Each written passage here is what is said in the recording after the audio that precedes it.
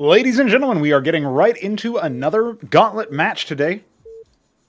Ideally, I would have been able to cast two of them today, but unfortunately Hupsaiya versus MoonHunter had to be rescheduled, so instead we just get treated to BoxTrade versus Benza. I hope everybody's having a good day today. It is, of course, a happy Monday. I was helping Benza get set up with the dev repo earlier, but I think we should probably give this match a little bit more gusto, a little bit more deference, because this is an elimination match. That's what it says in the bottom left there. And Benza Zerg favored very heavily over BoxTrade's Terran, as BoxTrade is a very new player. But the one thing that you have to say about the situation is that Benza, he did seem to tilt a little bit in that last matchup against Newt. Couldn't find any purchase in the second game. The first game, closer, but went for a decidedly all-in early stage match. I feel like that same play would overrun BoxTrade, who is very new to the project and doesn't necessarily know all of the ins and outs of how to respond to these matchups, but it's absolutely possible that some wacky stuff, maybe in Game 2, catches him off guard. BoxTrade selected Derelict as the starter. The other two maps left over are Highwater and Victory Square, so we will see some force spawn variants later on in the tournament in this very set. And BoxTrade will go ahead and start to scout out. He is actually scouting top left, and that makes me feel like he also thinks this is a force spawn map. Oops. The Quaseth pool is coming, however, for Benza. He has never gone hatch first in any of the games that I've casted from him, at least as far as I can remember. We've got an anchor coming relatively fast. BoxTrade might be aware of that fact, but we'll see if that is the case. And with the Quaseth pool complete, we'll see if Benza wants to go for military before he expands. He was waiting, using that larva, and so it indeed will be an opportunity for him to get a Quasilisk out, but his Droleth got shooed away there by some Mavericks, so it feels like early aggression is going to be denied. That being said, BoxTrade going for a stockade into an anchor, and then lightly producing one Maverick at a time. I don't know, it's going to cut into his mineral production a little bit, but it seems like he'll be expanding relatively fast. Now Benza, on the other hand, has a lot of money. He's probably just going to go ahead and put down a macro hatch, but it looks like he's intending to expand first. The BoxTrade Mason will, of course, scout this and see that that is something that is planned. Now, will that... I was wondering if Benza would do some sort of mind game there, where he knows it's actually been scouted, but he doesn't end up doing anything there. And, you know, you had 500 minerals in the bank, you got to spend it somehow. So BoxTrade, he's cut his Mason and Maverick production, and he is planning on dropping a ministry, this time in his own base. So this is good because it means that if there is a counterattack with the military units that Benza had been making, then he won't get interfered with. There's no chance for that. Benza is harvesting Vespene from the middle of the map, a feature that is unique to Derelict, and a Quasilisk has been dispatched just to hang out to the left of his main. Make sure that there's no drops or airplay or anything coming in that location, no proxies lifting into his base, etc. We have a Hurakan on the way. I explained the lore of Hurakans to Benza earlier, so maybe that will somehow help him figure things out when it comes to how to defeat them in-game. He's got a couple of Quasilisks heading out of his base. I think he's going to watch... Yeah, it looks like this lower pass with one of them, and the other one is just going to poke in here and see if there's an expansion. Now, versus Terran, of course, you don't know if they're expanding on the high ground, but BoxTrade is actually one of the only players to do this reliably at the lower level, in the qualifier Gauntlet level, right? Like, everybody else at the Gauntlet level just seems to expand directly there. Maybe I'm forgetting a game where Newt did it. But for the most part, I feel like the only player I've actually seen reliably expand on the high ground has actually been Nablime. And I know Mystery Meat used to do it when in the defensive era days where you had like a ridiculous amount of base entrances and so on and so forth. But it was definitely very interesting. So this Quasilisk is just going to keep heading up and down, getting some pretty regular map vision for Benza. And he's starting to make some static defense. This Circuit is very far out, and I wonder what its purpose is. I guess it's going to be anti-drop. Not yet harvesting from the main. Macro simulator so far. The Quasilisk has been stepped on, and a ministry shall deploy, offering an expansion up to BoxTrade. Now, if Benza misreads this, he might not know that there's actually a ministry on the way, like already landed. He might think that he's going to build that now, which is very different than what's actually happening. And we do see a large number of Cyprians. I would love to see Benza restaff this choke, just to watch out for some kind of bio ball move out. He has the beginnings of a Kagrant wall in his natural to potentially hold that, but he'd never built a hatch over here, so he can't put Kagrants over in that neck of the woods without actually requiring Ovoleths to pick them up and put them down there.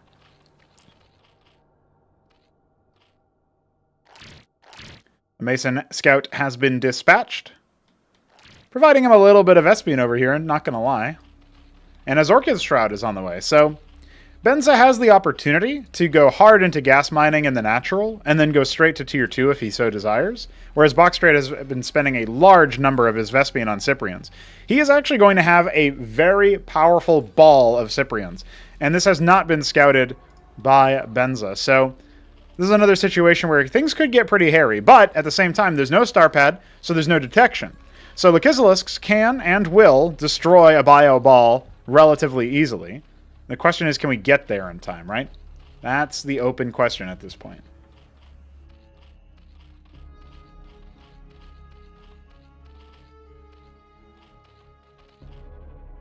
But the move out is happening. Not yet caught by anything. This Quasilisk still on a wild patrol path. But probably won't see too much over here. And the Droleth doesn't actually have vision of anything, so unless these units actually go... Oh, they might! They might charge up. No, they're going to go the other way. And that's fine, because, you know, BoxTrade is probably going to be happy about that in retrospect. He's got the one Circuit to worry about. He does have some Lucifiriusks on the way. At least one. Two. Okay, a second one starts. A third one starts. A fourth one starts. Okay, so in about 30 seconds, this attack will no longer really be able to do too much. So the window here is closing for BoxTrade to accomplish a crazy amount. And the Nathrakors have been dispatched. If they don't get pulled back in a panic, they can go ahead and counterattack. This Droleth is okay. Gonna go ahead and scout that. Quasilisk also comes up to tickle. The first Lucifirius is here on the ramp. And it's going to be a pretty difficult position to entrench himself. What does BoxTrade do in response when he sees the Lucifirius? He's going to just fall back. He hasn't taken any casualties yet. More moving down. A defensive stance from our Zerg. Indeed on 2 bases. And another Ministry goes down here for a third on location. Looks like another round of Cyprians was queued up at some point as well. So, still no Vespene here for Tier 2 for BoxTrade. He has no sustain either. And the Quasilisks, or the Nathrakors rather, heading over to the main. A Vestry under construction for BoxTrade. There's actually only these Cyprians. Like, at least they finished pretty recently. But there needs to be a reaction to pull those back down so that they can deal with this, right? Looks like he's just going to try to respond by using Watchdogs, but obviously the Masons that are making them can just get picked off, right? So the Cyprians are going to be here to cause some headache for Benza. He'll fly away, try not to lose any of them. He only ends up picking off 3 Masons with that attack, which isn't terrible, but it's not as bloody as it could have been. We have some Zoryus here. They will block the penetrating shot of the Cyprian as well, so a very good choice, itemizing against his opponent's composition in some ways. And it looks like the Hurakan at some point got picked off, so you won't be able to run the armor either to make that happen a little bit better. But you can see, with so many Cyprians, it's still quite possible that they end up penetrating a lot of shots here. But the Lucifirius spines are just too damn powerful, and they were all clumped up together. And there's going to be a no GG defeat. Honestly, I feel like BoxTrade probably could have held in that situation anyway, but he must have just been a little bit disappointed in seeing those Lucifirius actually tear apart his precious army. He had no defense, he had no sustain, so any damage they took previous contributed to them getting bopped. And a decisive move from Benza ends our first match very fast. As I mentioned, I felt like BoxTrade definitely could have riposted that attack because he did so much damage to the military. There's only a small handful of Lucifirius left, and you've got the cliff advantage on them back at home.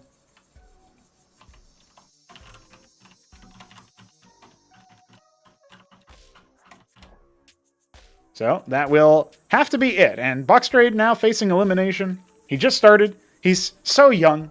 He needs to see if he can rectify this situation and get back at his opponent.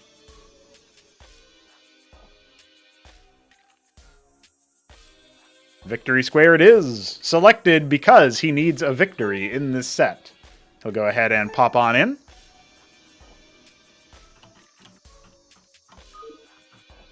We'll see if our players are ready. And we will get started. Victory square, a 4-spawn map. Usually it's bait for a macro game. But so far, I'm not 100% sure that's going to happen. Well, Benza is going to be our top right Zerg player. He is, of course... Actually, I think this might be the same color, or it's a similar enough color to what he had before. He is the Bronze Zerg. And the Maya Blue Terran of BoxTrade is in the bottom right. Maybe if Benza does make a Bronze-era move, you might see BoxTrade be able to capitalize. But also, you might just see BoxTrade go for something really funky this time around. I think he plays Standard the first game. When he loses that game, he plays really weird the second game. And if he wins that game, he plays really weird again the third game and just sees what happens.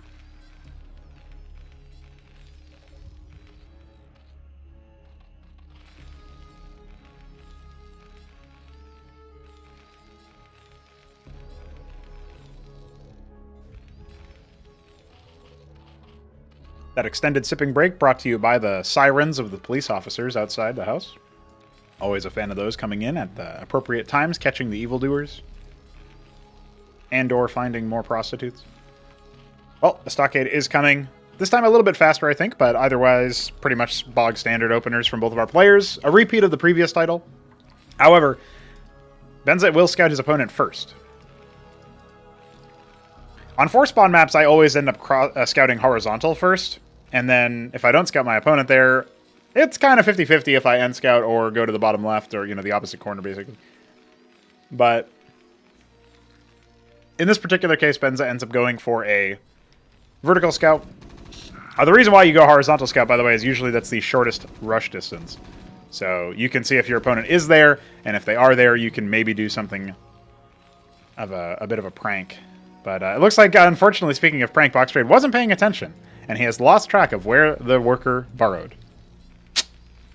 Absolutely bopped. But it looks like it's going to be a 1 Maverick expand for our Terran player, and this is fortuitous, because the early larvae here have been used for workers, and another expansion is coming in, a macro hatch coming in for Benza, so yeah, it's going to be a little while, 2 minutes and 9 seconds or so before it's actually started. We have an anchor follow-up. Obviously, you can just put that right over there. And now he's being accosted by this one worker, which is just going to cause some emotional damage. He'll be just fine versus this, even though he'll lose some damage there. And you burrowed in plain sight. Surely, BoxTrade saw that, right? Wink? Oh, no, maybe not. 4 Quasilisks are moving out. The worker is pretty well off at this point. A second Maverick coming out. I feel like the BoxTrade is actually going to scout his opponent correctly over here. So this is actually a pretty good bait, but the problem is it was scouted by the Quasis, by the Mason here. So he kind of knows at this point, okay, I need to pull the boys. I need to get ready to defend the anchor, see if I can wall this in. So he's going to start a stockade just to add more sort of chaos here. And so Benza seems to be interested in trading into that. And there's a cancel on that. That was just a temporary wall for our Terran player. The 4 Mavericks are going to be more than enough to deal with this suite of Quasis. There's a little bit of, I would say, hesitance here from BoxTrade, and his pathing is not the best either. But he is concerned about maybe like getting attacked on the inside there. I don't know what Benza is up to, but he's putting on some kind of strange interpretive dance show for us.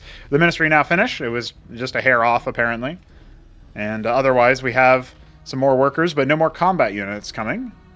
So, Benza's actually doing a little bit of a risky maneuver here, where he's deciding that even though he saw 2 stockades put down right in front of him, that those are not actually going to result in a lot of units coming his way.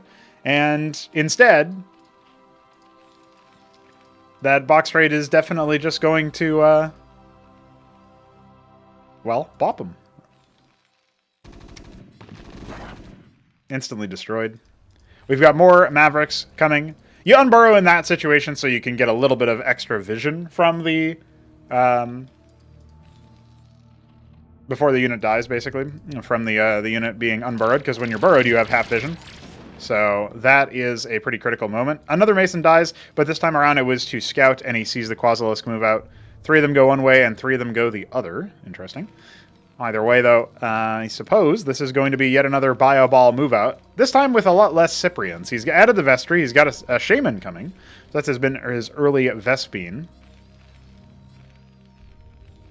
And hello, welcome, Mist. Yeah, I think he did know because he was scouting around, seeing like where to go, but he might not know because the way that he moved his first Maverick down here, he was like, I thought he was trying to find it, But instead he was just sort of looking around. I think he just lost track of it. So it's going to be a sort of firing line of Quasilisks in different locations here, guarding for any sort of commonplace move out.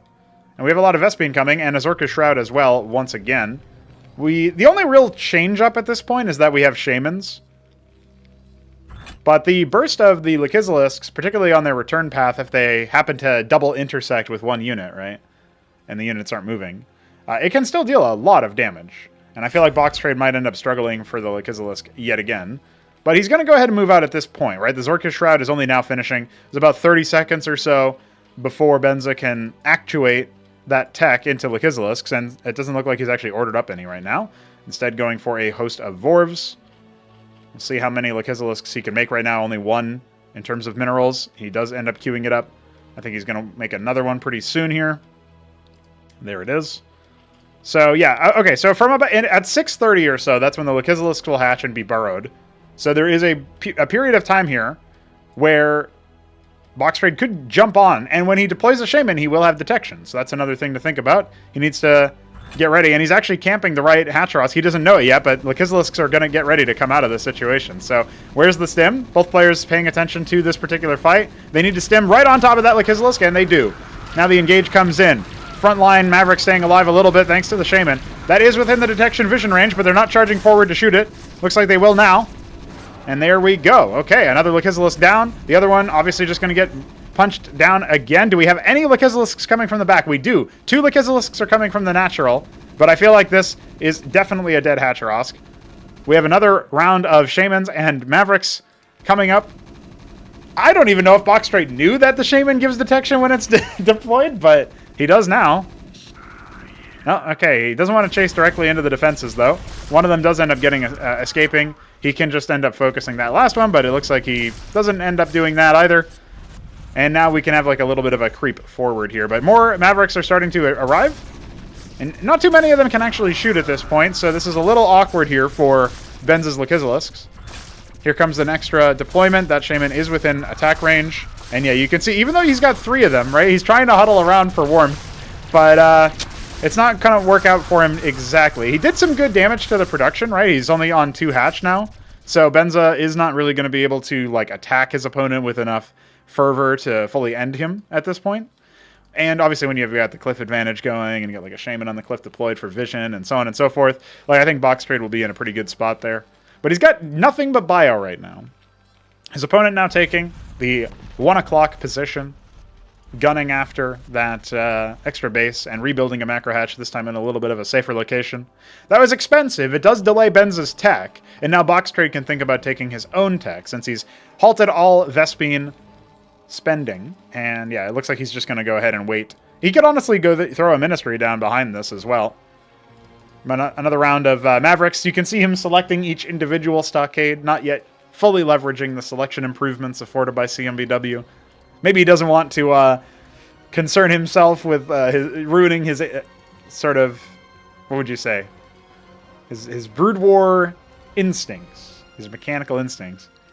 For those who don't know, BoxTrade has said that he has C-rank Terran, so that should mean that he's like fairly familiar with the general play pattern, but things are very different in CMBW, so it would really surprise me quite a bit to immediately transition all of that. But we do have an attempted Likizilisk drop. I feel like this is potentially quite deadly. I mean, we've got Fulcrums coming, but the detection is all like in Shamans, which are fairly slow. And then you don't have any lodestones. And there's just no advance warning. There's nothing down here at the 5 o'clock position for BoxTrade to like intercept this attack or divert it to a lower, value target. And so he's obviously got the worker advantage for now. That's going to change once this base gets fully set up and stuff for Benza.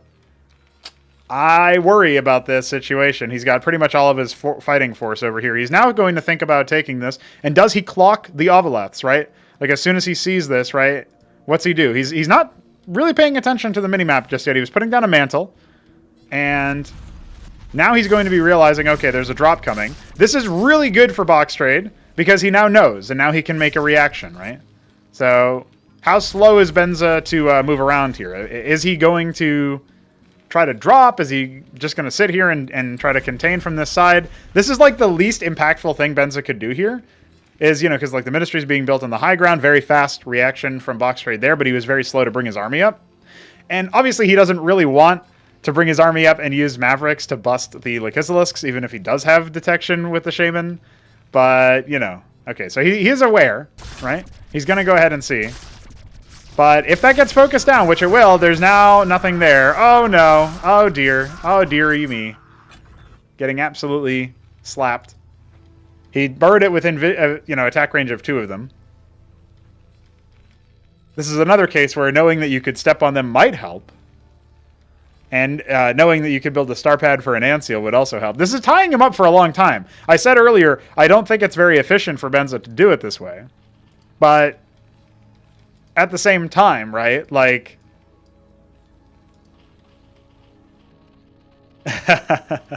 yeah, that would have been an option too. Looks like he's got vision on at least 2 out of 3 of these, so the Phalanx is just going to tear it a new one.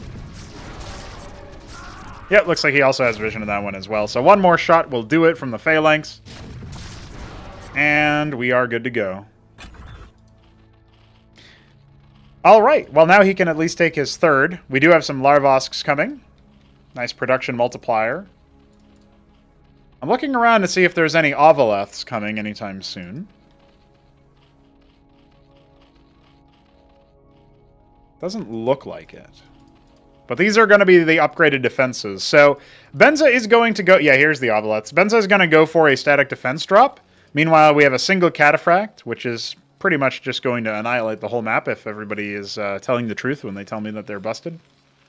And obviously we've got a number of Phalanxes, although I think only 1 is with this army. No, none are with this army. Well, he's got to watch out. Now there's Lucifirius on the high ground. He should have floated the tech this far, surely.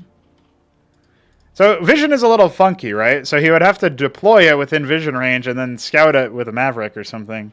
Draw its fire. It's going to be awkward to do without a star pad. That's where its defensive power is going to lie, for sure. But he might still be able to make it happen. It's just he's got so many Mavericks that are going to be in his way. A very juicy target, potentially. You got to watch out for these spines. Thankfully, they're just barely out of attack range here. Oh, Alright, he's inching forward. Not within vision range. There's nothing in here that's burrowed, right? he's... Okay, at this point, right, what do? Do you start sending some of your Mavericks up there just to get vision? Oh, watch out. You're under attack. This is where a stop order would come in handy. He's just got like a spinning Phalanx and... Okay. Alright, that's not exactly what I would have done. Okay. Oh, shit! It had vision from the units that spawned up here. By the way, Tier 2 is done for Benza. Prepping this present, this care package. The Irolets are coming. We need to see something. He has to move up the cliff so he has vision of them, right? So, okay, here we go. Now the big ticket item is here, where a number of these have indeed died. Only 3 of them remain? No, 4. Well, there's a whole bunch of them, but most of them are not actually fighting right now.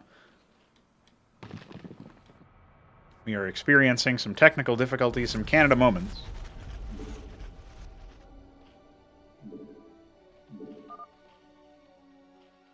That seems to have calmed them for now. Probably intermittent lag, I'm guessing.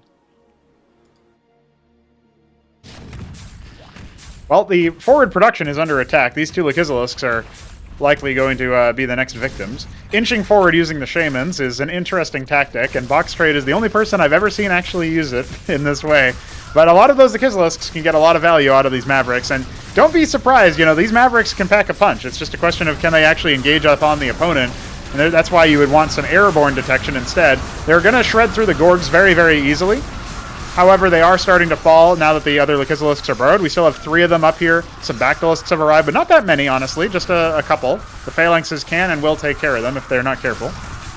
Unfortunately, though, these units were never fully moved away, right? And we still don't have that much vision. So we need to get these Shamans moved up. They're kind of blocking the path so some of the other units can't move up. But a prolonged siege is occurring. We have a couple of additional units sort of streamlining in, just like one Cataphract, one Shaman at a time. So the reinforcement here for Benza will be higher. He's trying to benefit from the Shaman, yeah, not only detection, but the sustain for the Cataphracts. But now there's nothing to protect them, right? There's the Phalanxes, which are just going to deal friendly splash when you engage them with melee. The Tetzoricors could absolutely help out here. We've got an Alcag coming as well for the Almaxilisks, most likely, or maybe Kagrilisks. And yeah, over here you're starting to see that they're straying away from the Shamans. This is an opportune time to try to hit them with something fast-moving and plumped up. And look at that. One of them goes back in just to get tickled again anyway. A single Maverick, the Survivor. What can he do? Welcome, Helltrix. Yes, this is a qualifier for the tournament. Going to go ahead and inch forward with the Phalanxes. This is a powerful position now. It's going to be a little bit harder for Benza to actually siege him, right? And use his own splash against him. Oof! And that one Maverick. Man, he was so brave. The Spire being on the front lines is a little bit awkward, right? We actually don't see any mutas being made, which would be pretty reasonable counters to the situation, although they would need to be made in mass. And Benza must be feeling a little bit miffed, considering he's going to lose a lot of his power. You know, his Mutat Spire, okay, he wasn't really using it, but Protathalors are pretty good versus Cataphracts. They just need to be made in number. BoxTrade, meanwhile, floating a ridiculous amount of money back at home. And the drop does happen. The care package does end up landing. We didn't see any workers actually set up over there. And in return, static defense is being constructed over here. So Benza's going to have to make use of this. The rally points seem to have been adjusted a little bit.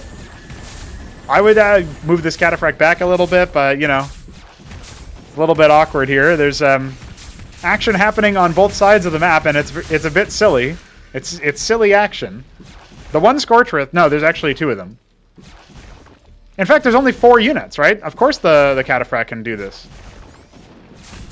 But he's not going to... okay, now he's going to send it in. I'm not sure if he knows he can put that in an anchor. I mean, who would guess? But the front line is still being destroyed. The Almaxilisks are trying to mass up into some kind of critical number. Katas are so... Oh, well, he spelled it with one OP. Or, sorry, one P. Because he died, I guess. Because he wanted to say that Nerf Terran. Hashtag Nerf Terran.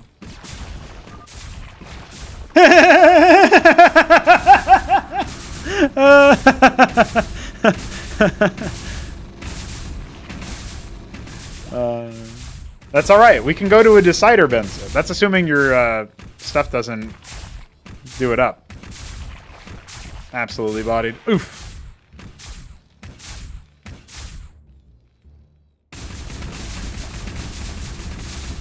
I liked the care package idea, and it did actually shut down this base. But, oh, he had another Scorchwrath he could have brought over. I think that might have been a mistake.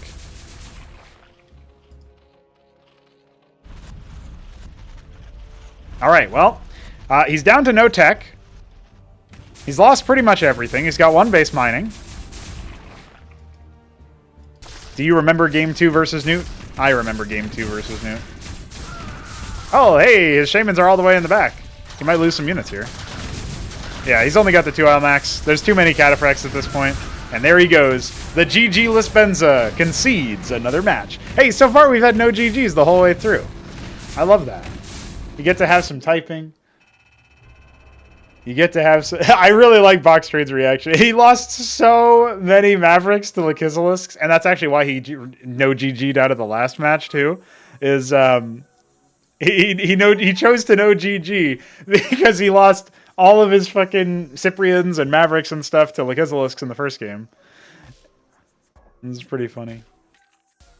Yeah, and now he's gonna turn... This is actually worse when your opponent agrees that you know, something is OP or like a silly strat or something. Like, yeah, I used it against you, but it is kind of busted or whatever. And then they both agree, and then it's like, I think it can be psychologically worse. But maybe Benza can shake it off, so...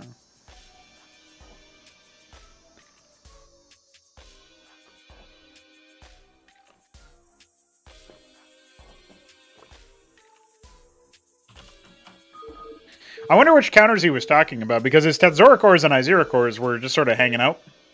I feel like if those had closed the gap a little bit faster, that would have been fine. Either way, though, we have to shake it off. We have cross spawns on high water for our last map of this set. The Mint Zerg in the bottom left, that's Benza. And the, what is this, just blue? Ultramarine, of course. Ultramarine Terran in the top right, that's BoxTrade. And good afternoon, Lucifirius. Congrats on your thermal paste application.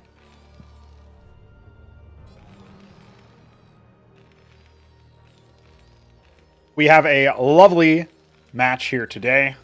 We are getting into the decider. And it looks like BoxTrade is honestly, he's feeling good about the Stockade opener. He's done it every single game so far. He has not gone like for a cheesy mass Wraith play to prank his opponent. Maybe he only wants to do that in TVT. And Benza seems to be doing the same thing over again. And now it's definitely scary, guys. I gotta be honest. It's scary for Benza if he's like thinking to himself, I'm the favorite, I should win this 2-0, easy clap. And now we go to a decider on a 4-spawn map, which is where that's the kind of map you lost the last match on. And, you know, it's more macro-oriented. And, you know, BoxTrade knows of cataphracts, and you don't know how to counter cataphracts. And, I mean, I think it's pretty straightforward, but, you know, like, maybe he has to remember what Shambler wrote in the chat about how, like, you can counter them with mutas, you can counter them with et cetera, like, insert unit here.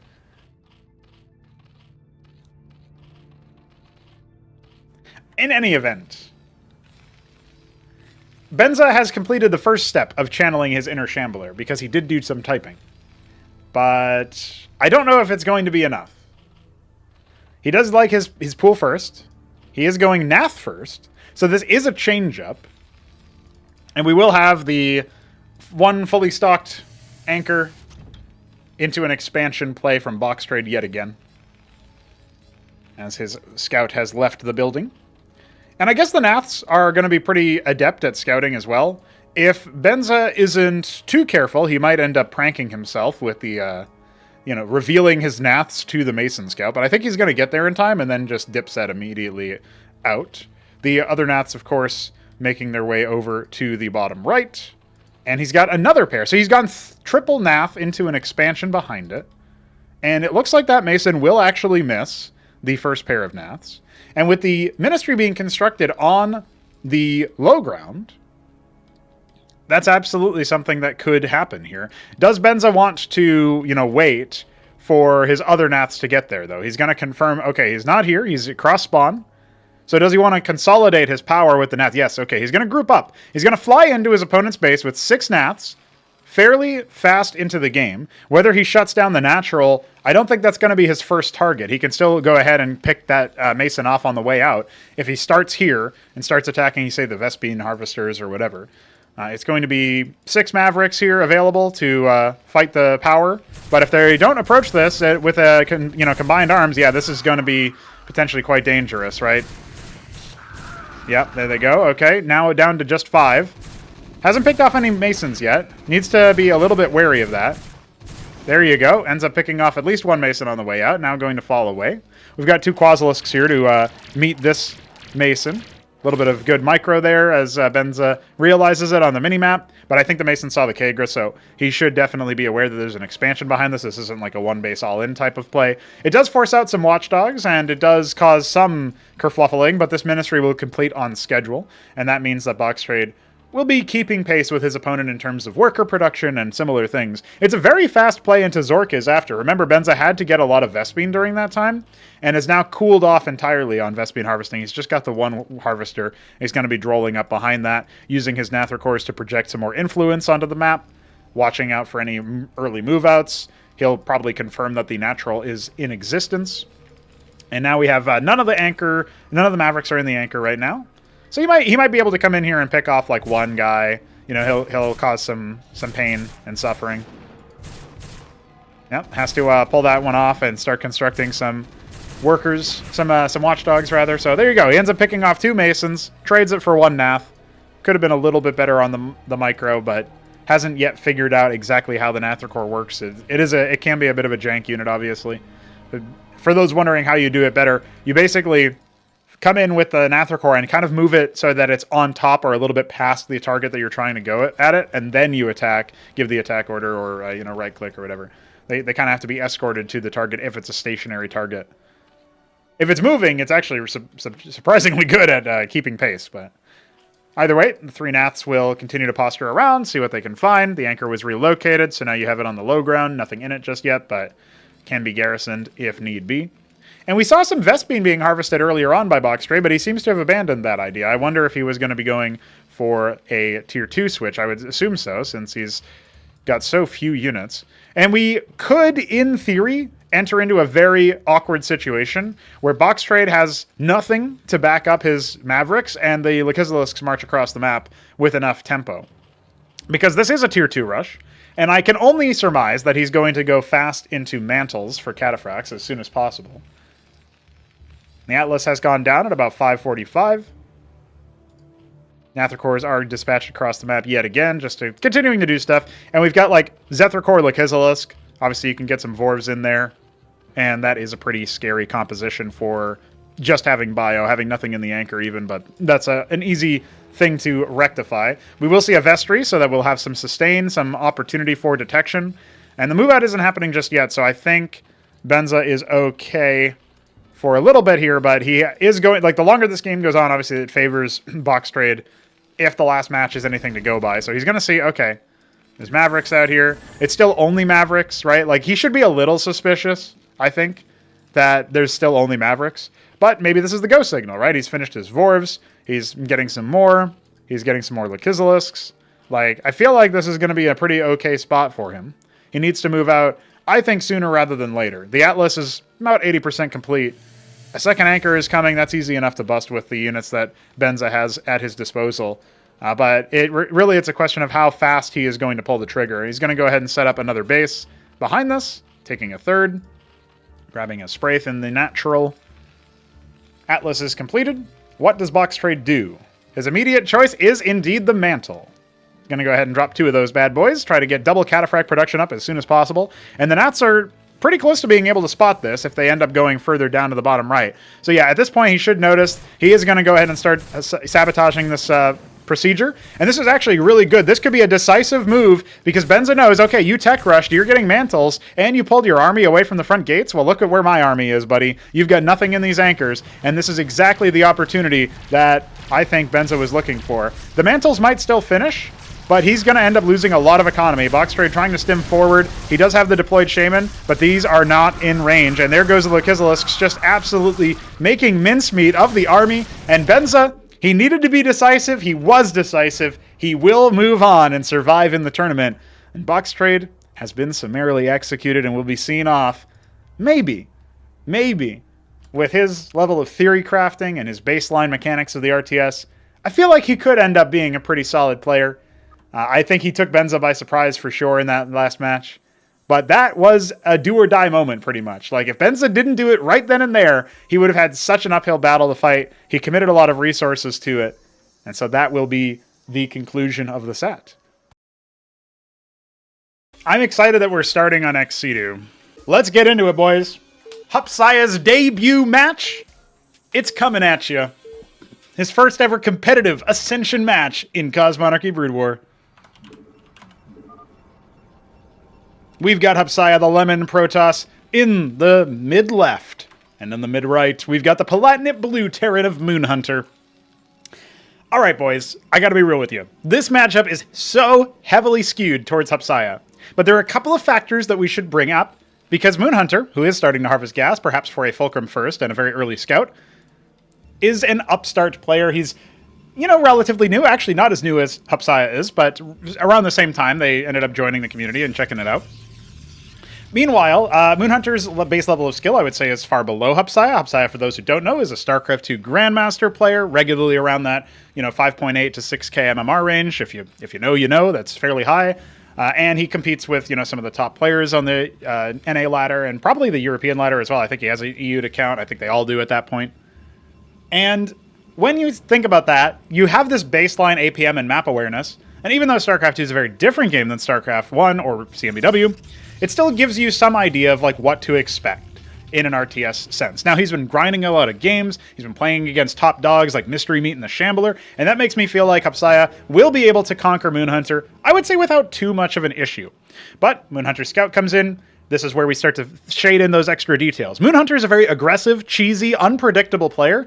The only thing that you can really predict is that he might throw some curveball at you, and I say might because even then, now we see Fulcrum first, not really that unstandard. It might be a little bit slower than you might see some of the top dogs do it.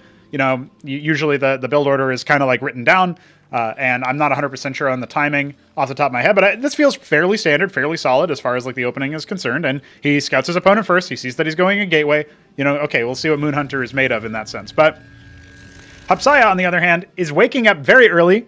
He might be a little bit slow to start, he might be a little bit groggy, he's showered, I think he's eaten, you know, maybe he's digesting, his body is fighting his brain. But right now, he's tickling the Wounded Masons here. They're going to go ahead and gang up on him. And the Wounded one will fall away. It's going to be a Goliath first from MoonHunter. Now, I'm a little bit concerned, particularly since he's going to lose this worker, almost certainly. Oh, no, he manages to pull it away. He's not going to repair it. I would definitely repair it even just like up to 11 HP if I'm in MoonHunter's shoes here. But it looks like Hupsaiya, he will be a merciful, you know, opener here. He's not going to completely invalidate him. But yeah, it is going to be a Zealot first, marching across the map, XC to a fairly wide map, right? And the Goliath will finish first. This will be no problem for MoonHunter. It's just when you get to a point where you've got lots of Dracodons, that's where you're going to struggle with only Goliaths. Even Goliath Cleric, which can withstand to some degree, is a little bit of a problem. Now, this Zealot has actually gone off to scout for proxies, because I think Hupsaiya is remembering games played against MoonHunter in the past, where MoonHunter did do silly proxy shenanigans. Now Hupsaiya thinking about taking the in-base. Protoss do not have a way to do that cheaply. Zerg obviously have the cheaper town center, and Terran have the treasury, but usually you want a ministry at first anyway as Terran.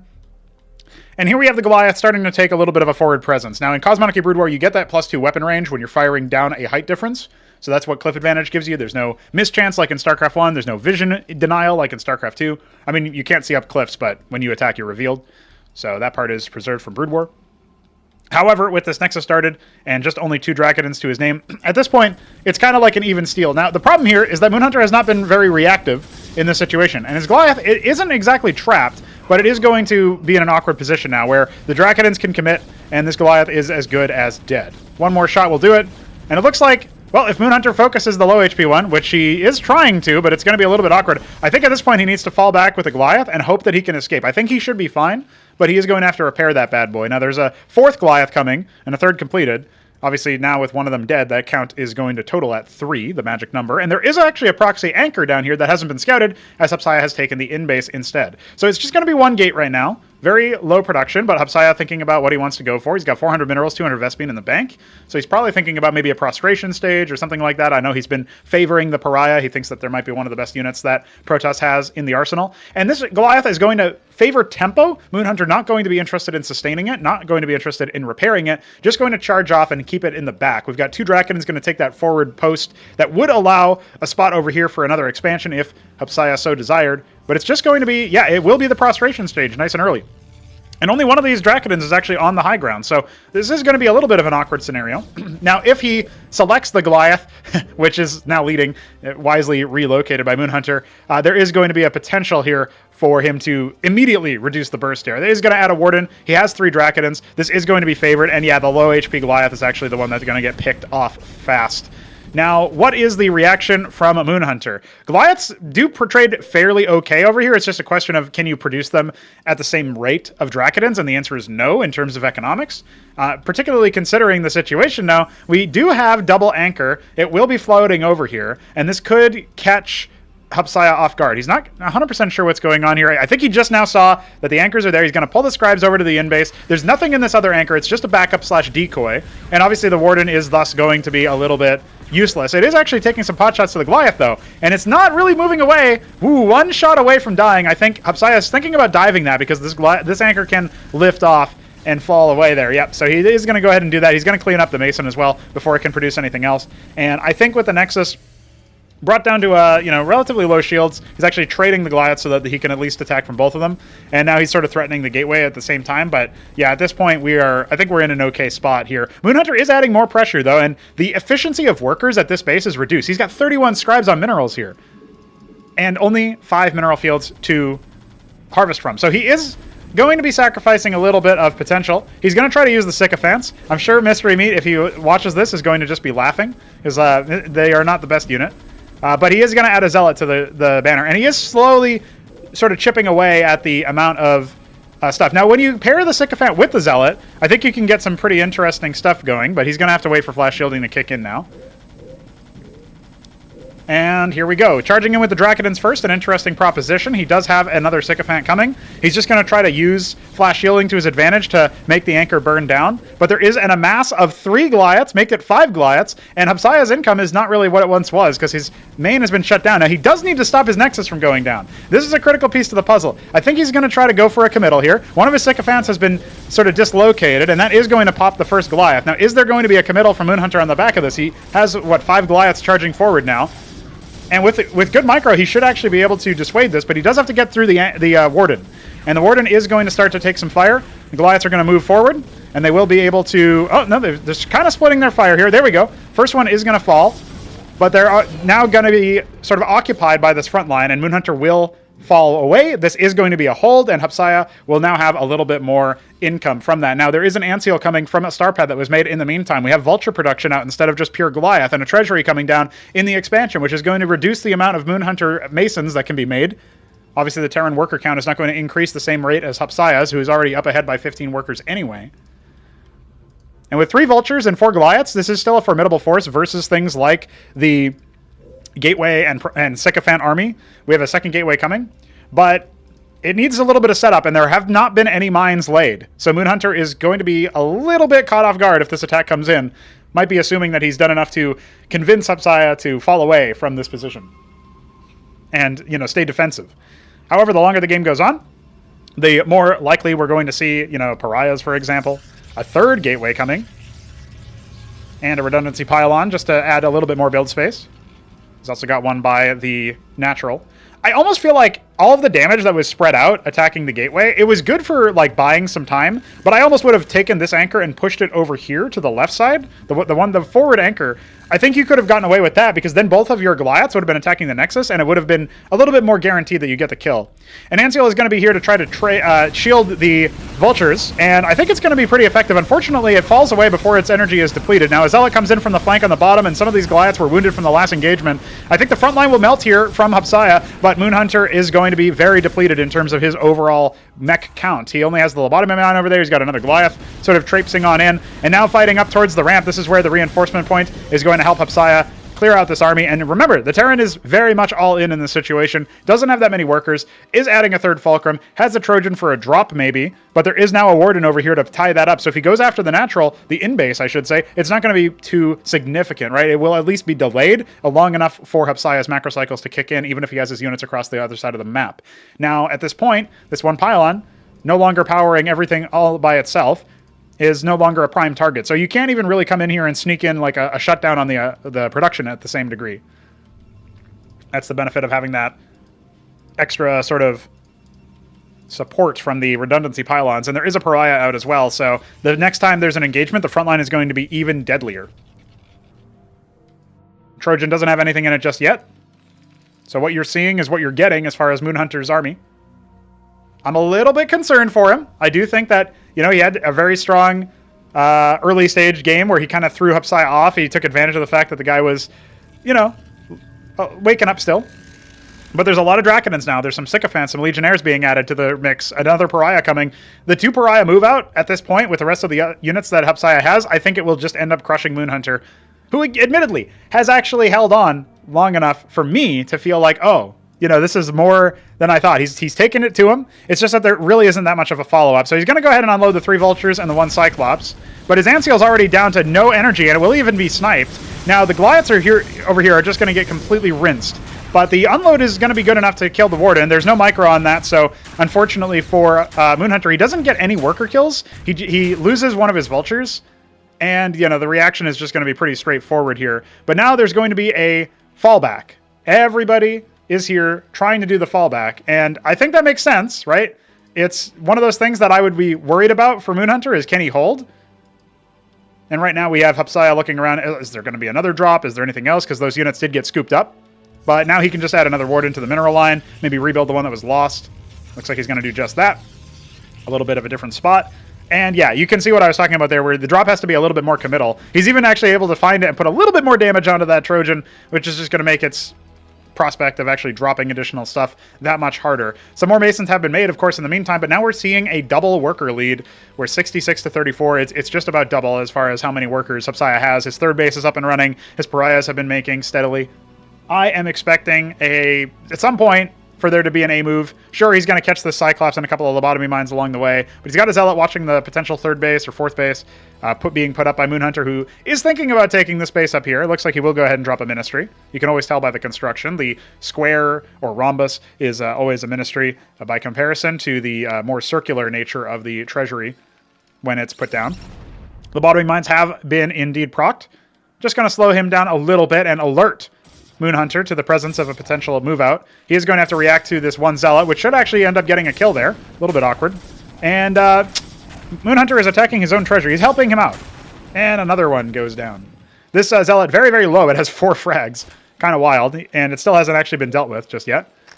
An anchor is being constructed. I think MoonHunter, despite having all of these Goliaths, he just doesn't have enough. He's also like constantly attacking his own units for some reason. I'm not really sure what's up with that. He was getting the weapons hot and charged, and actually the pariahs are getting body blocked a little bit by all the legionnaires and sycophants. It looks like it's going to be more than enough, though. I mean, he's still got the 3 pariahs. None of them have really taken too critical damage. He's got a 4th one over here as well, and that is just going to carve him through. Desperately falling back, the lobotomy mine ends up getting splashed. Not going to do too much other than slow, and that Zealot even comes back for a couple of extra revenge kills. Goats up to 7 frags, and GG is called. And that will be MoonHunter falling, Hupsaiya taking the first match.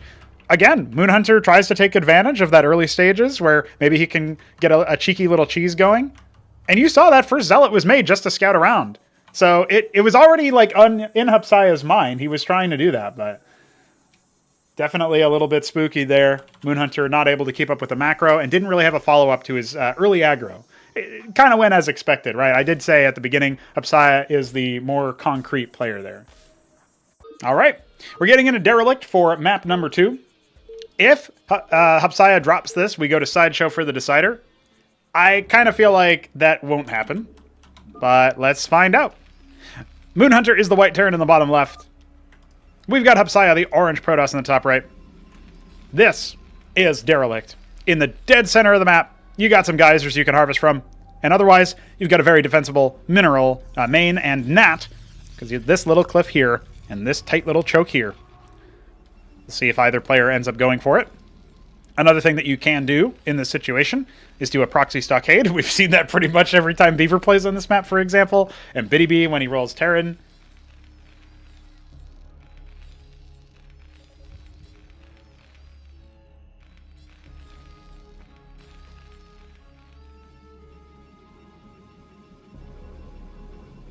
And it looks like it will be a Fulcrum first once again for our homie MoonHunter, who is scouting bright and early. A little bit lax on the gas, so this is where it can be a little bit slower than you might expect, but no problems there, really. Like, the gateway's coming, fairly bog standard stuff. Probably a Zealot first again to scout for more proxies.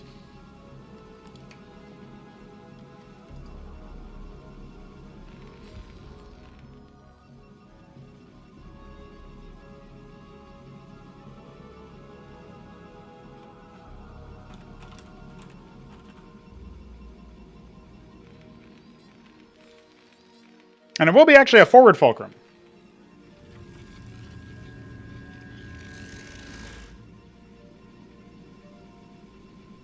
Pretty solid stuff. Maybe we'll see some fast vultures. I mean, he's still harvesting Vespine, so I wonder if he's going to just put down a second one somewhere. There is no scout from Hupsaiya. Not yet, anyway. I've seen some Protoss players go for Pylon Scout, maybe Gateway Scout. I've not seen too many Protoss players just go for no Scout.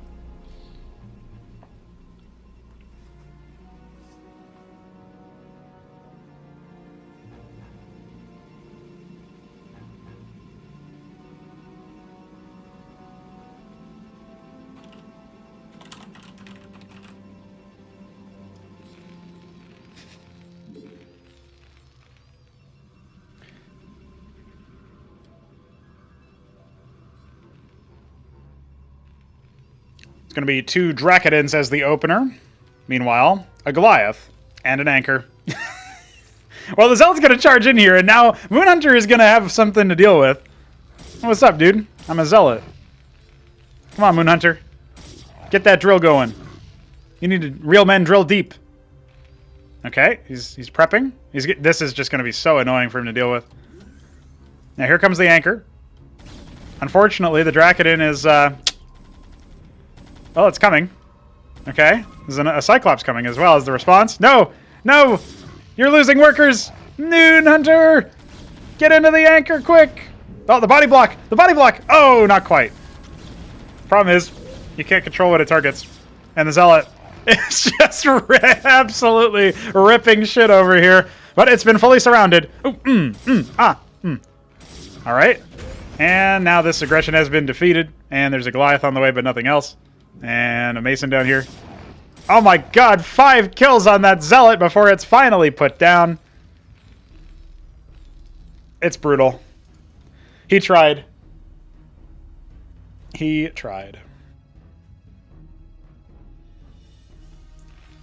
Well, I kind of predicted it to go this way the first game, to be honest. So MoonHunter impresses by lasting much longer versus Hupsaiya's morning, opener. But at this point, yeah, he's just going to start walking in here and slapping some stuff around. Got that mini-map awareness, pulling the Dracodons around. He's going to start marching across the map. He'll discover the Fulcrum. Little proxy action going on. We got some Idle Masons, or a single Idle Mason, and the Cyclops is offered as a sacrifice. Look at that. Dracodon even managed to escape the splash radius, dude. But I thought Cyclops were broken. Well, there's a stockade coming, but I don't think he flies away. He's hoping that the Dracodons chase him so he can erect some kind of defense back at home. But let's see what he ends up doing. An anchor coming. At this point, you might as well go for the lodestone too, buddy. But looks like he's going to float it into his base and see if he can get like a cheeky Cyclops or two into the mineral line. I don't think it's going to happen, man. I think Fagudo's right. It's GG coming. As soon as these 4 Dracodons walk up here. Now, if the anchor actually gets finished, that's a different story. But the stockade does. Ooh, he finishes it just in time and loads them in. But I don't think it matters. I mean, you still got 4 Dracodons you're talking about here. Trying to pull it out of the range. Looks like it's successful this time.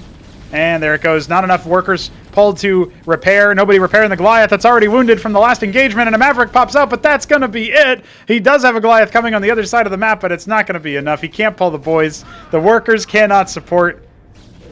And that is going to be MoonHunter cast down to face ItDepends in the lower bracket, while Hupsaiya moves on in the upper bracket to face Newt, because there is no way that MoonHunter can hunt that moon. Not anymore. He's been insta-gibbed. The cheeses, I like him. He's got the one Goliath hope, but he's just going to come over here and get stepped on, so... What's up, dude?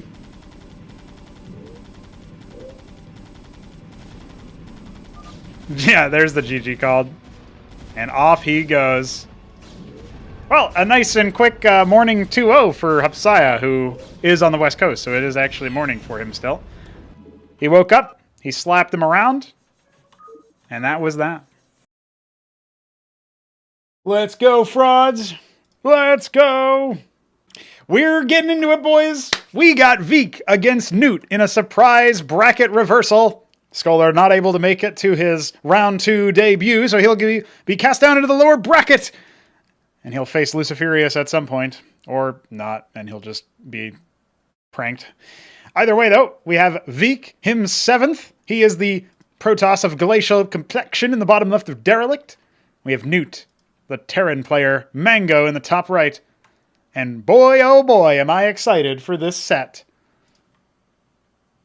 You gotta just think about it like this. Veek has helped make this project what it is. He has practiced, he has played against Hupsaiya, he has played against probably some other people in recent history. Including Scoler, actually. He lost a TVT to Scoler not that long ago on a non-standard map called Pantheon that Veek himself made.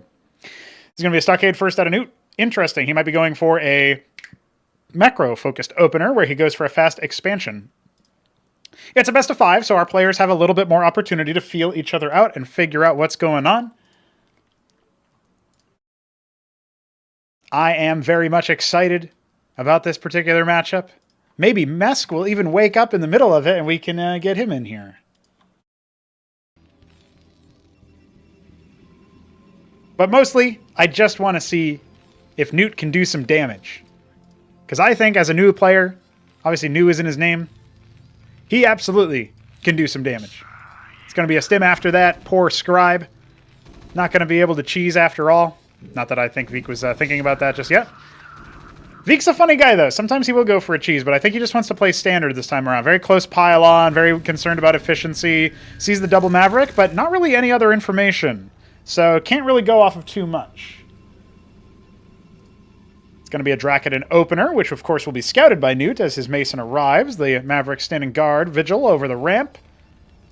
Very consistent production. I mean, this is a qualification set, guys. The winner of this will make it into group stage, assuming their availability holds. And to me, I mean, come on, guys. That's just fucking good. That's epic. We got the Dracodon. The Dracodon is epic. And it is going to start marching across the map, as you normally do. Will it check the middle of the map? That's the question. How zoned in is Veek? Newt's going to go ahead and start harvesting Vespine from the middle. Big fan of that play. I mean, you had your scout worker survive. You might as well put it to use for your economy. And we've got some Hurricanes. And we have a star pad. Ladies and gentlemen, it's going to be an Ahmed drop in game number 1 of a qualification set. If this doesn't get you excited for Cosmonarchy Brood War, I don't know what will. Now one of these Hurricanes might have to show itself pretty soon here because the Dracodon has started to pilfer a little bit of HP off of these Mavericks. It's going for a hunt. We've got a Mason coming with the attempt of putting an anchor down, but there's going to be a lot of reaction here. He needs to show his Hurricanes, and when you see this many Hurricanes, you get very suspicious. You say, holy Ahmed. You start wondering if Ahmed's going to save Newt. A second Dracodon on the way. We have a Mason trailing Ahmed, trying to repair him as much as he can. The first one goes down, but there are still... Well, there's actually only one right now. This is looking a little awkward here for Newt, as he does have his first air unit coming. It will be a Wraith, and the armor returns to the Dracodon. Not looking too hot. We've got double anchor coming. No lodestone. Just wants that consistent Mason production if he can. Actually has a worker advantage on Veek right now, but it's probably short-lived with the first Wraith is on the way, and it will be dispatched into the middle of the map. That's actually a pretty solid play from Newt, realizing he needs to relieve pressure on the other side, pulling the workers off the line, but not restarting progress on that anchor just yet. Going to be reliant on that first one. That is going to finish to the left of his ministry.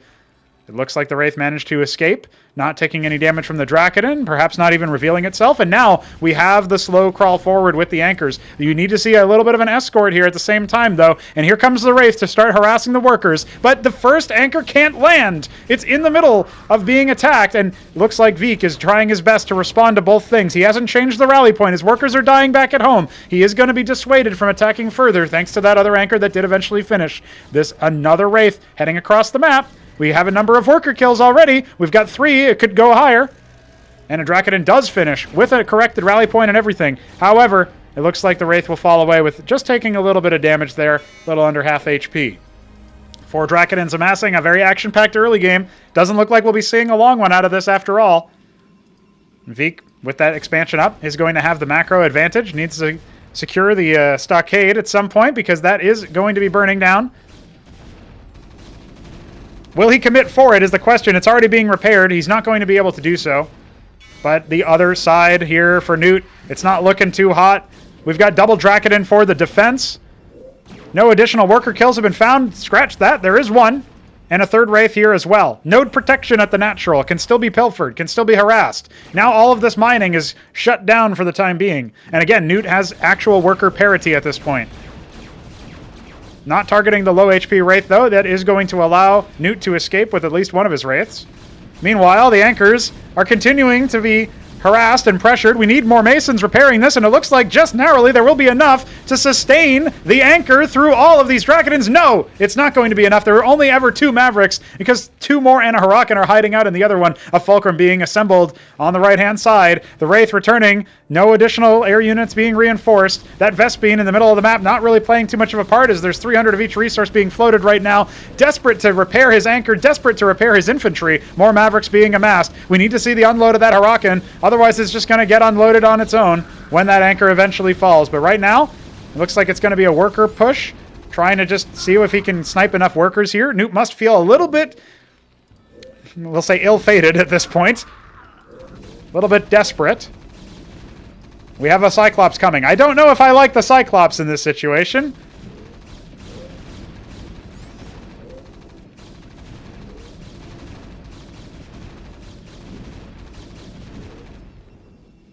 An Ardent Authority coming as the follow-up. Veek definitely in command of the game. A single Cyclops just to do a little bit of tickling. Veek fears the Cyclops, you see. He even calls it OP. Wraith being repaired a little bit. No additional anchor being started. An unload happening. It looks like Newt is going to get rid of these Draconins or die trying. Trying to load the Cyclops into the anchor, get a little bit of extra range compared to the Maverick. Not a bad idea, particularly when they stay around. The flash shielding isn't going to help them as much when all of them are being splashed. But there's more Draconins coming. We've got 2 more coming in. That middle of the map is still there as a bit of a scout for Newt, but that's about it right now. We need to see that anchor float over. But if as soon as it does, it could be pushed away. It's going to land behind the mineral line with the Fulcrum. Mason going to be moving over to the top left to see if he can go for a pocket expansion, since it's pretty clear he's not going to be able to take his natural anytime soon. What with all the Protoss camping there. And now we are seeing the benefits of having consistent macro production outside of that extra nexus. We've got a 10-worker lead and climbing. Ardent Authority, 2 extra gateways. Embassy. Nothing out of the Ardent Authority just yet. Scratch that. There's an Architect. That is going to seal the deal. I think that's going to be Newt's final nail in the coffin. He can't even get out of his own base and put down another anchor, and this one has not been relocated during this whole time. Additional Cyclops are being made, but he has nowhere to put them.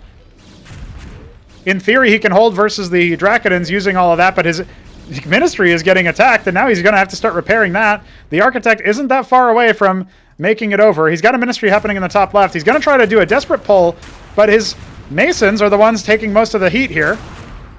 Some of these Draconins have indeed been brought down and isolated, but here's the Architect, and I feel like as soon as you see that, you know the writing is on the wall.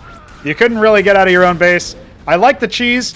I like the opportunity with the Ahmed drops, but he needed to defend versus the fast Draconin move out, and he was not able to.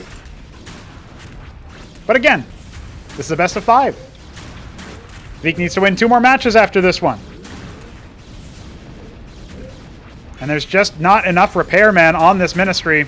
And as it explodes, that's going to be Newt. Fallen away. The lead goes to Veek. It'll be Nitro Valley selected by our wayward Terran competitor.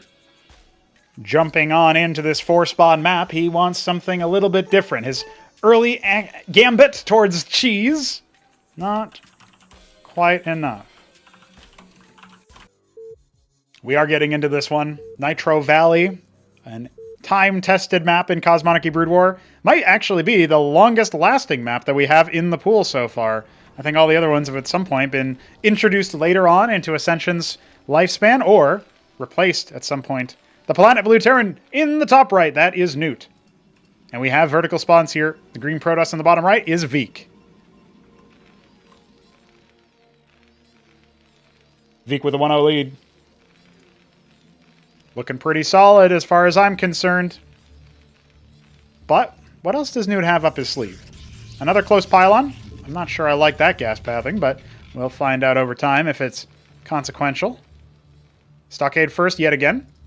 So maybe Newt just runs the same strategy back, tries for a better execution on the defense. However, Protoss has a funny way of scouting you first as Terran.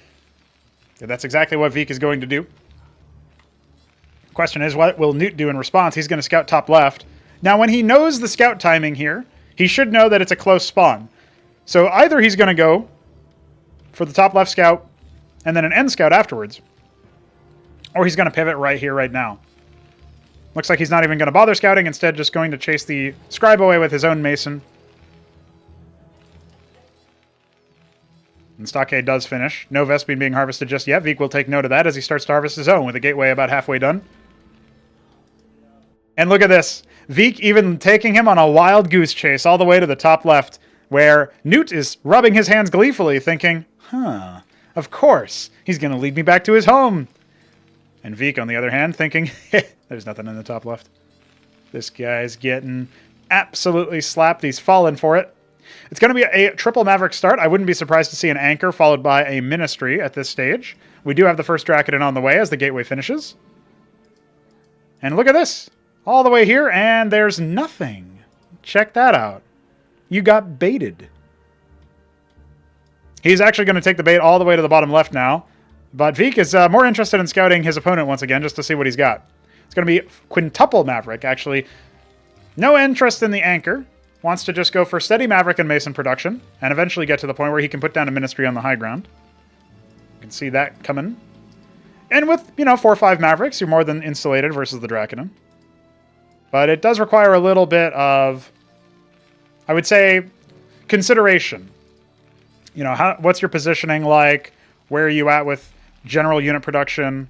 And yes, he will scout his opponent last. Very late as well, with a scribe over here, just seeing what's going on. Now, the Maverick will be dispatched, just to check things around, see if there's a proxy happening, but the first Dracodon will be sighted instead, and might actually, give a little bit of time for this Anchor to be set up, so really heavily insulated. Not going to chase that Maverick around, which means that it can offer more sightline. The scribe is going to be initially executed by the 5 Maverick firing squad. Ministry is approaching halfway done. The Nexus coming here for Veek. We're handshaking into more of a macro game. Newt realizing he doesn't necessarily have the ability to hold versus the early pressure that sometimes comes out of Veek. He's trying to run down that Dracodon, but his stim is going to expire soon, so he makes the executive decision to fall back as the second one arrives.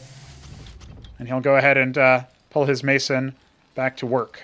Or maybe adding another stockade. That looks to be it. His next objective is going to be to root out the Dracodons that are slowly being rallied across the map off of the one gate. He is scouting that there is indeed an expansion, there is indeed a single gateway, and maybe he wants to keep his Mason around as a lattice is put up. Some point where he can fit it into his build, a watchdog in either base will insulate him from vassals, but it's a question of whether or not he wants to do that. Now, on Nitro Valley, you can go ahead and station your Anchor right above here. You threaten a run-by in that situation. Veek cycling back his wounded Dracodon just so that he can make sure he doesn't end up taking additional hull damage on it. And he is going to greet the Anchor. And indeed, has only taken superficial shield damage so far. We see a second Anchor being started. A wise move, at least for now. And this Maverick just providing a little bit of vision. Looks like we have a Vestry on the way. No, never mind. I thought maybe he lifted it and landed it because he wanted to go ahead and drop a Vestry and fat-fingered it, but not going to be the case right now. And with the Mason dead, the Warden is on the way, fearing a potential pivot into Starpad. The Anchor will indeed go ahead and land here. Not going to be able to do too much damage. That very low Dracodon is even lower, and the second Anchor will go ahead and drop down onto the low ground, with the Ministry finally being able to take its position. It's about a minute late, so it's just being used to achieve additional Mason production.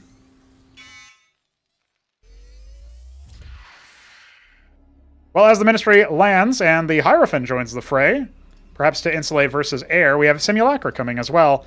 An interesting choice here, thinking he's going to be facing Bio. With 3 stockades, one of them having a Vestry add-on attached, you would not be incorrect. But we are now going to start to see a little bit more Vespene income channel out for Newt as he looks to get up to a solid Tier 2 timing. 5 Dracodons. The Simulacra is going to poke its head in over here. And just start to split. This can be a little annoying, but realistically I don't know if it's going to make a massive difference. See? Now that's APM, and Veek has money in the bank that he could be spending instead. Not going up to a third base anytime soon, though, adding a pylon to his natural. All's well that ends well, but he's only got a couple of production structures right now, and so the first Simulacrum is going to be destroyed. He does manage to pick off one of the clerics. That's a pretty big shout at this point, since the healing is going to be a very limited supply.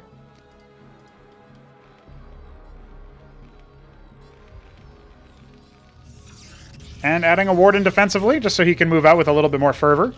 We do have this Maverick going to poke its head in and see what it can accomplish just by scouting around on a bit of a dead man's journey as another Dracodon and a single Idol are just about to join the fray. And we just have a very mineral-focused composition coming out, right? Clerics don't cost Vespene and CMBW. Mavericks obviously do cost just minerals. But 600 Vespene, that is the key point where you're going to need to start looking towards banking your minerals so that you can get tech. So Newt is a little bit out of sequence with himself, but I don't think that he's in danger of being broken anytime soon. We're looking around for additional tech. It's just going to be double Ardent Authority. So this is a very economically poor play, but it means that Veek is looking to spike up his army and maybe kill Newt before his tier 2 can really fully actuate. If he gets a couple of Sentinels on the high ground, the Architects aren't going to be nearly as effective, but we did see him use a single Architect before. Newt should be aware that it is a potential option. And the Star Pad coming, as well as, of course, his tier 2 being snuck in next to the minerals. He's got a Maverick watching in case there's going to be a drop. A little bit of extra time to react. Pretty heads-up play from our Terran, who is not favored in the matchup, but I would say should be able to take a game or two. We have a third base coming for Veek.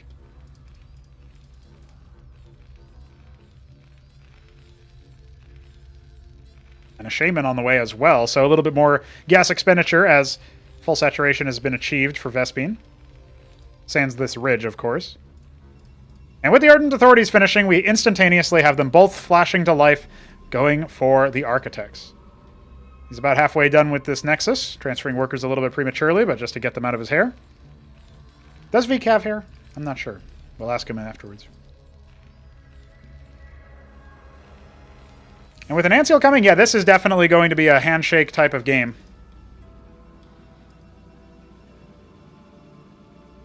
We are going to get into that macro phase. But around that 10-minute mark is where Tier 2 is going to start actuating. We have the Atlas finished. There is a Mantle on the way. I can only guess what that might be for. Cataphracts likely to be the next response. And Veek queuing up a couple of Servitors to accompany his Architects. Now, he has no transports, so these slow, lumbering, clunky units are going to take a little bit of time to get to their destination. And the rest of his rally points aren't exactly solid either. It looks like this Anseal will not spot the Architects, but if he selects the Ardent Authority when detecting, he will see the progress in the queue. And unfortunately for him, he is starting to get blasted. Splash damage is not protected by the Anseal's power field, so doesn't need to worry about that. And here come the Architects. Two of them starting to lay siege to the anchors, which are going to need to be pulled back if he wants to successfully defend this. His first Mantle is done, his second one is nearly complete. And that first anchor is indeed pretty close to being destroyed. Can he defend it using Anseals? The answer is no.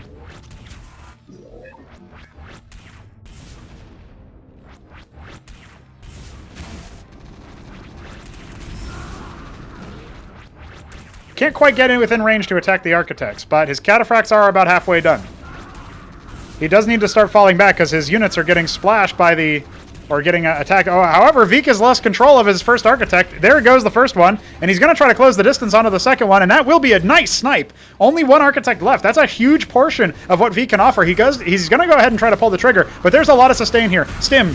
Lots of Shamans who can deploy at any time to extend their healing range. It doesn't look like they're going to, but they are body blocking a little bit. And that is going to be a total meltdown of all of the remaining units. I'm not sure where the third Architect went. It's a little bit awkward here as it's been focused down onto a random Maverick instead of just generally A-moving. There we go, finally firing some shots. But here come the Cataphracts. Two of them are out. And while they don't exactly outrange the Architect, they will be able to evenly do it. And Anseal stays alive. Starting to take some damage. First Cataphract is going to start rounding some shots. Veek is macroing back at home at his third base, but he absolutely needs to be careful. He's walking a couple of additional Architects into the fight. Those reinforcements could be all important. And the first anchor that was made in this game is going to reposition just ever so slightly to the left, try to get a little bit more power off. A couple of these Dracodons are falling. Cataphract staying alive where they can. First Anseal, second Anseal, now that's probably the third one that just went down. A little bit of focus fire onto the Cataphracts, but it's not going to be enough, and now there's no buffer for the Architects. They will have to fall back. A fourth one is completed. Two more on the way. Veek's economy booming, but he needs to get more production facilities out if he wants to take this one a little bit more convincingly. He's got nothing but golems on the way from 5 lattices. And that is his idea of the production. Just the one gate, 5 lattices, some of his golems charging forward, maybe giving the jig up a little bit there as one of them is just going to get picked off by that last Cataphract shot. His army is going to mass up. Is Architect Golem going to be enough to save him from this lumbering composition from Newt? It's a little bit out of sync right now. He's going to have to pull his forward forces back. Mavericks are coming in.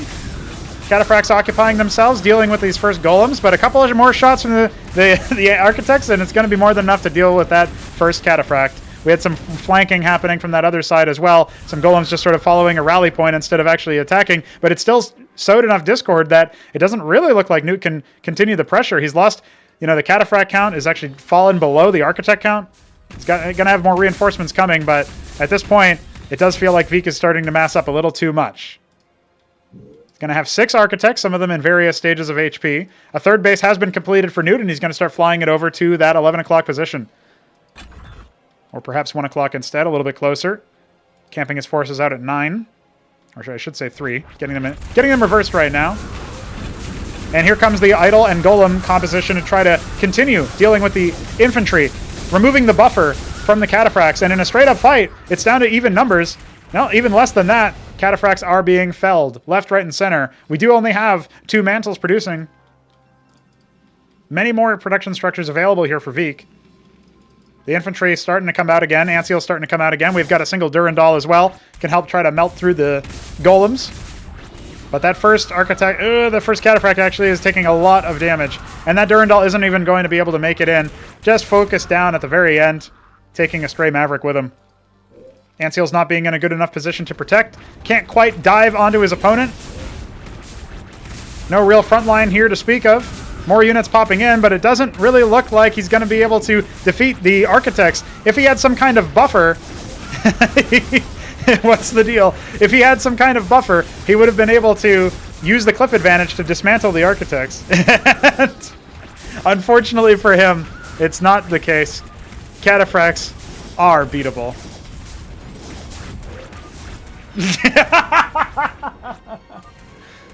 And there we go. Newt is now down to match point.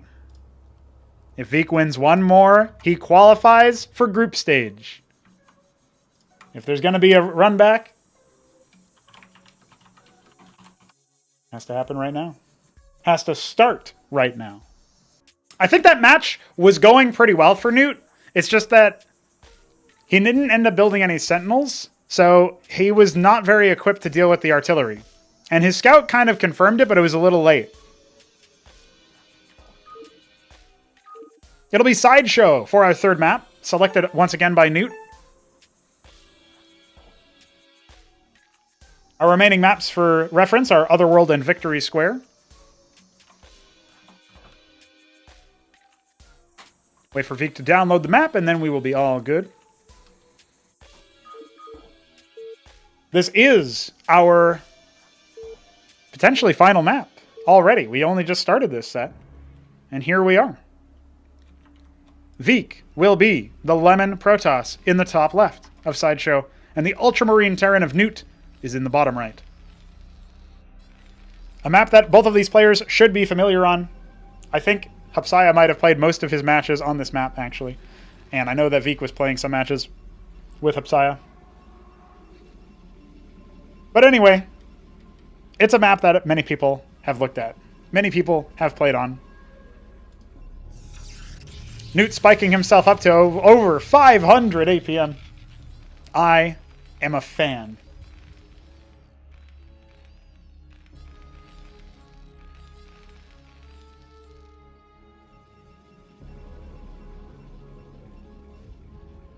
Can Vik really do it flawlessly? Speed run right into his bed so that he can sleep?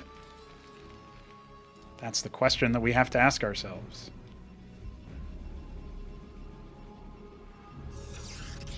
And it will be a gateway coming up for the Vikener himself.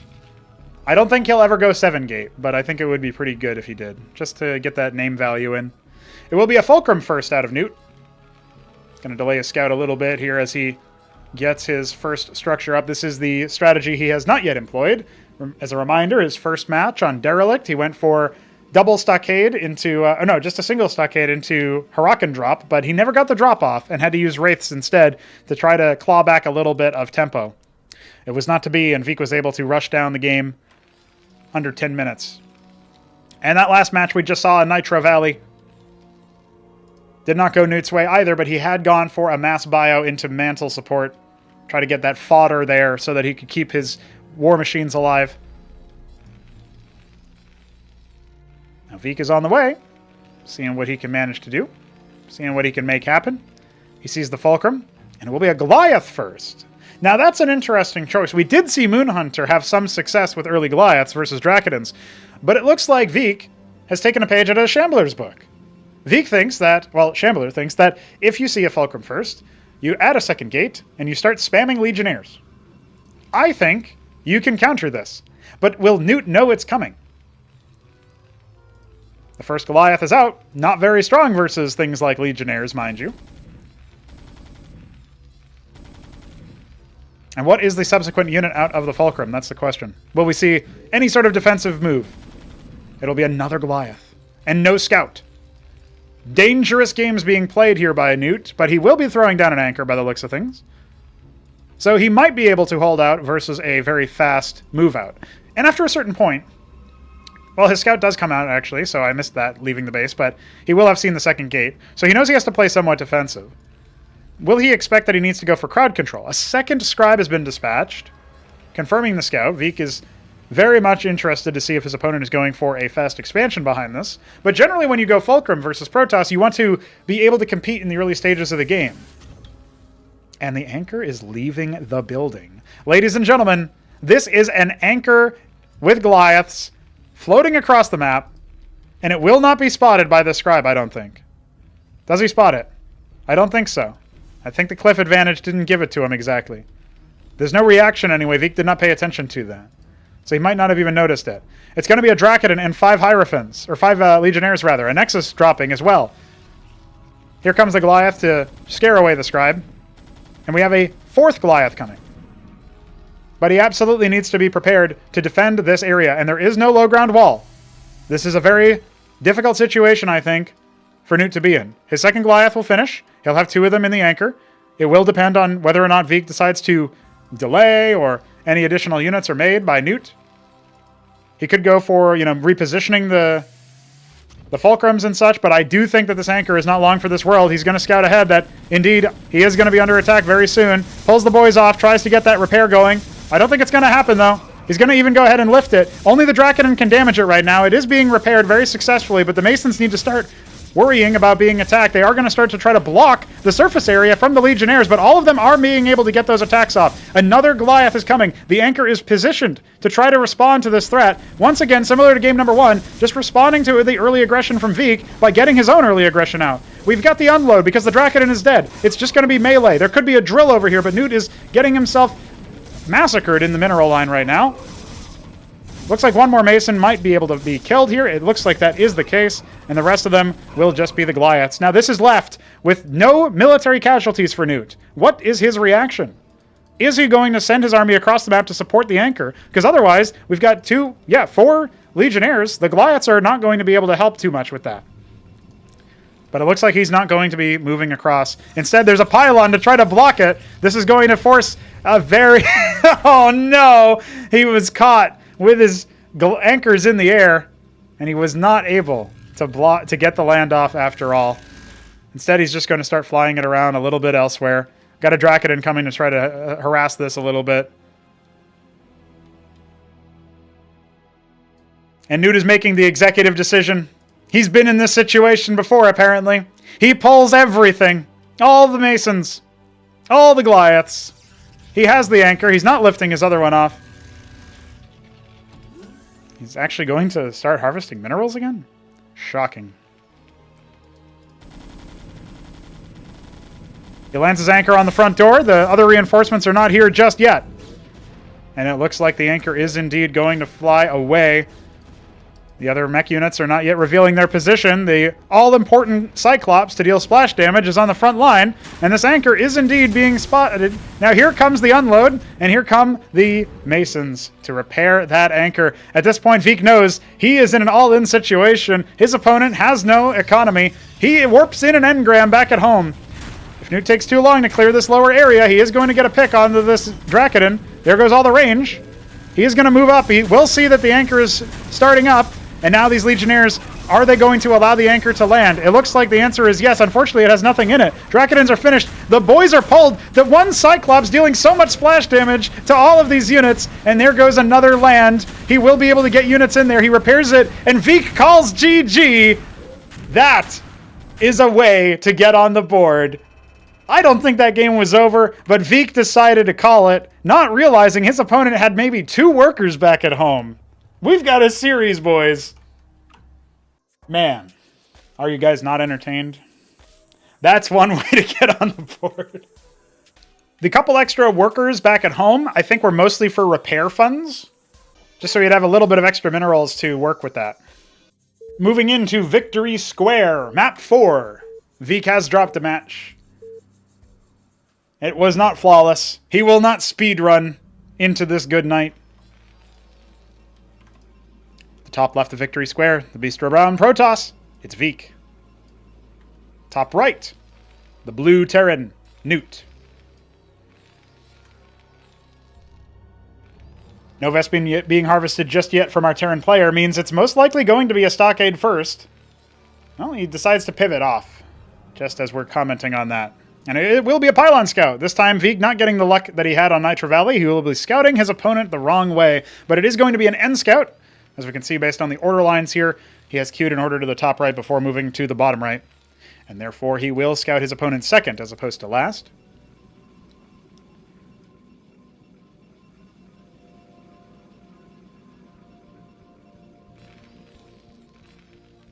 And with 2 workers on Vespene, Newt will now be able to go for his fast Fulcrum strat.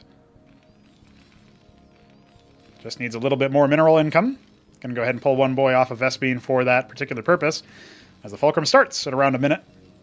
Gateway also starting around the same time. So the build orders do seem to be relatively optimized here. Could have been slightly, ever so slightly faster for Newt, but when you pylon scout, your first structure is a little bit later than if you don't. So that is where Veek comes into play there. Meanwhile, Newt sitting pretty. Got a map win under his belt. He's actually going to go ahead and scout across, even though he was heading in the right direction. So he will scout his opponent last as well, I believe. Or at the very least second. And here the scribe is. He's not wrong. The scribe did come from the bottom left. It's just it went to the bottom left first, as opposed to coming from the top left initially. So the Fulcrum is here. It will be starting a Goliath. Yet again, so repeating the success story of the last game. A Drakodin is over here, and it looks like Veek is just going to hunt around to see if there's a hidden star pad, hidden stockade, hidden anchor being set up. The versatility of Terran, allowing you to lift off your anchors now, is definitely different, and means that if you see a defensive anchor position, it could be a bait. But rather than any other such units, it will just be consistent Goliath production. Not going for the second gateway this time around, Veek instead very much interested in going for an expansion following this Drakodin. This is another spot where I feel like the early Drakodin and early Goliath could absolutely end in Newt's favor if he ends up marching them across the map, if he ends up accompanying them with additional units. It's going to be a lattice instead of an expansion, so Veek, having a little bit of extra money, is going to think about what he wants to do in reaction to this. Is he going to be going for manifolds? Is he going to be going for vassals? What is his plan? Now, it's going to be a double Goliath into Scrapyard. Newt has said before that he thinks blackjacks are useless. I, of course, as a based Terran enjoyer, think that many of their units are very useful in many different contexts. And yes, of course, Newt will be scouting his opponent last. He had the right idea the first time, but unfortunately for him, not really going to be able to do too much. But he's been told, just like he was told that cataphracts are unbeatable, he's been told that the blackjack does very well versus Protoss. And I think he's going to be going for a double Fulcrum, double Scrapyard, blackjack offering. He doesn't know the build exactly. That's something that I've been putting together. He's going to confirm no expansion in the front. And I think when you see 3 Drakodins, it's probably pretty safe to assume there is no natural. Obviously, in this map, you can take this base back here. And Newt has enough Vespene to start a star pad. He will start a star pad. So we might end up seeing Matador drops. We might end up seeing just straightforward Goliath drops, Blackjack drops. Anything to get your units on top of the Protoss and deal with their superior range by gap closing is a good idea.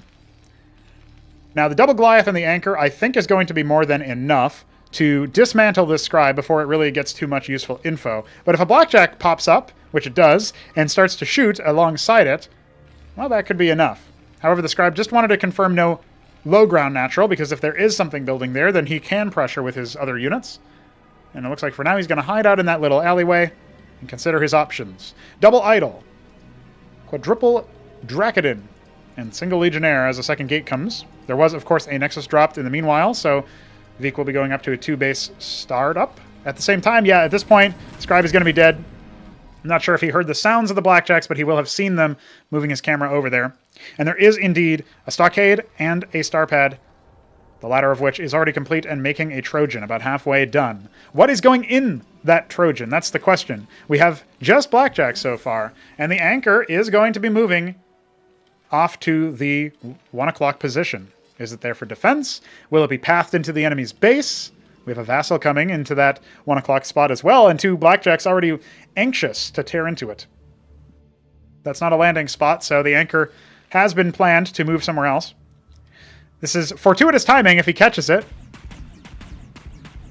Yeah, he sees the Anchor. I think he's going to realize, okay, that's probably means that that's flying over there. It's at least very suspicious, but it looks like Vik is content to not really bother doing too much just yet with that. He's considering his options. I did see him fly a Scribe over there, probably to put down a pylon. Double Trojan, triple Trojan. In fact, it's going to be a mass Blackjack Cleric drop. This leaves nothing at home, and I feel like the double gate Lattice army is going to be enough to deal with this. The question is, can this army be dealt with by what is in the Anchor? Can we get some cliff advantage going? What will happen with that? Looks like we'll just barely have enough to scoop everything up here. And then we will fly away with this. This is a very risky build, I would say. Very ballsy build at this point. He could optimize his weight a little bit if he unloaded one of the clerics, but it doesn't look like he's going to. He would have been able to fit another option here. And this lovely scout pylon will, of course, reveal that it is a triple drop. Vik taking a little bit of a time to respond to that, but it's going to be more than enough. The Anchor will go ahead and land back there, and as soon as you see this army, you have to turn away. He's going to go ahead and unload it, try to get what he can done. The Trojans were initially being focused down, but it doesn't look like that's going to continue. Blackjack's being a little bit occupied here, trying to pick off certain targets, and is going to fall away. Just superior numbers here for Vik. He's going to go ahead and land the Goliath. Obviously, this is not an ideal situation for the rest of the military. And the double Goliath will indeed be taken out along with the Anchor. Now, is there going to be an immediate counterattack from Vik? That's the question. He is rallying his units down to the front gate. Blackjack's at 1 o'clock, moving away. Looks like there was a Vassal at some point that had flown over here, but it doesn't seem to have been taken care of. And we will see double Anchor dropped at the front as well. A Ministry going to be started here, but Vik already has almost double the workers of Newt. And looks very, very good to close this out cleanly. The question is, will he go up the ramp a little bit too early? He's got his Lattice, he's got a Defensive Warden, he has the Scout Pylon, he has an Ardent Authority coming, going to try to crack the nut just as he had before. But I'm not so sure he's going to be able to. More than enough firepower here to dissuade this army, so Vik will have to fall back. If he commits too heavily to this, he is just going to get bopped. The Anchor not even going down. He kills a single Blackjack and loses pretty much everything. He had all of the tooth, all of the meat in that army taken care of. No front line. A very wounded Dracodon with one more health, one more Blackjack shot in terms of its health. And they're waiting on the low ground, which is just going to allow the Blackjacks to totally surprise them. And there we go. Instantly losing 2 Dracodons and an Idol. Chased off. Chased away. 2 Dracodons waiting up here at 11 o'clock, worried about a potential drop. It's obviously a good play to do, but it does mean that your front line is a little weak. Ardent Authority not making anything just yet. Pulls back the Simulacrum, pulls back the remaining units, and even the 11 o'clock base is going to be evacuated at this point. Trying to consolidate everything back over here. This opens up 11 o'clock for a potential drop site, and I think that might be what Newt is thinking about. A little bit of overconfidence there from Vik. He still has the economic lead. But fighting uphill versus Terran in particular, with their anchors, it's at a total +4 weapon range bonus when you're in an anchor on the high ground. It's not exactly a situation you want to be in. There's so much more effective range you've got to worry about. Turns the Blackjack into essentially a siege unit, where normally they have the equivalent range of the Dracodon at 6. The first Architect is going to be deployed, a third base on the way. This Ministry done. Watchdog here for anti-vassal. Looks like it's going to be more than enough. And there is a Trojan here, but it's not got anything in it. It's just going to be used for scouting, it looks like. Same for that other wounded one. An Anseal coming as the follow-up. And Newt starting to bank a little bit of SP in accordance with trying to get up to tier 2.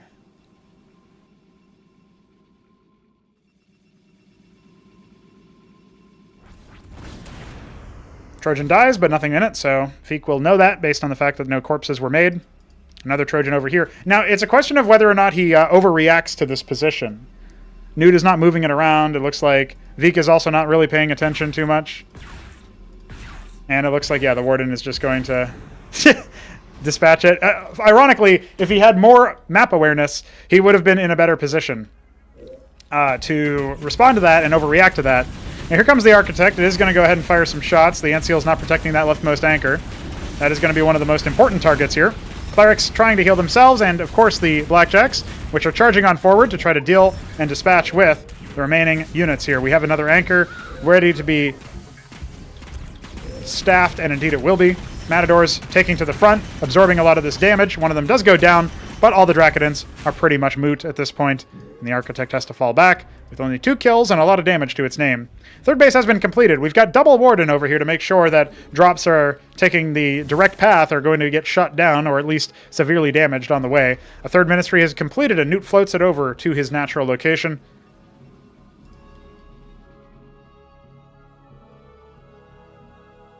Now that 2 o'clock is taken,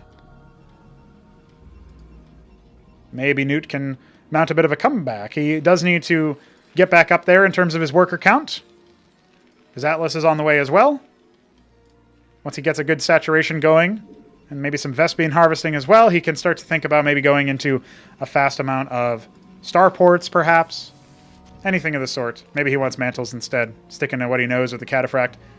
And Ancestral Archives is on the way for Feek, so he's not ready to call it in just yet, but he wants a little bit more siege. Maybe up Tectons, try to deal some splash damage to all these Blackjacks that are causing him so much headache. And this is the advantage of Blackjacks, is that in conjunction with the anchors, in conjunction with Cliff Advantage, they can hold even against tier 2 siege weaponry from Protoss. They do obviously cost you a bit of tempo. They focus a lot of your mineral expenditure, with the scrapyard itself being very mineral heavy. And of course, as a result, it looks like, you know, in conjunction with some of the other antics that Newt got up to in this game, it does mean that we have delayed tech for him. A Witness on the way. No detection at that 1 o'clock position. Another Anseal is coming, but will he know to use it to reveal the Witness over here? I'm not 100% sure. He's not yet paid attention to it. Now, if it happens to stray into the Atlas, it will be revealed on the minimap, and it looks like indeed that is the case. No Watchdog over here to immediately put it down, though. And we have starports coming, indeed. Okay, so Feek will be able to know that he is A-OK on the tech read. He's aware that his opponent has tier 2. He's aware that his opponent has access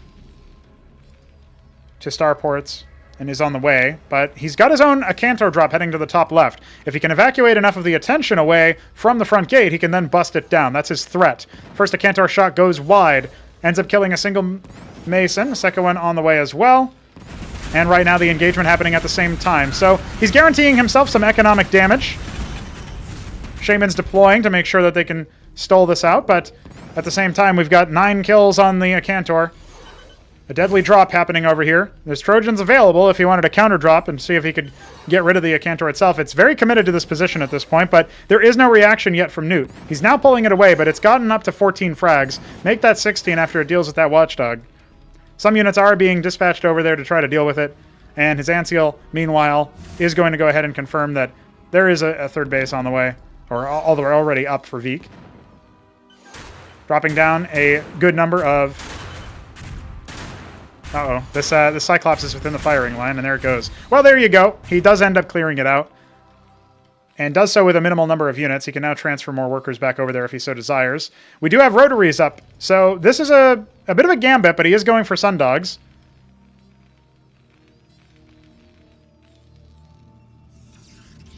There aren't really that many single targets you would want to pop in this army, but as the Uptecton and Architect counts grow, looks like double Dracodon will be here to provide vision. Cyclops takes an Uptecton shot to the face. We have the Ancials here to try to protect it, with the Shamans consistently trying to sustain. So far, it seems to be working out, but the spread of damage is very, very high here because so many units were in anchors. However, the front line is pretty much melted at this point. We've got more Sims taking to the front. They aren't going to be microed backwards. There is no splash. The Trojan could have been, you know, leveraging a couple of its units to try to drop back over here to try to deal with the Architect. A little bit of micro is going to go a long way. We still have 2 anchors with Blackjacks. They'll deal with the Vassals. They'll deal with the Dracodons. And if he's not careful, Veek will end up losing more stuff here. A Phalanx has been deployed. It will be able to fire upon the Architect, which is going to try to get lifted up by the Envoy. That will neutralize the range advantage, but the Phalanx will still have that advantage. We've got double Palladium. We've got Sundogs being banked over here with a 3rd starport, making that all-important rotary. Unfortunately, another Phalanx is about to go down, and he was not able to save it, and the elevator play is helping him out quite a bit. But that Cleric ended up intercepting the Uptecton shot, and the Sundogs are now deployed. That is going to mean that all of the expensive tech army that Veek had over here is going to get instantaneously bopped. He falls away with the Sundogs. He no longer has any Shamans to heal them up, so he's going to need to rebuild those. The Envoy will go down. And now Veek will have to reconsider what his path is. He's got an idle base over here at 9 o'clock. Cleric healing the Phalanx, patching it up with the nanogun. We love to see that. And 3 Sundogs a pop as they start to raid that 11 o'clock position. Pylon will go down. Not really a prime target at this point, just buying some time. No immediate reaction here, no air units. The Architect trying to navigate its way back, it looks like. Some Dracodons will start to mount a little bit of a response to this, but the Nexus is being focused now, and we have only the 4 Sundogs. They've been given so much time to do with this, and indeed they shall. Looks like only one of them will go down in a reaction. And that is actually to the Surprise Warden on the right-hand side. An Archon has been made, but with that snipe of the base, we are on even bases, if you can believe it. One of the anchors burns down, was not repaired. We do indeed have a Shaman on the way. More and more Sundogs being made. Trying to get up to that critical mass. We need to see some splash damage. That's what the Archon is there for. Even the Architects can do some pretty good damage, but we have instead a Crucible and a second Ancestral Archives as Veek struggles to spend his Vespene. Has saturated this base with the workers saved from the 11 o'clock, so 9 o'clock will give him a lot of value there. And Anciel continuing to patrol around.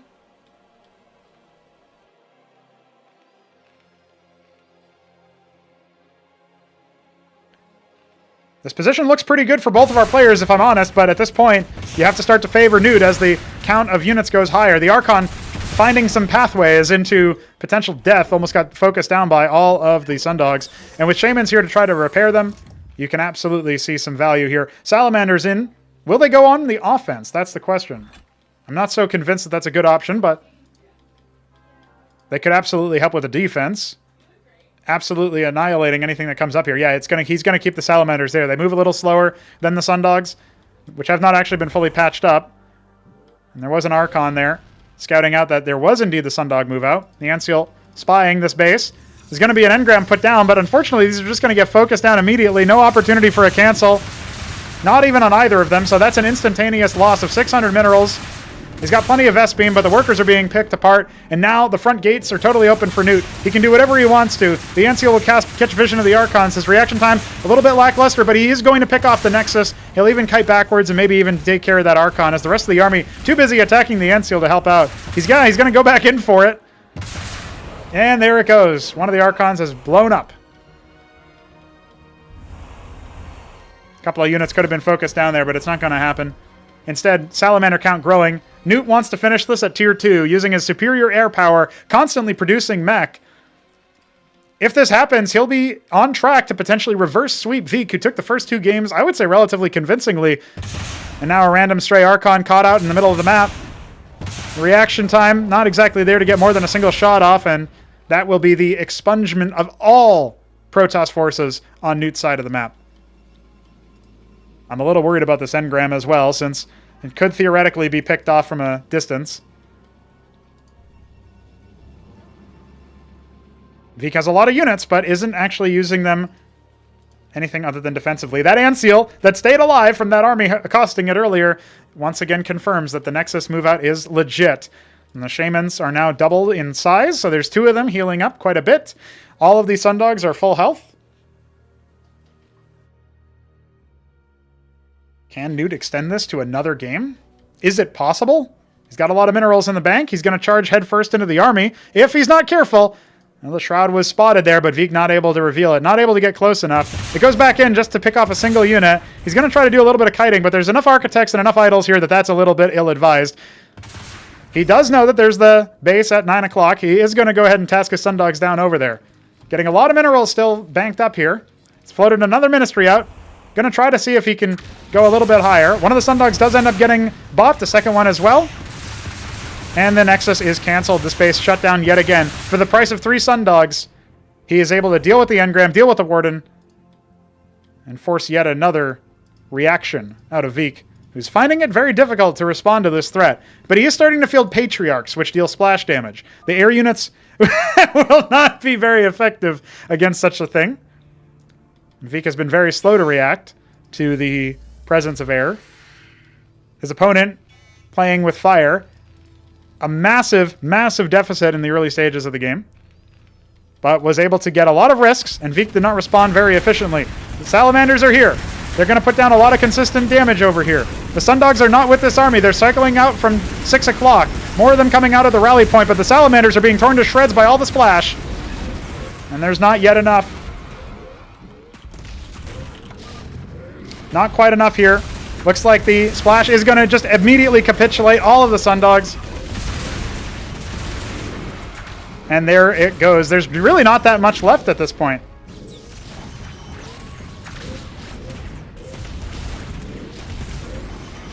Phalanx is firing shot after shot, forcing a response.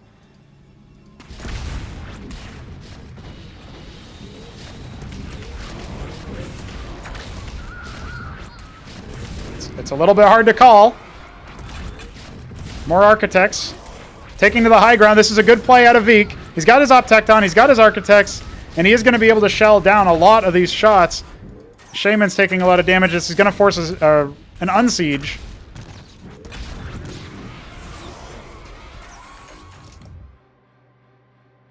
Trying to take bottom left. Very, very poor at this point. Has depleted his 2 of his bases. He's got a lot of Idle Scribes back up here that he hasn't tasked on just yet. Sundogs charging in forward. A little bit awkward there, trying to react to the number of units that just were deployed. But I feel like this is going to be too much for Vik to handle. There's just too many Phalanxes now. The threat moved from air to ground and back again. But here comes an Archon charging on forward. Reaction a little bit lackluster here for Newt. But it looks like he's going to have enough to deal with it. There we go. Just the Optecton left. He's going to try to stand and fight this, but the... oh, boy. I mean, the Phalanxes have a lot of armor, but we're not seeing a particularly decisive reaction here.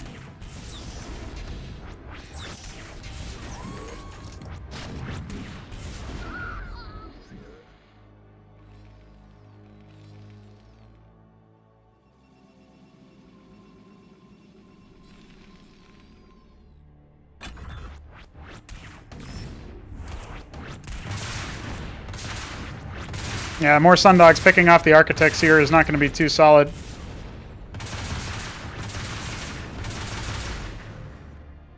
Vik's just trying to macro if he can. He's got a lot of workers scattered around.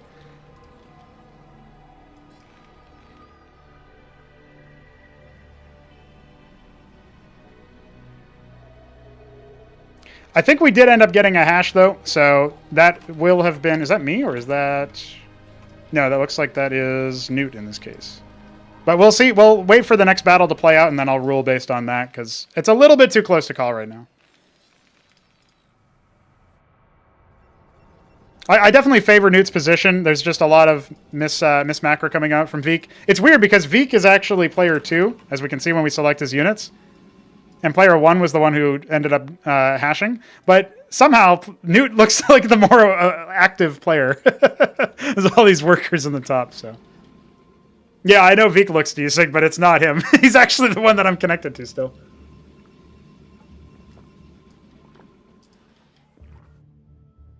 So...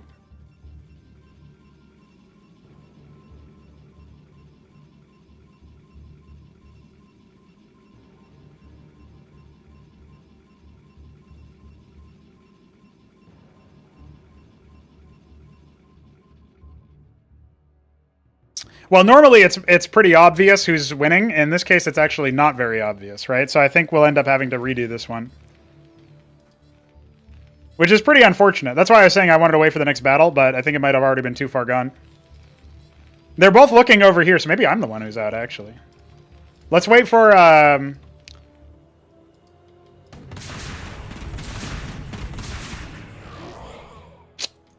actually not sure, because both of our players are reacting to... I think I might be the one who's out. That's funny. De-veeked. Hold on, let me see if I can... I'm going to go ahead and pause the game real quick. Structure warp concluded. Alright, we're going to be casting the rest of this match from Veek's Veek's perspective. We'll see how it works out. Because I think I was the one who ended up hashing. So... One of the things that I'm noticing, or I was noticing in that last round, is that in that last fight, there was like hesitance from Veek, and like hesitance to commit. And I feel like that might have actually cost him a lot, because he like stutter stepped his units backwards at some point. But let me just see how this one works out. He's preparing a bit of a drop. He's got 4 idols. That's not a bad idea, but I feel like that's not really going to be the extent of it, right? He's going to scout his opponent. Has a lot of idle workers. Now he's being accosted by the Sundogs, which are going to go ahead and split up. But only 3 of them. It's oh, he's actually splitting him up quite nicely here from Newt, so it looks like the engrams will actually be destroyed, and 2 of them will remain to accost that base. He's going to send just an Archon down to clear it out. It's just a small little raiding party. There weren't that many Sundogs made by Newt in the background. He's going to go ahead and try to land a bit of a idle harassment force to try to deal with these air units. I mean, that satellite base isn't too bad, but there's a sentinel over here. And now look at this. The Ministry's actually blocking the shot. He can't quite get after the Mason. And oh no.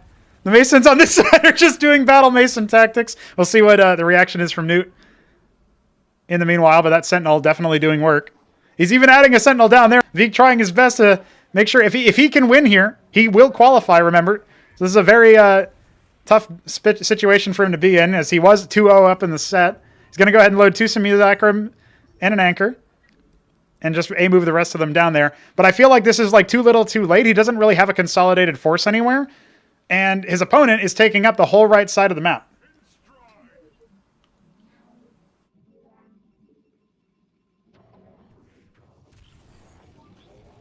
The single sentinel just trying to do its best. But obviously the Archon is going to win that fight, so no worries there.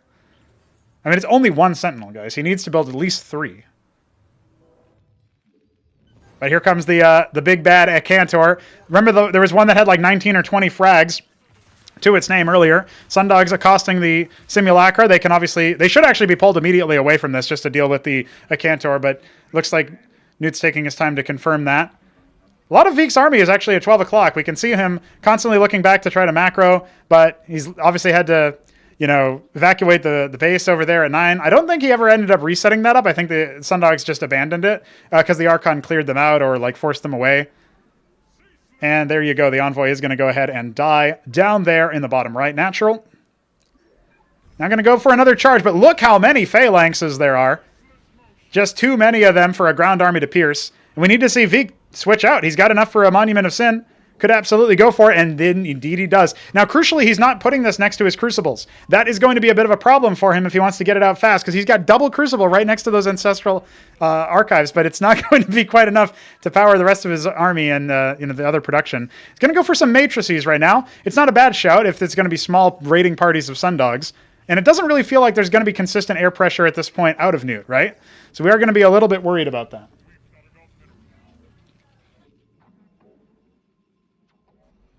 This is where I wish I could like tab between Veek's view and Newt's view, but you know how it is. Couple more Patriarchs added to the army. Going to go ahead and station themselves at a... Looks like he's moving them down to the bottom right natural. See if he can accost that base a little bit more. He's macroing back up. He's got 119 workers, but his military count is so slow. It's so minor. If Newt ends up making a decided push anywhere, I feel like he's going to be in real deep shit. Matrices are here to try to defend this. One of them will go down and not be canceled, and now the workers have to huddle for dear life around some of these defensive structures. So more Sundogs were indeed made. The question is it going to be enough? I don't think they're going to be able to crack that 9 o'clock position without a little bit of extra help. At this point, we have to assume Newt has started to Daedala back at home. This is a tough spot for him to be in. And look at this, all these Masons that were just idling over there. You can see maybe the macro slipping a little bit. Lots of frags off of those Patriarchs. They're going to go ahead and start shutting down this bottom right base. There was only the 1 or 2 Sentinels over there. Doesn't look like it's going to be enough. The Anseal is popping on through just to scout this and confirms, indeed, that that base still has some static defense in it, but no additional production. Doesn't get a scout off on the Monument of Sin, most crucially. Sundogs have come by, and they are taking a good amount of splash damage from the Patriarchs, but no more are coming. Vik now queues up some more units there, and is going to be going for a Star Sovereign. Now, the question about the Star Sovereign is whether or not he can get it into position in time. Is there, a lot of Sundog production? We know that the answer to that is yes. There's at least 3 starports back at Newt Space. The problem is, I'm not 100% convinced that they can, be on the right side of the map if they're constantly trying to harass. And that's where maybe V could just fly them over into that 1 o'clock position, glass it, or maybe better yet, since it's likely depleted by now anyway, go after the tech. See what he can do there. Trying to saturate his gases, but that's actually of secondary importance right now. His minerals are where he's hurting the most. Does have this force over at 12 o'clock. It still feels like Newt could so easily do something about that. I think he's going to be preoccupied trying to iron out his bottom right-hand location, and now Vik is heading back to the bottom left, where we know that he cleared out a Sentinel with an Archon earlier. He still has this Envoy over here. He's doing his best, but we'll see what he ends up doing.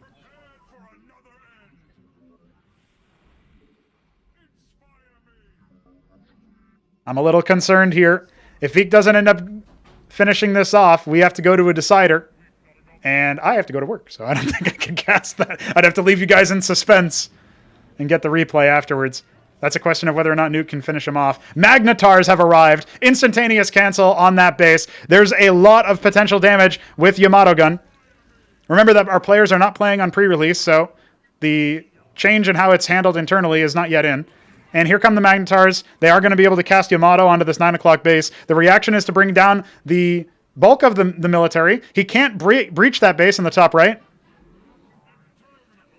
And a diadem was constructed over there as well. There's not really going to be that much that can be done in this situation. We even have some Sundogs. There's a Minotaur down there, or maybe it's a Cataphract that was airlifted over. This base has been occupied. No, it is a Minotaur, and the diadem firing additional shots. I'm sure Vik must be feeling a little bit miffed. He can't crack the top right. There's too much heavy air across the whole map. A Yamato could have been really, really clutch there from that Magnetar, but it's not going to happen.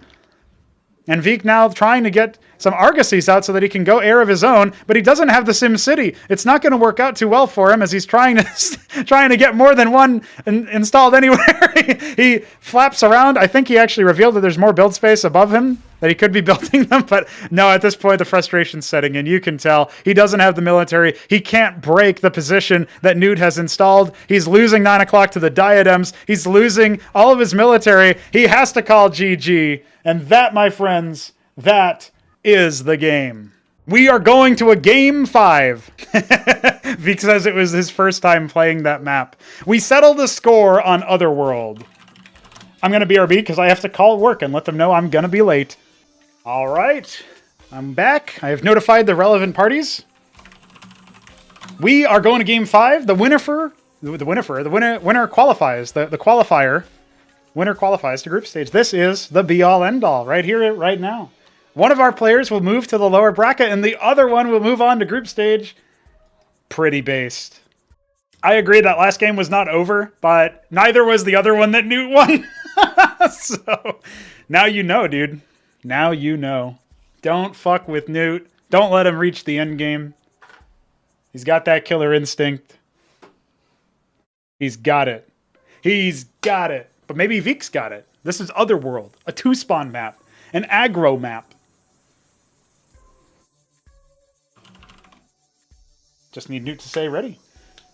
Just need Newt to conquer the Protoss menace.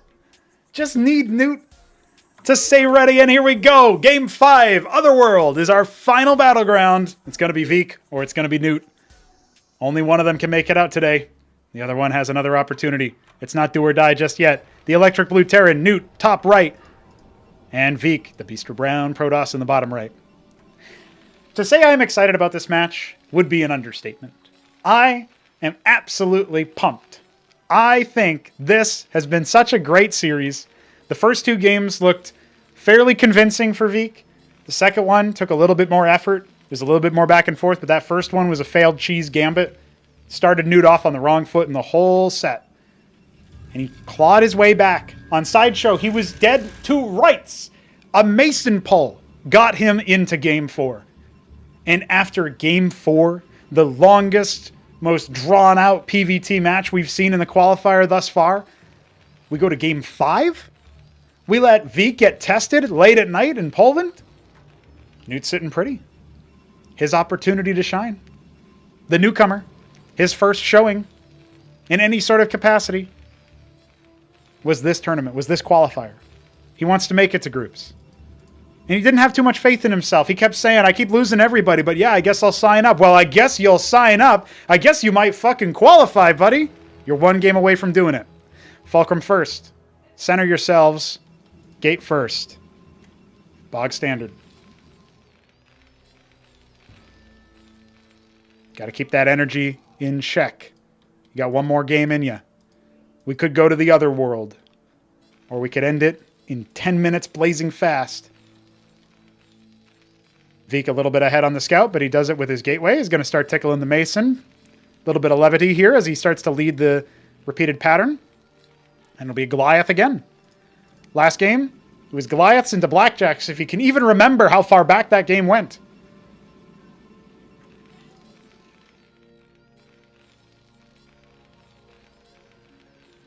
It was a drop that didn't do too much. And then it was an attempt at pushing up a ramp versus a Terran. And now it looks like Newt has an idea. He's got his Goliath. He's got another one on the way. And it looks like he might be planning on dropping a defensive anchor. But he's got this Mason over here, guys. What could he be planning? Is he just saving it to scout? Or is there something more nefarious at work here? The first Dracodon has departed. He's got this one selected. Newt, in Game 5, are you really going to proxy Huracan this man? Stockade being dropped could result in a lot of dead scribes. And with the anchor soon to follow back at the ramp, 2 Goliaths over here. A third one on the way. The Mason is actually going to be going ahead and scouting. It'll see the Dracodon. It'll see a Hierophant here. An interesting adaptation from Veek, who will be able to catch this worker before it could really even say too much of anything. There's an anchor on the way. Goliaths are going to stand in front of it for now. Charging on forward, but pulled back. Rein himself in. Can't get too nervous now. Stockade might see that scribe. The scribe almost certainly didn't see yet. The third Goliath is out. This push is over. But the contain can still stay up.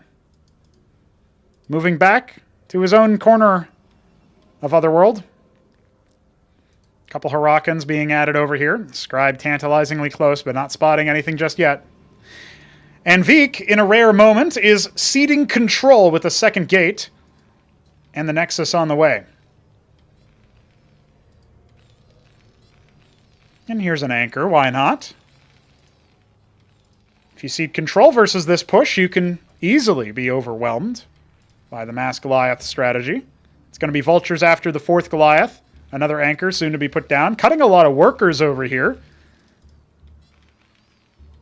So don't be fooled.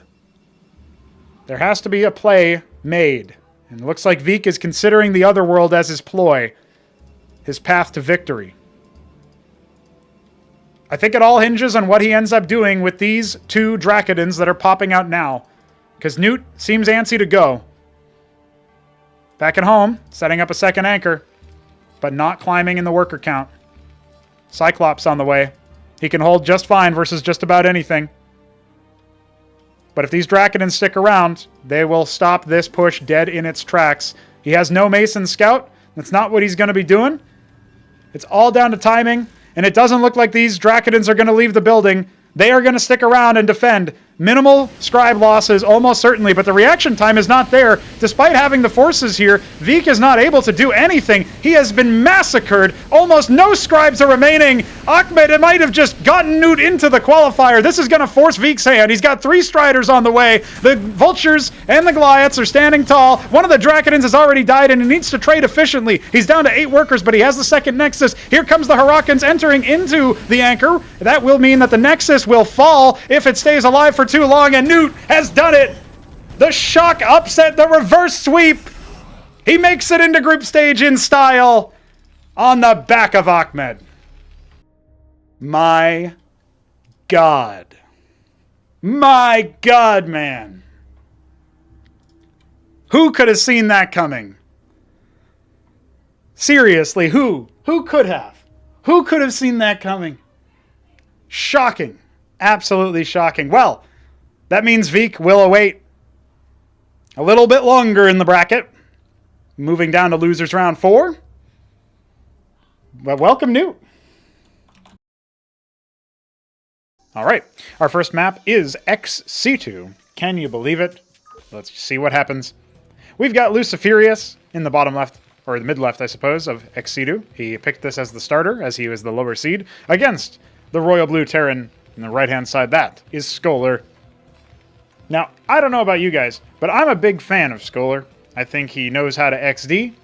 He knows how to Aromavirus. He even knows how to Big Caw. And he very much impressed me when going up against ItDepends.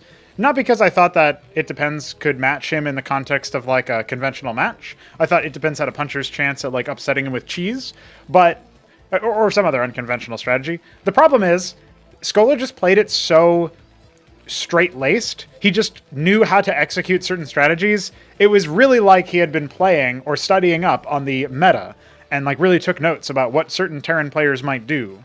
And maybe he had been like watching some games from the castovers or the tournaments that have gone in the past. And so seeing that he had gone for, you know, pretty quick Vespene here after his Stockade, looks like it'll be a Stockade Fulcrum. Maybe he's going to try like Goliath Cleric or something. I now have to shade in this context that it seems like he actually understands the meta, at least about TVT. And that, to me, makes him, I would say, a formidable opponent.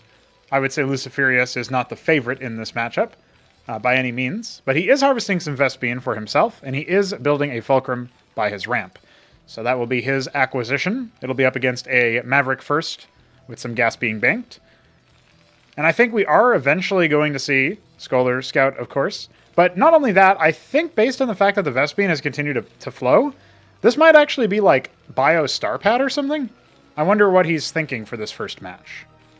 Because Scoler is kind of an enigmatic character. You can't really interview him super solidly since his English isn't the best, spoken especially. He usually communicates via a translator, like Google Translate or whatever.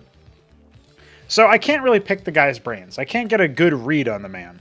But it looks like it will actually be a Fulcrum, because he waited for 200 minerals. So it wasn't going to be Starpad after all. But the reason I talk about the reads is because, to me, I think about this match, and I think, does he know that he's favored over his opponent? Does he know that he's just much better than his opponent from a baseline mechanistic level? And since he's studying the project and figuring out how things go, you know, how does he play it in that sense? Like, what's his mental game like in that context? I don't know the answer to these questions, and I can't just ask him because of that language barrier. I like that this Mason has been really struggling at closing the distance there. Just Brood War things. Goliath coming after the Scrapyard, a very delayed unit.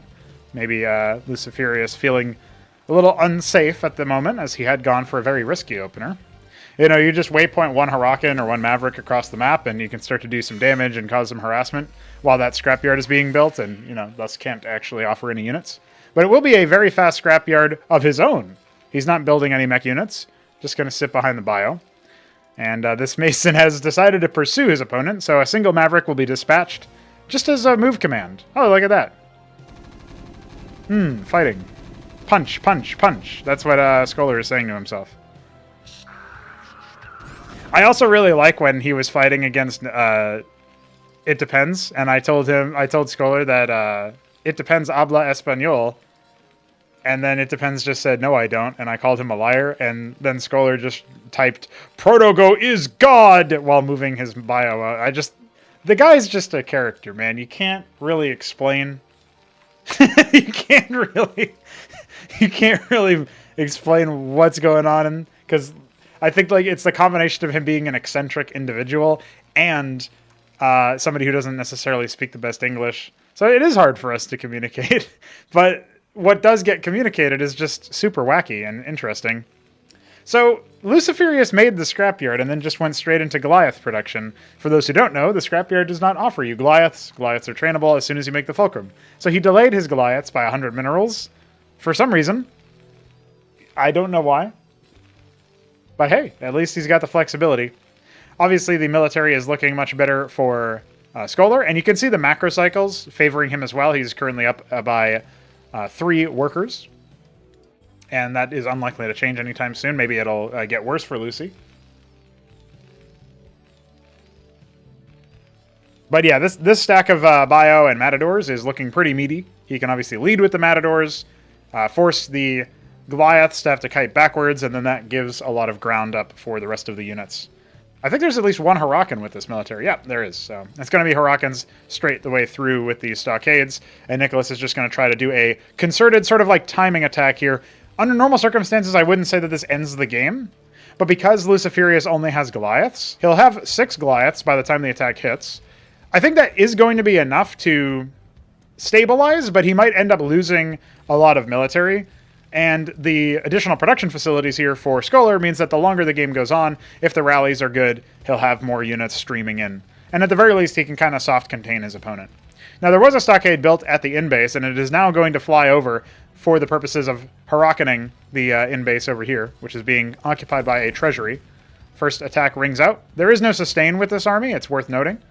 But there's actually a decent amount of sort of front line. The Maverick's actually taking the initial round of fire. Oh, looks like Scoler is going to end up atrophying a little bit of infantry there. Shout out Heltrix in the chat says, CMBW in Spanish when? Yeah, honestly, I agree though.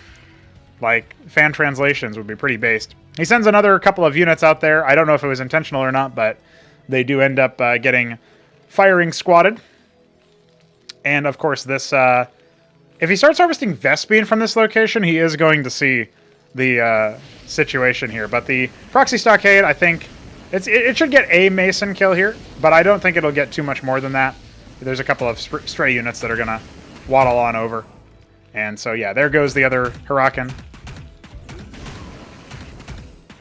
Honestly, there was sort of like a sick beat going on there.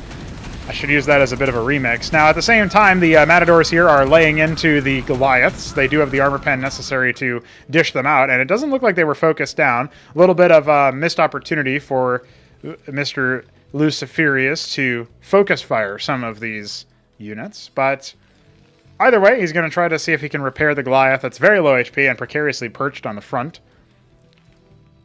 There's a lot happening at once there for both players, so now that he's dispatching clerics to patch up his masons, he'll see about seeing if he can hunt down that stockade in case it cheesed its way somewhere else. But we know that it's floating back over towards the in-base. We have a Vestry out for cleric, so it will be Goliath cleric for Lucifirius. And he still hasn't actually used the scrapyard. It's interesting. Exploring the lunar basin over here in the north of Exidu. An area we don't get to see too much of. And the Masons and Cleric will start to tend to the wounds here, so to speak. Sealing up all of the issues, the destruction. We don't have... Okay, we do have the Clerics coming. I was going to say, I don't know if they actually left the building or if they had stuck around. We have a second Fulcrum here. Scoler still steady on the resources, but not floating as much of Vespene as Lucy. Lucy going up for that tier 2. He could have his minerals being spent a lot faster, but looks like he doesn't want to. This is where your scrapyard is actually useful because it gives you pretty potent mineral-only units in the blackjack. And it feels like Lucy right now is trying to think about what to do, But I think he's actually just going to sit here. You can see his APM dropping. He's going to wait for 600 Vespene, but he has double that in minerals. This is an opportunity where he could be spending more of his money. Now, at this point, I think Scoler's just sort of settling in. He's trying to remember things about the project. You know, this is a nice warm-up game for him. He's not really in danger of being destroyed by anything. And he's going to go ahead and stem a Maverick up there just to see what's going on. He's just used more Goliaths. Finally, we've got some Blackjacks coming. And, of course, the Atlas is here for Lucy, so he might try to go for some Tier 2 static. Been a hot topic of conversation recently, whether or not Sentinels are overpowered. Certainly something that, for now, a lot of players struggle to respond to, and I would think that Scoler might be in that list if he faces a Terran who gets entrenched. But at the same time, if you have contained your opponent, you can go for an extra base, and that's what Scoler is doing here. He could actually go for another one if he wanted to. Maybe start setting up his own static defense over here, static offense, if you will.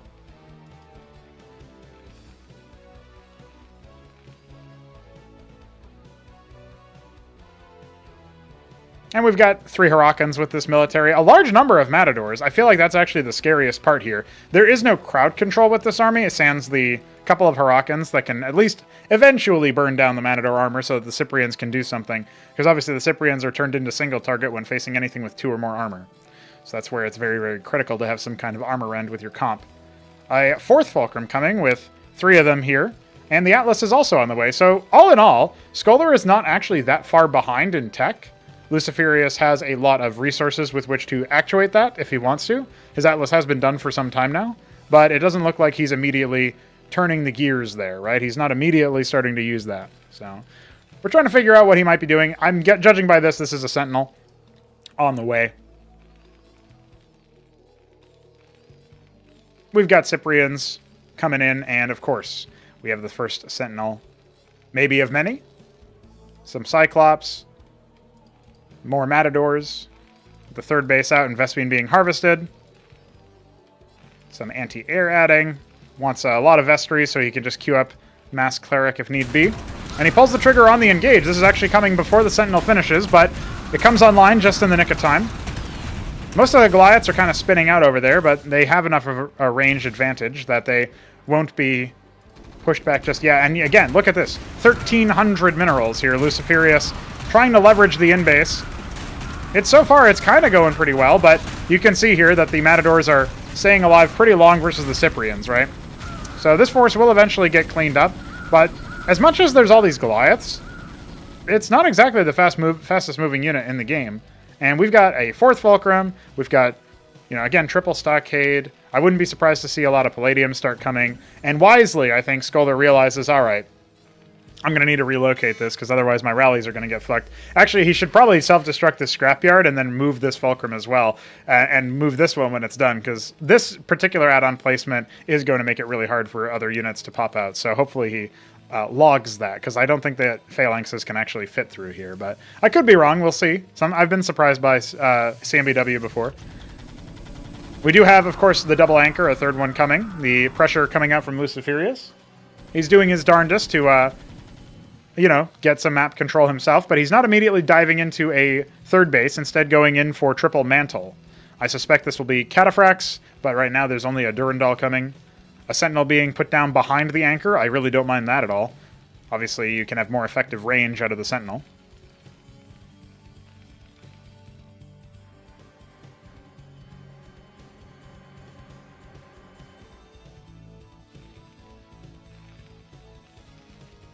And here we go. Phalanx is on the way. This is what you want to see.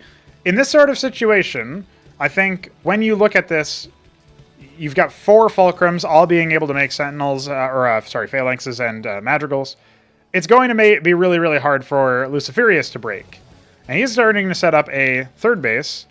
Although, interestingly enough, he's capping his geysers and all that, which is great. However, he's not actually taking his natural. It's an interesting choice for him to take that particular base. I wouldn't be surprised if people who start to use things like the quarry for the Talos, which we do have a quarry over here making masons, I wouldn't be surprised if that ends up being something that, you know, people are thinking, whoa, that's actually really useful, and you know, kind of flies under the radar. Well, he has realized that some of his stuff is in the way. He could have self-destructed the scrapyard, but of course he lifted it off instead. Kind of pranked. But it's okay. The madrigals will clear it, and then they will be off on a wild goose chase.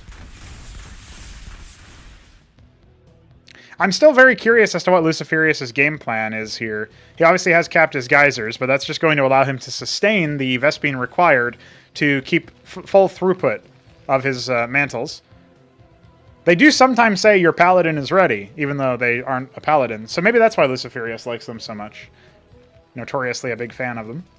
And it looks like we've got a vestry that's going to go ahead and detonate, interestingly enough. So I wonder what the point of that is. If we're going to see, say, you know, switch into Covenant or something of that nature. Or is it just going to allow better rallies? You know, is he going to float the stockade away? We have the one Cyclops sort of on attack move, just seeing what it can see. It will run into some cataphracts and start tickling them. It's a Cyclops. You can't really kill it. I mean, it's just it's just too powerful. It's the best unit in the game, so absolutely going to cause some tickling. There is a little bit of sustain here, but only the 2 clerics. I feel like there's going to be enough crowd control, enough range, etc., that won't matter too much. And we have so many more clerics here for Scoler that, unironically, they are an okay response to the cataphracts, because you'll be busy, you know, tying the cataphracts up by targeting on a bunch of clerics, like some of their multi-target will be onto those. It feels like that is actually going to be pretty significant. So, I don't know, it's just an interesting thing to note. We have a 5th Palladium coming. So it's really going to be heavy into tanks, it looks like, for Scoler, who's not really fully saturated the in-base. He's thinking about moving out, but he is going to stumble directly into a whole host of enemy forces here. Now, Lucifirius still has not actually reacted to this. He's now going to select his whole army and issue the attack move order. He is going to need to try to cut down some of his melee, sort of downwards towards this location. But you can see right here, there is not really an easy way to punch through this force. There's even, of course, a mantle for Mr. Nicholas Scoler using his own cataphract. And the Phalanx is getting a lot of value deploying on and firing non-stop onto these forces.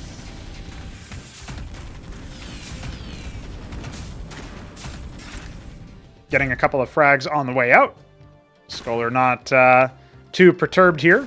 I think the Cataphracts could turn and fight this with the Goliaths coming in behind them, but it doesn't look like Lucifirius wants to even chance it. So there we go. Now he's going to start to turn around and fight.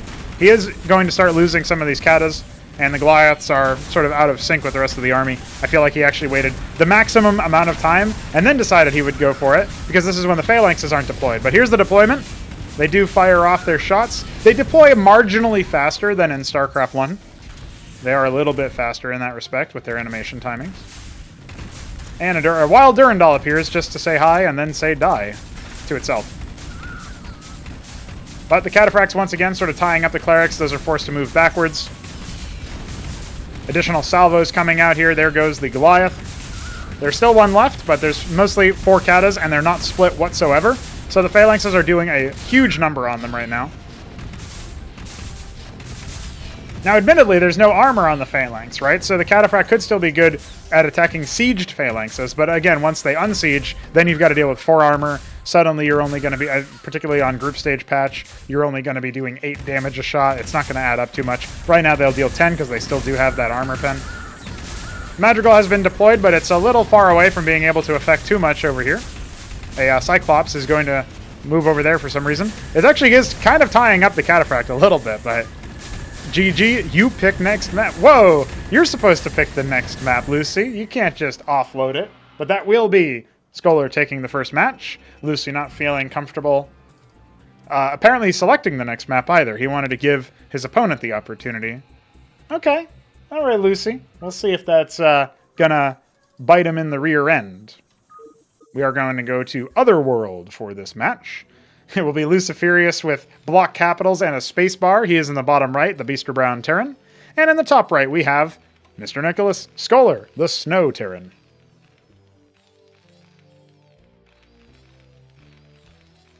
If I can draw your attention to the bottom right of the screen, I can remind you that you too can donate to project development. If you like CMBW, I know Lucifirius, as he is facing elimination if he loses this map, would want this as his dying breath.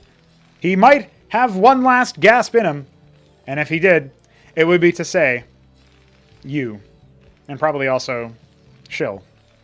But that's okay. What else might he do? Stockade first for him in this elimination match. It's going to be mirrored by Scoler. Yeah, I think so. Heltrix says Lucifirius has entered boss mode. That's a good way to think about it, right? Because before it was just Lucifirius, but now it's Lucifirius with emphasis. Emphasis-ifirius.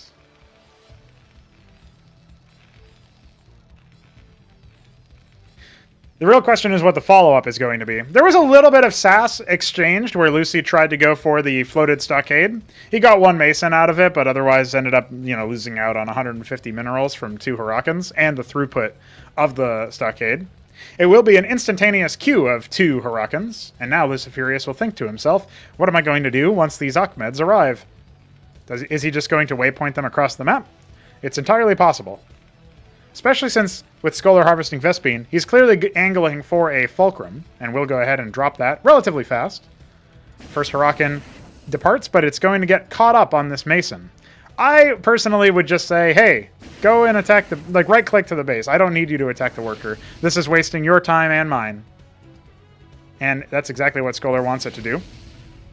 Because back at home, he doesn't actually have anything for it. Second Huracan has been dispatched. Not really any micromanagement happening over here, but there you go. Finally, they'll take care of it. A third Huracan and a fourth. It's an Achmed-only run. That's what Lucy is doing right now. I feel like this could actually catch Scoler off guard. He's only got the 2 Mavericks. It'll be 3 in a moment. They will have the cliff advantage, and if he preemptively stims, he can kite backwards. It looks like he is ready for it, at least in theory, adding a second stockade. First Achmed is going to get an attack off. Yeah, the response is a little slow there from Mr. Nicholas. Ends up losing 2 of his 3 Mavericks. He does have another one coming. There's going to be a Huracan streaming in one by one. The rally point not set, so they have to be manually ordered. And here comes the second Huracan.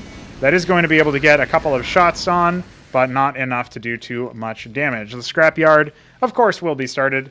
I think at this point, Scoler feels pretty confident in his abilities.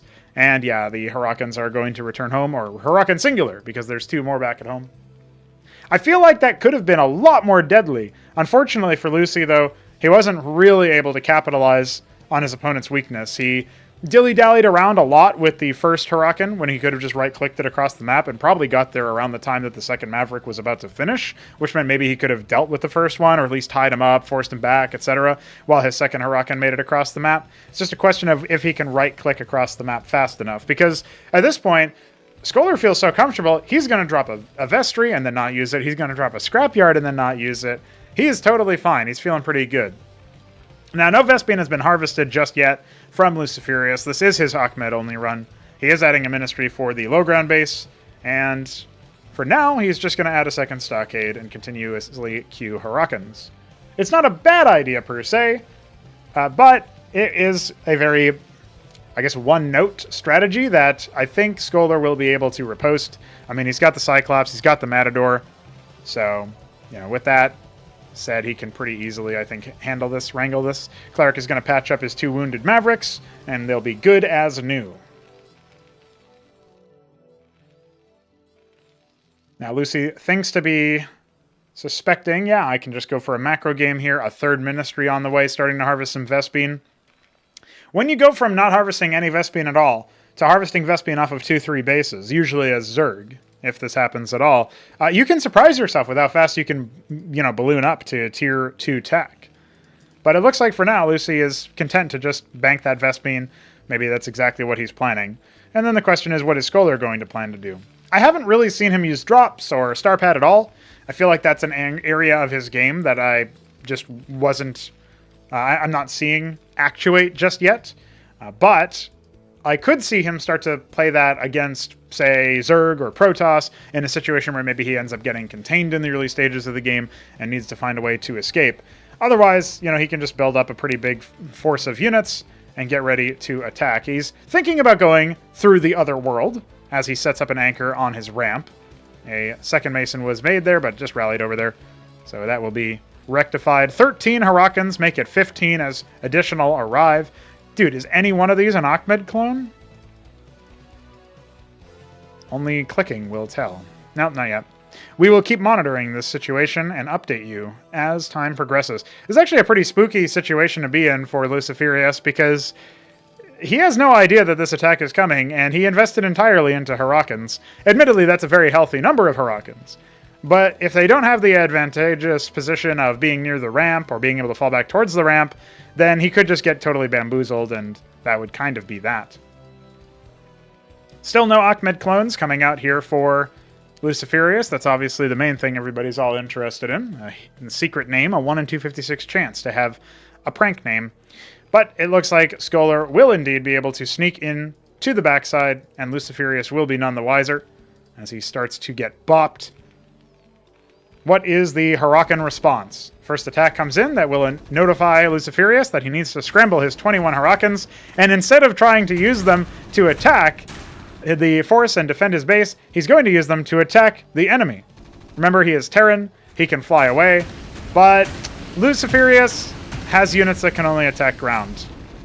I think this is the last gasp of a desperate man facing elimination from the qualifier. He just wants to use Hurricanes. He just wants Ahmed to save him. 21 Hurricanes are on their way. But Matadors continuously flock. They won't stop. And Ahmed is just grouping up for them. They're storming the gates, focusing down some of the economy, but Masons are alive and attacking. GG XD, and Lucifirius has been eliminated. That is kind of an XD way to go out. I gotta give it to Lucy. He gave us the memes, and I appreciate that. I thought he could have taken MoonHunter out, especially in that first game, which was also on Otherworld, funnily enough. I'm glad Biddy B was here watching. But the way that it worked out, you know, I'm not super unhappy with that. I mean, I think Scoler is the better player. It's just feels kind of bad that Lucy couldn't get more activity out of Ahmed there.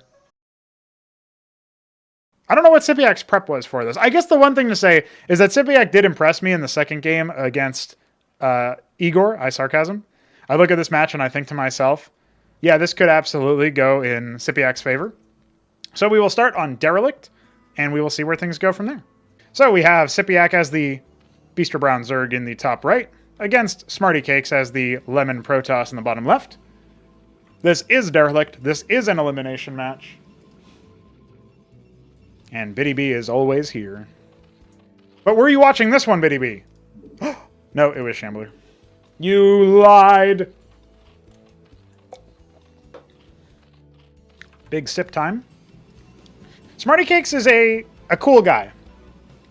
He's just a cool guy. He just has cool guy vibes, you know? When you talk to him in voice chat, he's just a clever fella. He has some funny choices of vocabulary. Like when he sees a play that he likes, or he sees a unit that he thinks is really good, and somebody comments on it, he'll say, "They're so hot." And, you know, that's just funny to me. I like that. It's a clever, quirky guy. That's all I'm going to say. But he's also Eastern, so I can't call him like a Cali bro. I have no idea where he comes from. Maybe that's where he is originally from. SYPIAC going for a fast expansion here. It's going to be, looks like a 12 hatch. Mystery Meat chimes in with an eyeball emoji. What's up, dude?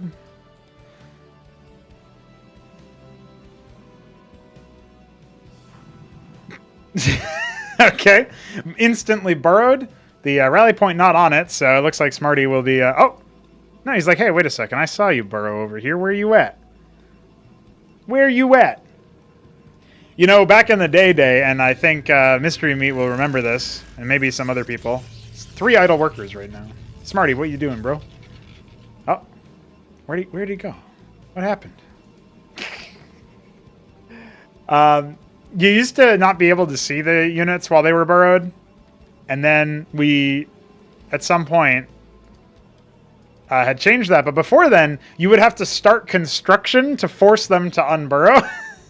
It was pretty good, honestly. Like, I just remember that and think, man, how far have we come? Anyway, there is a pool about to finish here for SYPIAC. Second hatch up. Zealot on the way. Scribe over here getting ready to take an expansion, but it's a 2-gate. So if you have consistent throughput, and it looks like the worker did migrate somewhere. Hey, there he is. You found him. Dude, I couldn't even see that. And yeah, with the consistent throughput of 2-gate, it's actually going to be a while before you can afford an expo. So that's where that worker is placed there almost as a mind game if you scout it, but otherwise is not contributing to your economy whatsoever.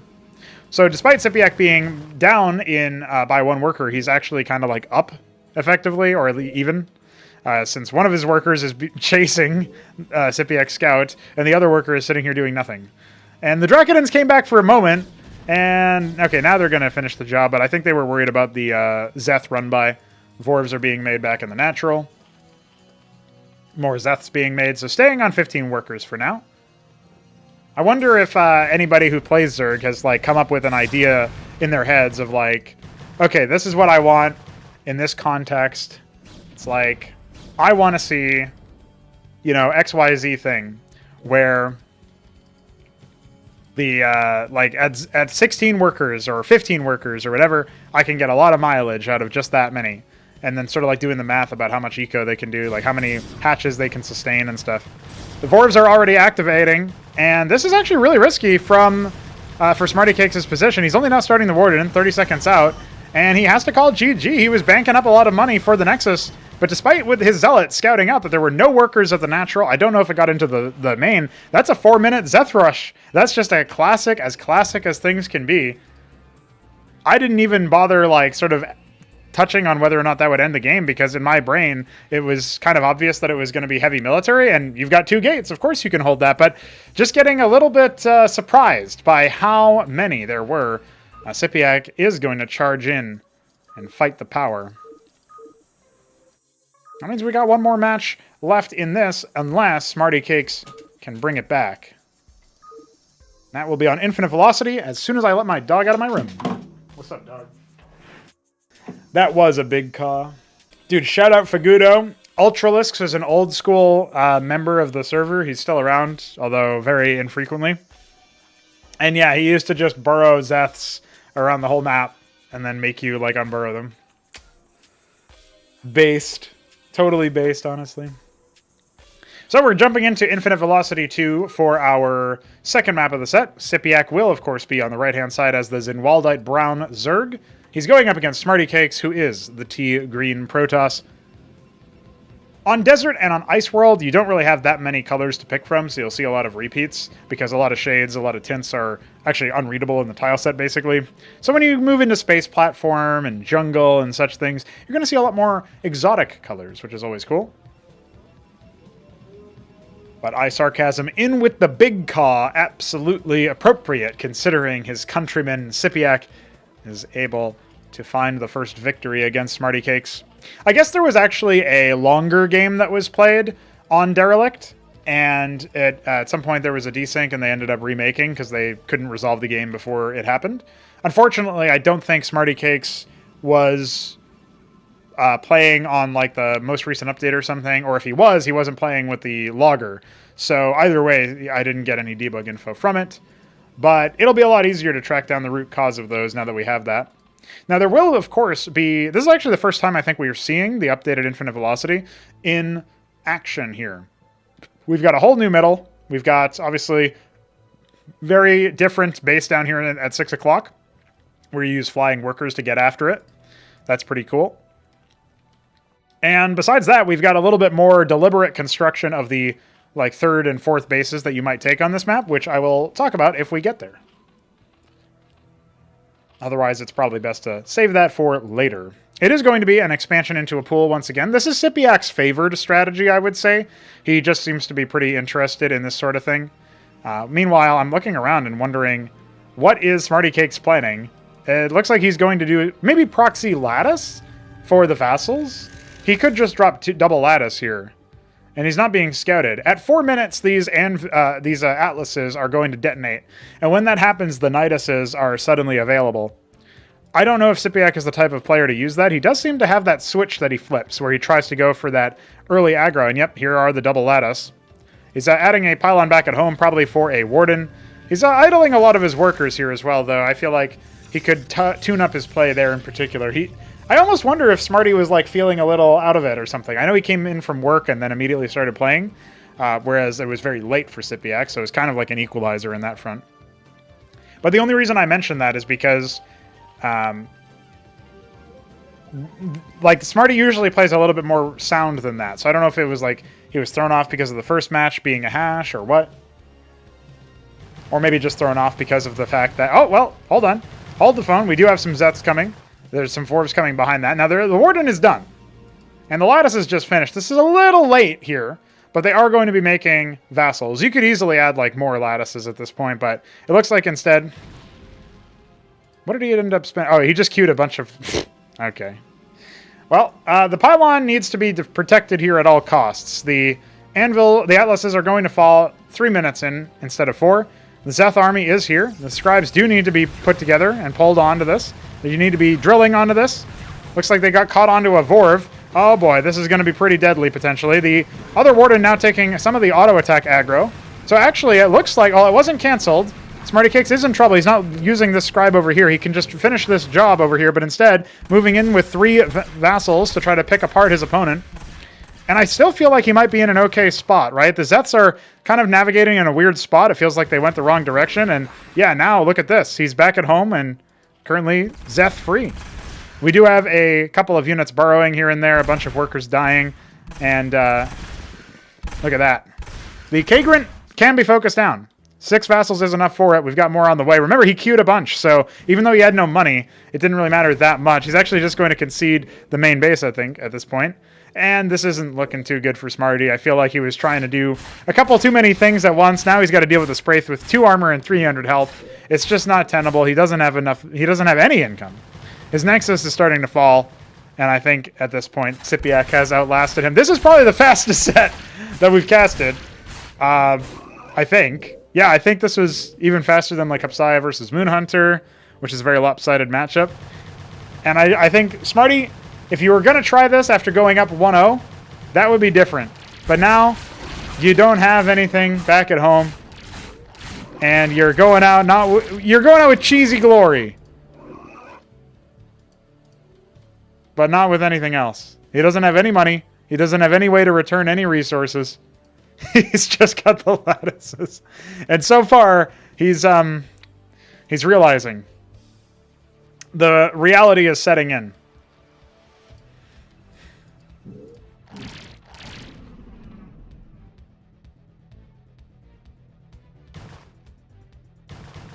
Yeah, get him. Oh, that was the last unit he could control. All right, that will be it. He calls GG, and I don't think SYPIAC knows just how silly the end of that match was, but if he watches this back, he will now. Yeah, okay, SYPIAC moving past him kind of with ease. Like, it didn't really feel like it was that much of a challenge there for him, which I don't mean to say as like an insult to Smrtycakes. It's more like Smrtycakes seems to have underperformed relative to his level previously. Like the level he showed, right, when he dispensed with Enos, felt like he was way more comfortable. And I wonder if something happens where maybe sometimes you're not warmed up or whatever and something doesn't go right. And at this point, because he was in a very lopsided match earlier where he went against Newt, who we saw qualified without dropping a series just yesterday, maybe then, like, he already had made his one mistake, and so he's now in the lower bracket. You can't have any underperformance days like that. You had your chance to have an underperformance, and that happened to be, like, earlier in the tournament. So, yeah, just something to think about, I guess. All right, we are getting into it, ladies and gentlemen. Victory Square will be a 4-spawn map where SYPIAC will take on Scoler. Who will win? I was going to see if we needed to increase the brain cell count. Looks like it's not the case. The Sunglow Terran in the bottom left, that is Mr. Nicholas, a.k.a. Scoler. 1, 2, 3, 4. He does know how to count. It's going to be SYPIAC, the Japanese Violet Zerg in the bottom right. These horizontal spawns sometimes lend towards more air, which is always exciting. I, personally, am very interested in what SYPIAC's game plan will be. He's already sending a worker out to scout top right. Worried a little bit more about the vertical spawns, it seems.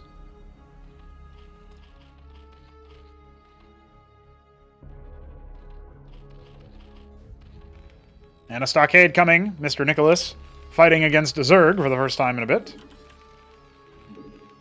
It looks like we do have to set it up a little bit higher because there are still occasional hiccups. Better to have consistent latency than inconsistent latency. Well, it's still happening, but this is going to be the least disruptive option here, I think. No expansion just yet from SYPIAC, still banking that money. Seems like he'll be taking the ever-abundant 5 o'clock back base.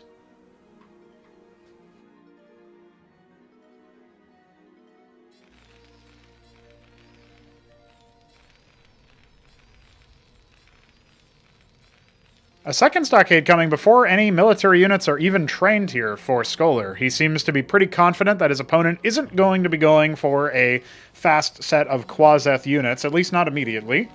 And that is going to be very exciting indeed.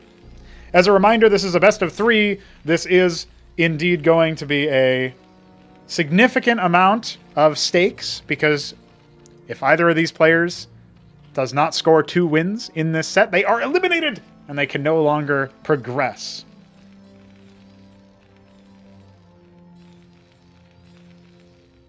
We've got a couple of Mavericks coming out. All's well that ends well. SYPIAC is now scouting his opponent.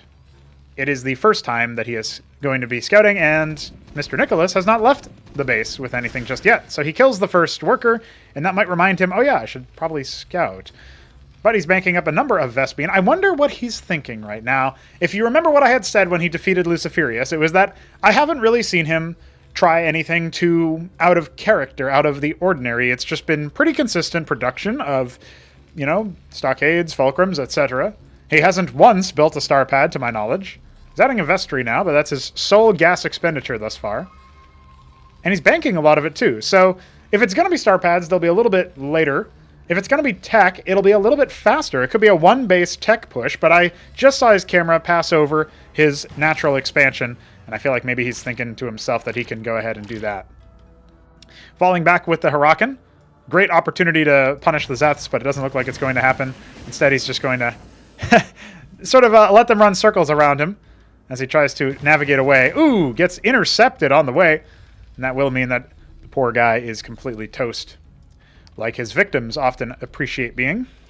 But the Zets are going to run face first into a whole horde of Mavericks. We still have a very, very minimal spending coming out here, a single Cleric. There is going to be an expansion coming. That will be on the low ground towards the frontal ramp, as opposed to the 7 o'clock position, the mirror of the 5 o'clock that SYPIAC has already taken. And not very much Vespene being harvested at all here for SYPIAC as he sets up yet another Circuit. The thing I like about this is that Scoler is in a situation where he can conceivably contain his opponent onto 2 bases. I don't know if he wants to try to dive onto this one Circuit, but the Hurakan is going to rend the armor quite a bit, and there it goes, completely eviscerated. All of the units were off to the side, and I don't think that Scoler, I don't think that SYPIAC is aware that this is even a thing that could happen. He didn't end up making that second defensive structure, and now his Quasith pool is under attack.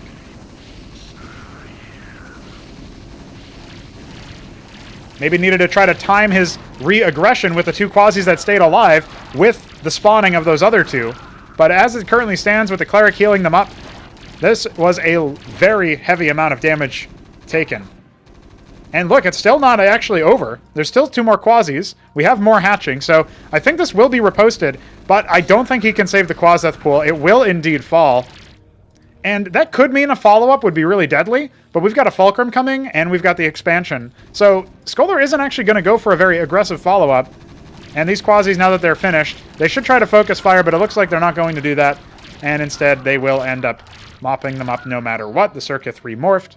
Workers counting. You know, the worker count isn't actually completely unplayable here. SYPIAC is pretty close to tying things up. He does obviously have 3 hatches, so he's going to be capable of responding to this. But Scoler has such an incredible amount of pace at this point. He's just doing mineral harvesting, and he's nearly there to 600 Vespene. A very fast tier 2 can be put down here. He's just going to need the minerals to do it. And he might not even decide to go for it. He might simply just A-move across the map. And that's the thing, is his bio army was actually fairly minimal, but SYPIAC expected a drop and had all of his units in position to do that. Right? And I think maybe that's partially because, well, he didn't see a huge amount of bio. He only saw the couple of Mavs. Yeah, fuck that stockade, punch. But, like, beyond that, it's like, okay, there's just a couple of infantry units. He probably has something else, like a Fulcrum or a Star Pad. I got to be worried about that. But no, apparently not. What's really scary is the move out. You know, what's really scary is just that ball of bio afforded through the Hurakan, rending the armor of the Circuith. And that attack did way more damage than it really should have, right? Like, Scoler was already feeling pretty good about his position because he had so much gas banked up and because he was able to expand behind it. And now he's adding some Cyclops to the mix. He is thinking about going for tier 2, but he is a ways off on that in terms of mineral income. Our players are even on workers. The Quasith pool has been rebuilt. A pair of Nathicores being dispatched to go see what kind of things it can do. But there's enough units sort of coming out of the macro cycles. I really don't think that they're going to be able to accomplish too much. The triple Circuith, to me, feels like it's a pretty safe lockdown in this position, but it really depends on how Scoler takes this fight. He sees 2 of them and backs off. He has not yet seen the 3rd. Needs to fall back and await the reaction. But here come the Nathicores. Bit of a stim coming in here. It looks like 1 Mason. No, that 1 Mason is going to stay alive. 2 Vestries here being added on. We still don't have any tier 2.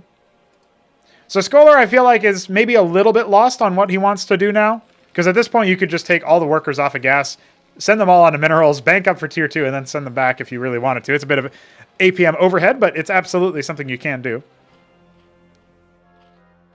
And SYPIAC can bounce back from this situation, right? Zorka's Shroud coming, that will be very useful versus the bio. You can make Zorius, which takes forever to die. You can take Lakizilisks, obviously, very good option for shredding all of the splash. You can waypoint Gorgakors into the mineral line. There's no Watchdogs or anything of the sort.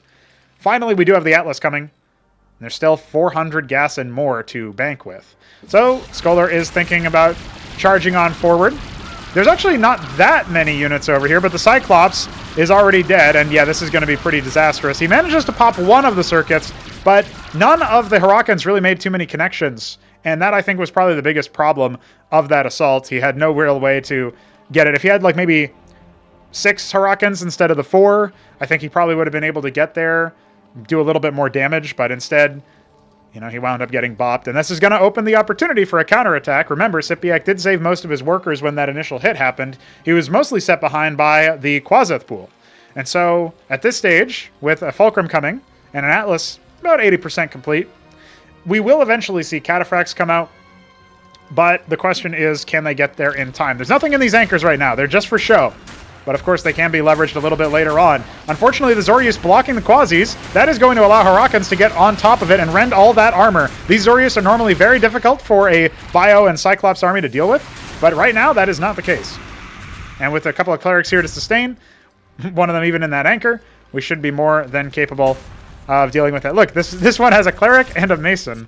That's interesting. There is no detection here. There's no Shamans coming at all. So this is going to be a little bit awkward, right? We have a Captaincy coming. I know Scoler is appreciative of the Apostle. He's adding a Star Pad for detection. I don't know if he's aware that Shamans detect when deployed. And instead, he's just going to see if he can repair this over time.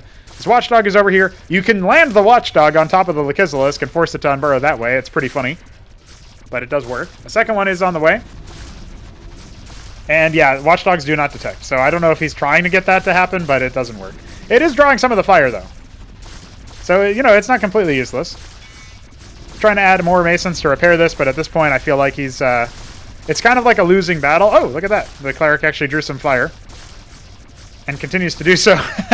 Unfortunately, this lower anchor is actually going to be the one to get attacked, and revealing a Cleric and a Mason, as well as 2 Mavericks. Well, trying to go in for the kill here. The Phalanxes are queued up, but not necessarily anything happening from them just yet. We've got Madcaps as well, and Anseal on the way just now, so about 30 seconds before that comes up. The Lakizilisks can continue moving in. There's 4 of them over here, and I think that this base is going to need to get focused down by SYPIAC if he wants to continue his, you know, stretching out his advantage. Some of his units kind of locked onto these Watchdogs on the front. The Madcaps are starting to be out. Phalanx is deployed, but it's on the low ground. This is not the ideal location for it. It is going to go ahead and get a couple of shots off. Well, unfortunately not able to get that second one. We have another unit coming out, the Madrigal. Of course, the Antseal trying to protect now that it's out, and that will give him the opportunity to attack the Wikizalisks. But this is really the opportunity, I think, where Scoler should have probably been able to keep that Phalanx alive. He's now in a situation where SYPIAC has spent most of his larva on military units. Deploying the Madrigal, trying to get as many shots off as possible, but there's nothing to follow it up with. No additional Phalanxes. He's queuing up more in the meantime. I don't know where the Antseal went. I think it might have actually died. And that could be SYPIAC taking a surprise upset victory, because I don't see how he can possibly get this away. Yep, he calls GG, and that will be SYPIAC taking the first match. Remember, I would say Scoler is pretty favored in this setup. So for him to drop that after such a decisive early game advantage shows character from SYPIAC. It shows a little bit more than meets the eye. It will be high water for our next match. This is where we will see if Scoler can make it happen, or if SYPIAC is going to run away with this. Do or die now. Nicholas needs to smarten up, see if he can get that bio follow-up. And honestly, I do think that a large portion of that last match was just down to his lackluster follow-up going into, after a very, very successful early round. SYPIAC, the Coyote Brown Zerg in the top right. Cross spawns on high water. It's going to be Palatinate Blue Terran of Scoler down in the bottom left. I'm really happy to see SYPIAC find success. I didn't think he was particularly favored in this match, and I thought as soon as Scoler just sort of ran him over with that surprise move, that looked even uncharacteristic, because I would say SYPIAC is usually not going to get caught off guard there. But apparently it wasn't going to be enough, and I do think I attribute that to Scoler not really having a unified approach to the follow-up.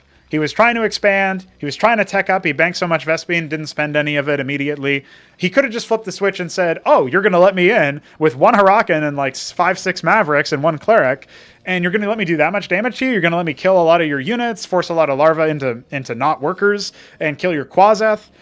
I absolutely can follow this up. I can rally additional units over, continue the assault. I can go into like double Fulcrum production or something to that effect if I need to spend some Vespene on something. There's definitely some things that he could have done if he wanted to end the game sooner. And otherwise, if he wanted to make a unified push, he needed to stop building so many, units out of the mineral-only approach. But that didn't end up happening. Now, it looks like we will see a similar play. I think SYPIAC's play is very stable right now. He doesn't really do any sort of early cheeses. He hasn't really worked any of those in. I think he's still very much learning the openers. He scouted top left for now, and will most likely scout bottom left next. Looks like that is the case. So with that out of the way, he is going to find his opponent. And by the way, Scoler actually didn't scout his opponent, interestingly enough.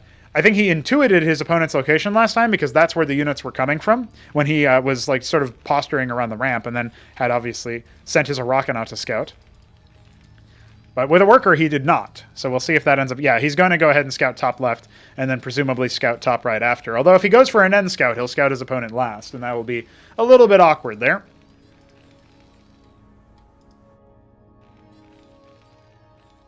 Triple Maverick, it's a double stockade opener. This can be a very aggressive situation, and I don't know if SYPIAC is going to scout this, right? He might just see, oh, you've got 3 Mavericks. I don't know if that means that he knows that's actually a double stockade.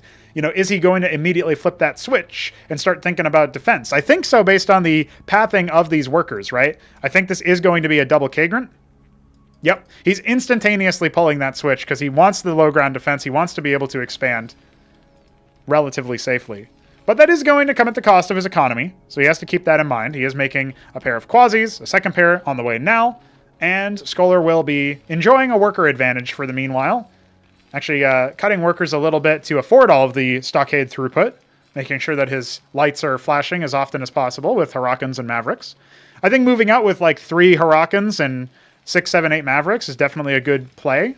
For now, it looks like it's going to be a bit more Maverick focused. The reason I say 3 is because you can absolutely, focus fire these circuits if it's only going to be 2, right? You kind of want like 1 base Huracan and then 2 per circuit.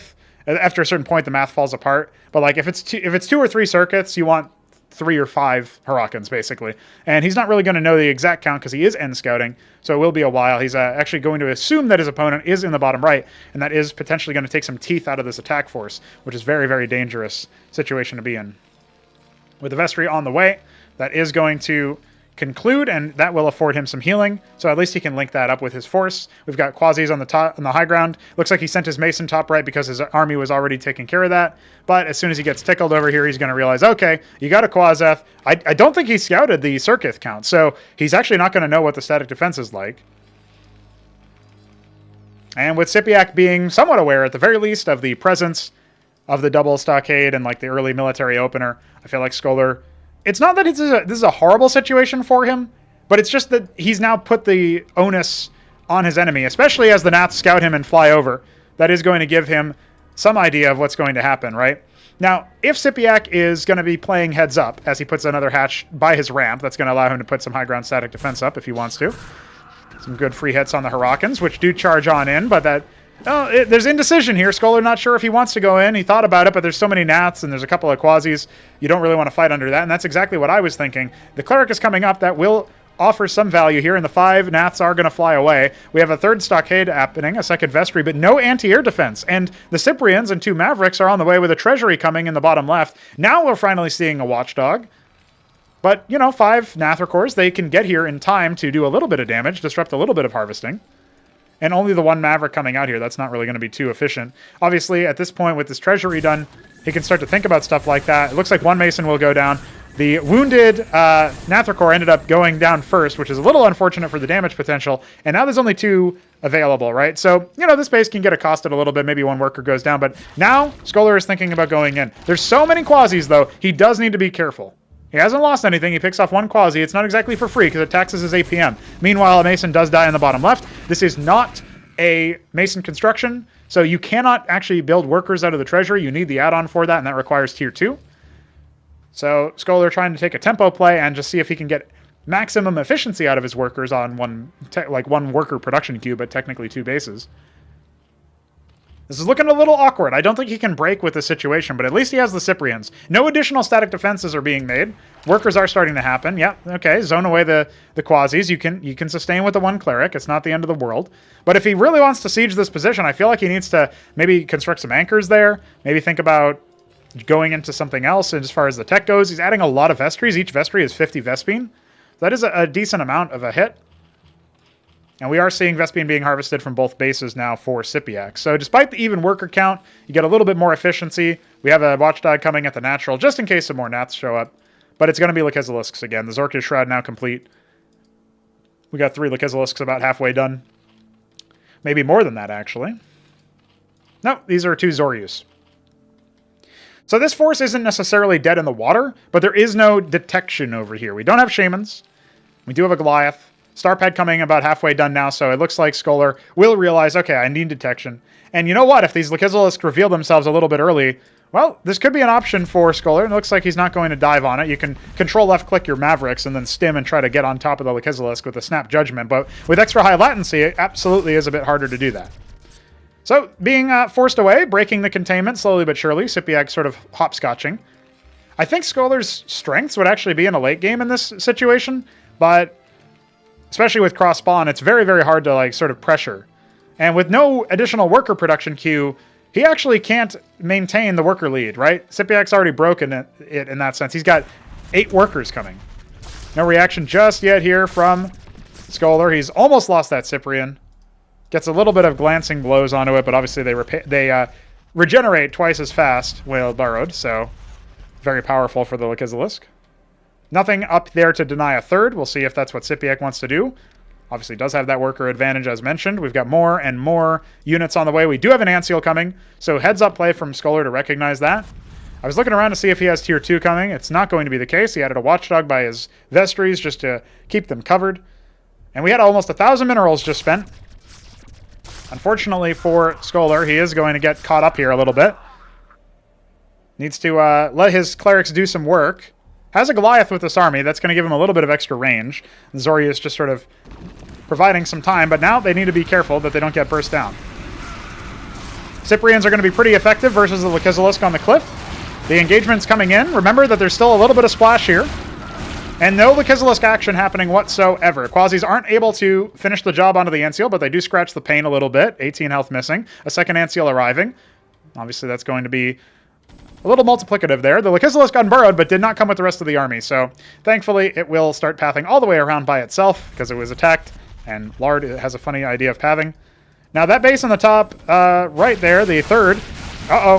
Scoler needs to pull his Anseals back there. They shielded. They spent all of their energy shielding each other. A little bit awkward there. We still have 3 Lucifirius over here. If Scoler isn't careful, most of his army is going to die to them. And remember, he doesn't have that much over here. So, he might... I don't think this can actually clean it up. This is deceptive. But the Lucifirius do need to come in and force it through. It looks like they will reburrow, and that's going to clean the rest of this up. During this whole time, the Droleth wasn't making the third, but that's okay. I mean, 1 o'clock can still be taken now pretty much for free. Clerics being tickled to death, the Anseals falling back. None of them ended up dying at the very least.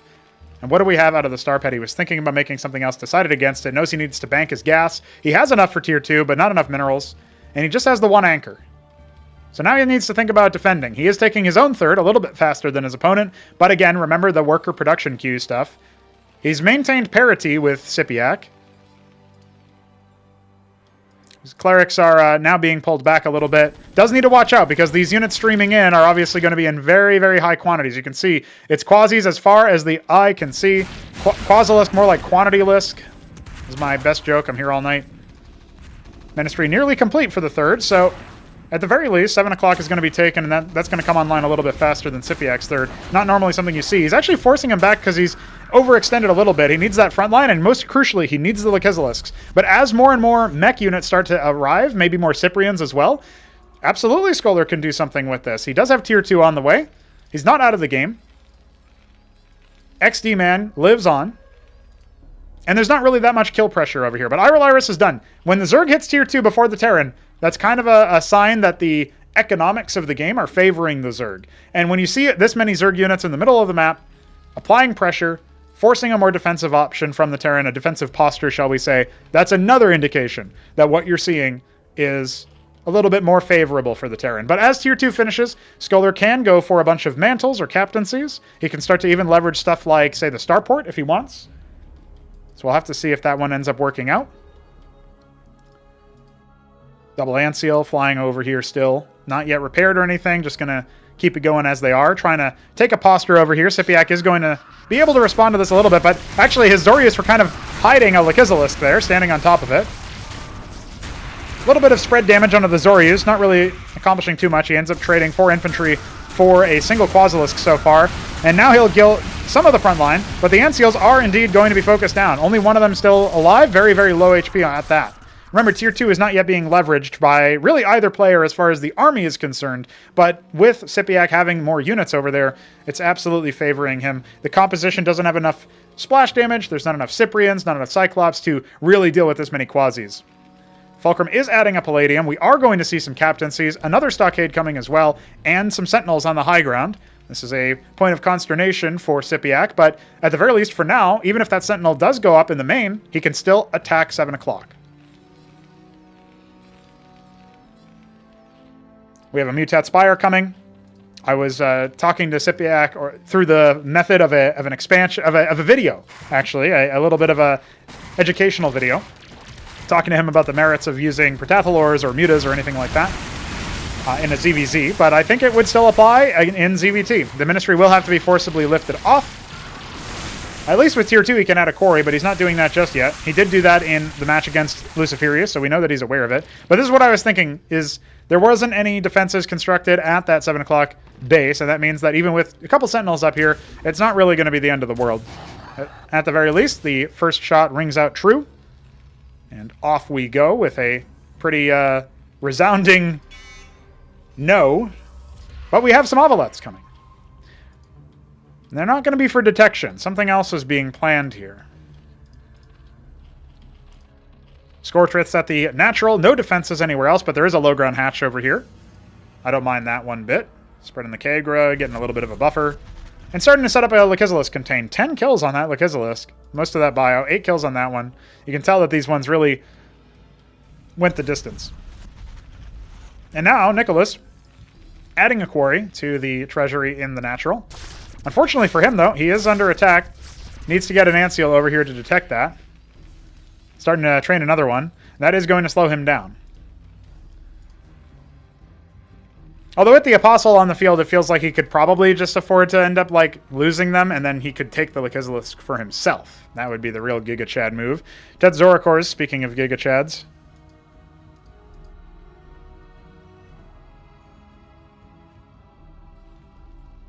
Now, there were 2 Ovoleths made. One of them is over here in the bottom right, and the other one's sort of keeping watch over here. I guess he might be aware of Sundogs or something to that effect. Obviously, he knows Tier 2 is up since the Sentinel cracked off that shot onto the Zorius. Here comes an Antseal, though. That will allow this army to bop the Lucifirius. There is a Phalanx being deployed. Cataphract is out. Nice sort of spread of different Tier 2 Terran options here.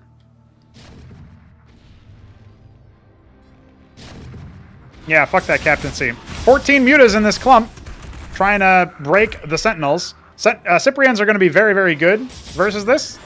Atlas being harassed, the bounce damage onto that Watchdog is going to be very good in this situation. But here's a Cataphract. And they can deal pretty good damage versus the mutas. Another Watchdog going to go ahead and fall. And remember, Scoler is behind in bases, behind in workers. So this economic damage is just applying more pressure there. But it's just the one Cataphract. It looks like SYPIAC is convinced to fall away. I mean, if the Antseals were there, I would understand it a bit better, because the Antseal will help protect the Cataphract, but it's only the one Antseal anyway. You could dive it, and then dive the Cataphract. And there wasn't really any other reactions just yet. So more Watchdogs going to be made, more workers going to be produced, but I think this is going to be the committal. And unfortunately for Scoler, I don't really see a way for him to be out of this. The Apostle isn't being focused just yet, and it will sustain and force multiply some of these units. Unfortunately, though, with all the mutas being shredded, I think maybe SYPIAC might have actually overextended. The Bactylisks do end up picking off the Reviver at long last. There are some more on the high ground. Protathalor is shredding the rest. There is still just the Cataphract. Nicholas calls GG, but honestly, he was actually going to be able to hold that. He ends up capitulating, and SYPIAC moves on. Unperturbed. On a bit of a rampage right now. And that will mean that Nicholas is going to be eliminated from the tournament. It's a sad day for XD Man fans, and a happy day for Zerg here. This is an elimination match. It is a best of 3. It is Terran versus Terran, and it is exactly the level where I expect a lot of shenanigans. Yes, I see these player names, I see shenanigans. Been trying to format the sort of state of things so that they're always remembering how many maps and what the map state is and stuff. I don't know, it adds a little something. Ideally, I wonder if you could add something like that to the user interface. Yeah, I was hoping so. I was thinking like having an in-game input for it would be really tough, but yeah. Oh, Canada here. There you go. Just high. This is good because you can do a little bit of micro on high, and that's MoonHunter decided not to. MoonHunter wanted to hunt them for the moon. All right. A little bit of light speed lag time there. He's got MoonHunter. Oh, this is Terran versus Terran. It is. The beige Terran in the bottom left is MoonHunter, already starting to harvest some Vespine, and we have the Ultramarine Terran of ItDepends in the top right. Yeah, this is a early scout from ItDepends. I think he's not above putting down the cheese. He practiced some TBT against Nablime. It went horribly for him. He has some very interesting tactics where he'll go for ridiculous walls. And Nitro Valley was banned. That's where he practiced most of his walls, so I'm sure he's sad about that. But annihilated. I'm sure he's got some other ideas as well. I think he's practiced on Derelict, so we might see that. I had a couple matches with Nablime, and he asked me, can you play like Mystery Meat? And I'm like, well, I'll do my best. And right. Yeah, I guess I wasn't really surprised, but especially with the infantry buffs, the double racks all in is quite strong. I was able to hold them off, but I had to do some pretty autistic shit to hold it off. And like anchors are really difficult to deal with even if you have forewarning on them. If you're also Terran and you aren't like spamming Ahmed, it can be really, really difficult to deal with them. So it's actually going to be a Fulcrum first for MoonHunter, which, from what I remember, isn't MoonHunter also suspiciously cheesy? Oh, yes. He's the guy whose first ever recorded match on my channel is him going up against Hamster's off race as Protoss. MoonHunter's Terran does a double stockade in the middle of the map and then just like proceeds to anchor cheese him. It was like a 20-minute game. It was very prolonged and it was ridiculous, but he did win. So all's well that ends well. The gist I got out of the thing is the matches with Nablam. Although it's not a very good basis to go off of because I imagine these players are probably going to play quite. There's actually a record. He's been slapped. You know, there's been a lot of proxy scouting from ItDepends as well. He's very paranoid. Yeah. Oh, that Mason's trapped behind He the could anchor. put it into the anchor and then unload it, and it would pop out on the bottom or right. he could just left it if he really needed to, but nah, he's stuck there forever. He's chilling. He's taking a break. Yeah. The general gist I got is that Cataphracts, unsurprisingly, are going to be pretty staple in mid-game. And these games are played on pre-release? Yes. Okay. So that's after they were already adjusted to be more do you rapid change them? They're rapid fire a little bit more. They fire faster, but they also have less range and no armor pen. So they're more about controlling masses. Okay. Yeah. Yeah. The phalanxes were more useful against them at that point. So I guess that won't be quite as much the case here, where I figure they're probably going to be able to destroy phalanxes pretty easily unless they're on ledges. This was on a ledge. There was a lot of nukes, which, again, Seraphs you can get quite early into Tier 2. That's not really going to change too much here. Was Radiant fixed on this version? Not on this version, but it is fixed in pre-release, so it will be fixed for groups. It was nice for that to work again. Yeah. I got so much mileage out of that. Now there's a nice. He's doing the rain dance. He's summoning additional men. ItDepends is being accosted. I tried to go early Goliaths against Nablam. He went all Achmed. It did not go well. It went terribly. With some mismicro on my behalf, but well, that game is just beyond stupid. But actually, Goliath Cleric is very good for actually breaking bunkers, however. You are not going to go through the armor very quickly, and just a couple of clerics can easily heal it. Now, he doesn't have any clerics at the moment, but he does have one on the way. Okay. So he will probably be looking to continue pressure here, and he probably can for a little while. This rally point is just... there's three. No, there's a third. He's collecting them. Listen, there's already the body of one of them, too, so... One of these Hupsaiya games, he's got 5 Legionnaires trapped, and it just annihilated me. This has the same kind of energy. There's like 4 gates and a Crucible, and he's just spazzing them out there, It's beautiful. Units just like to get stuck. In one of our games, I had a Zealot that was stuck in a corner. I had no idea how he got there, but he was just stuck there. Oh, yeah, then you randomly commented, why is he stuck? Hey, the Cleric isn't moving in to heal, so this is a little awkward. The Cleric was, he did manage to save it, though. The Mavericks did not commit to it. There is indeed a wall slowly forming. Goliath can tank this, especially if the Cleric is actually healing. There you go. All right, unfortunately, the one in the front is taking a little bit of damage, but it looks like it's already pulled back. Second Cleric arriving. Commitment issues there, but this here can actually do pretty well, unless the Cleric dies. This can actually tank pretty much indefinitely, especially just the one anchor. Yeah. And that can be kind of a hassle as this starts gaining a lot of momentum. You really do need Achmed to deal with it, and Achmed can pretty easily deal with it. But you need a few Achmeds, maybe a way to engage. Nablam is using Trojans that made it a lot easier. But you have to be a little careful with it, though. I was able to snipe a Trojan quite easily with the Goliaths because they do substantially more damage down the anterior thanks to that armor penetration. So they have a little bit. If you have enough of them, it can actually be even hard to approach them. But this is slow grind. This is really what I was hoping to do, is just a slow grind. And that down goes a stockade. And he's only got the one left. Fatal, yeah, but it's just draining his resources and time. And he knows to go in. He is going to be able to pick one of them off. He almost surrounded the other. It wasn't being micro backwards. Dies. Yeah, MoonHunter is a little lackluster on the micro, and even though he kills the anchor, he will slowly lose another Goliath. So once you lose enough damage potential, it just becomes kind of a stalemate where you got the anchors, you got the Mavericks, and the Clerics can start to get sniped. That can be pressured down. One of them almost goes down. Not going to be a committal on behalf of They have less armor, so they die a lot more easily. Yeah. If they're sitting there healing each other and not your Goliaths, that also can lead to a potential all-in. You can see that ItDepends is waiting for that opportunity. He does manage to kill one. Yeah, there goes down a Cleric as well. He's losing a fair bit to this, but more importantly, it's really tying up his The spending, yeah. He only has the one stockade on the low ground. He never ended up making any additionals. And now, the one Cyclops. This always forces a GG. Yeah.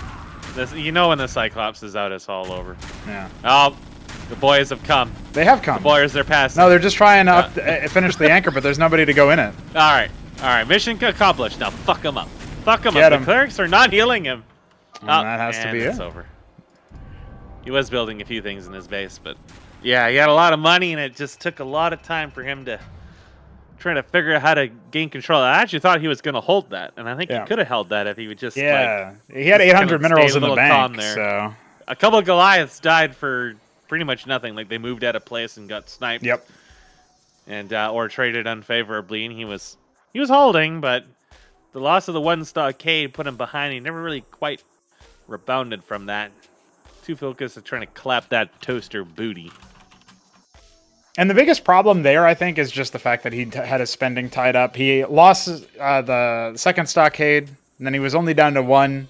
At that point, I think MoonHunter probably outproduced him in terms of just having fulcrums, and it was all on one base. ItDepends would have had the macro edge if he had kept the game alive, and he could afford to even lose workers, because as we talk about in all of these games, you know, if you've got the extra town center, you're pretty much good to go as far as that stuff is concerned. Like, you don't need to worry about it as much. You've got the ability to replenish your workers faster than your opponent does. So, Xcedu wasn't banned? Xcedu was not banned. My God. And it's been selected by ItDepends. Oh my God, I'm going to fangirl over the cheese. If they just proxy each other in this, it'll be perfect. I think it will happen. I'm still waiting. I pray that it happens. This will be the fastest Terran versus Terran ever seen in the history of StarCraft. And yeah, I agree. Having something like that for in the UI would be lovely if we could just input it. Some sort of, even if it was just like a status message that displayed permanently on the top, sort of like a pinned message. Yeah, you just need a way to input it, which would be, you know, where are you going to do that? You know, maybe like just a special chat command or something. Like that, right? I don't know. It would be something to think about anyways. Xcedu, in the map where everybody bans it, very likely because of that in-base that is very, very easy to attack, even though it has been adjusted since its first installment, where a Draconin could pretty much deny that entire base, much less an anchor. Now, Nablime says you can still harass it super easily, and maybe that's true, but he also said you could still harass it from the low ground, and I can't think of anything. Maybe a Cantor's? Maybe, but even then, I don't know where. A few units could do it, like Tier 2 especially. Tier 1, Cyprians. I think even Cyprian's in an anchor and a Goliath. Maybe a Goliath and an anchor would have enough, especially. But not sure. Like they're going to be clipping random things from there for sure, depending on where they're moving around. So especially from the top angle, that's like the closest to the resources. Oh yeah, there. I can see that there because that's buildable there. So yeah. So there's a few spots you could do there. It's kind of an open area. Like your main in general in this map is really fairly exposed, and the back area is just like free reign for a lot of air units and other things to just kind of go in. And that's an area that I don't think there's a match I've played on this map where I have not like built engrams there. Like I just will fly a worker over there and just start building engrams on that ledge, and it's just they will just shoot random shit there because it's an air only ledge. Yeah. It's kind of stupid, but yeah, that's what can happen. There's not a lot of maps you can do that on. The last one I remember is the one that I don't know if it was you or Mystery Meat that dropped fucking Lakislus on that ledge right next to the base. Shambler did it to DF in a series, and he got the win off of it. Yeah, that was Crossguard back in the day. Yeah, Crossguard. That was just unbelievably stupid. And that's the kind of thing you need to see. Where, you know, I didn't envision people would start to do that until people started to do that. It was like the first thing I thought of when I saw that ledge is this is going to happen. It's going to happen. It's going to happen to me. Yeah, in my head, I'm thinking it's so easy to stop because it's all the way in the corner. You can, it's like bait and it's like a noob trap, but actually, well, it was a trap for the person who was too newbie to stop it, right? So we just ended up. Well, it's such a long. It seems like such a long distance, but a lot of that travel space is over a ledge. Right. Yeah. So the Obelith just flies over the ledge unless you already have a chunk of your units sitting on that ledge, which, you know, why are you wasting your early units to sit on the ledge in the off chance this happens when you could be doing something with it? Like, and even then, you may not even necessarily be able to stop it, like, depending on what race you are and what units it is. Like, Mavericks might have a hard time actually killing it. Meanwhile, in this match, MoonHunter is, once again, doing pretty much the same thing here. Yeah. Goliath, you'll probably see him drop down that stockade again pretty soon. Yep, he's a big also fan. very, the same. Yes. Checking for proxies in his base all over the place. Yeah. But So just no patrolling for an proxies early yet. drop or an early anchor, because he knows MoonHunter's reputation. So he's got a healthy stack, right? The orange Terran on the right, that's ItDepends. Beige Terran on the left, that's MoonHunter. And the first Goliath has arrived. I'm astonished there is no cheese. Actually astonished. But this will be a little bit easier for ItDepends to defend. Oh, yeah. And he can use that in base. And if he manages to dive this Goliath and kill it, that'd be a nice early win for him. And He's stimming a little bit too frequently. Yeah, he keeps stimming him all the time. Yeah. he really needs that speed. Yeah. He needs a He now, wants to go and he got it. fast. Well, he's adding a vestry, and his wall is complete. So I hope he corrects his rallies, because he can't get out otherwise. That one Maverick in there is trapped. Looking over the wall at his brothers, saying, sorry, dude. It's safer in there. There's no Goliaths inside for now. Yeah. Indeed, MoonHunter's getting the vestry, and ItDepends should feel a fair bit more safe this time. Yeah. He might add some stockades in here. Oh, he Just actually to brings make his even men more back Mavericks. in. Isn't that funny? And he's got his own anchor, which will undoubtedly be lifted off and moved over. Lots of anchors. We had a bit of a Double conversation, and this won't be done in time for groups, but basically there will be, you and I had a conversation a bit about like what I plan to do about liftoff, and how like, airborne structures are very, faster than they are in StarCraft 1 by a little bit, and that does give them a little bit more mobility, and some people speculate that's a problem. I think if you nerf it, it nerfs so many other things about Terran reposition, nerfs their defensive power, it nerfs their ability to, move stuff around the map and move. That's why I bases, said specifically like static defense structures, right? Because I know that if you start nerfing everything, then especially in the larger maps that we're tending to play on here, it can definitely be detrimental to all of them as a whole in a way that you really didn't intend. And that's sort of the thing is right now they're all governed by the same speed. Now they don't have to be, but I'd like to keep that for now. And I think the solution to it, since it seems to be happening for like the biggest problem is that if you can't stop the land, then it just feels very hopeless because they immediately activate. Whereas if we have a more involved landing and liftoff sequence, so that there's like a 1 second delay before they turn into an air unit, which will stop you from hopscotching, and a 1 second delay before they turn. I mean, they're going to be a ground unit, but a 1 second delay after they finish landing before they can become used again, before units inside an anchor can fire, before turrets can attack, before structures can train or whatever.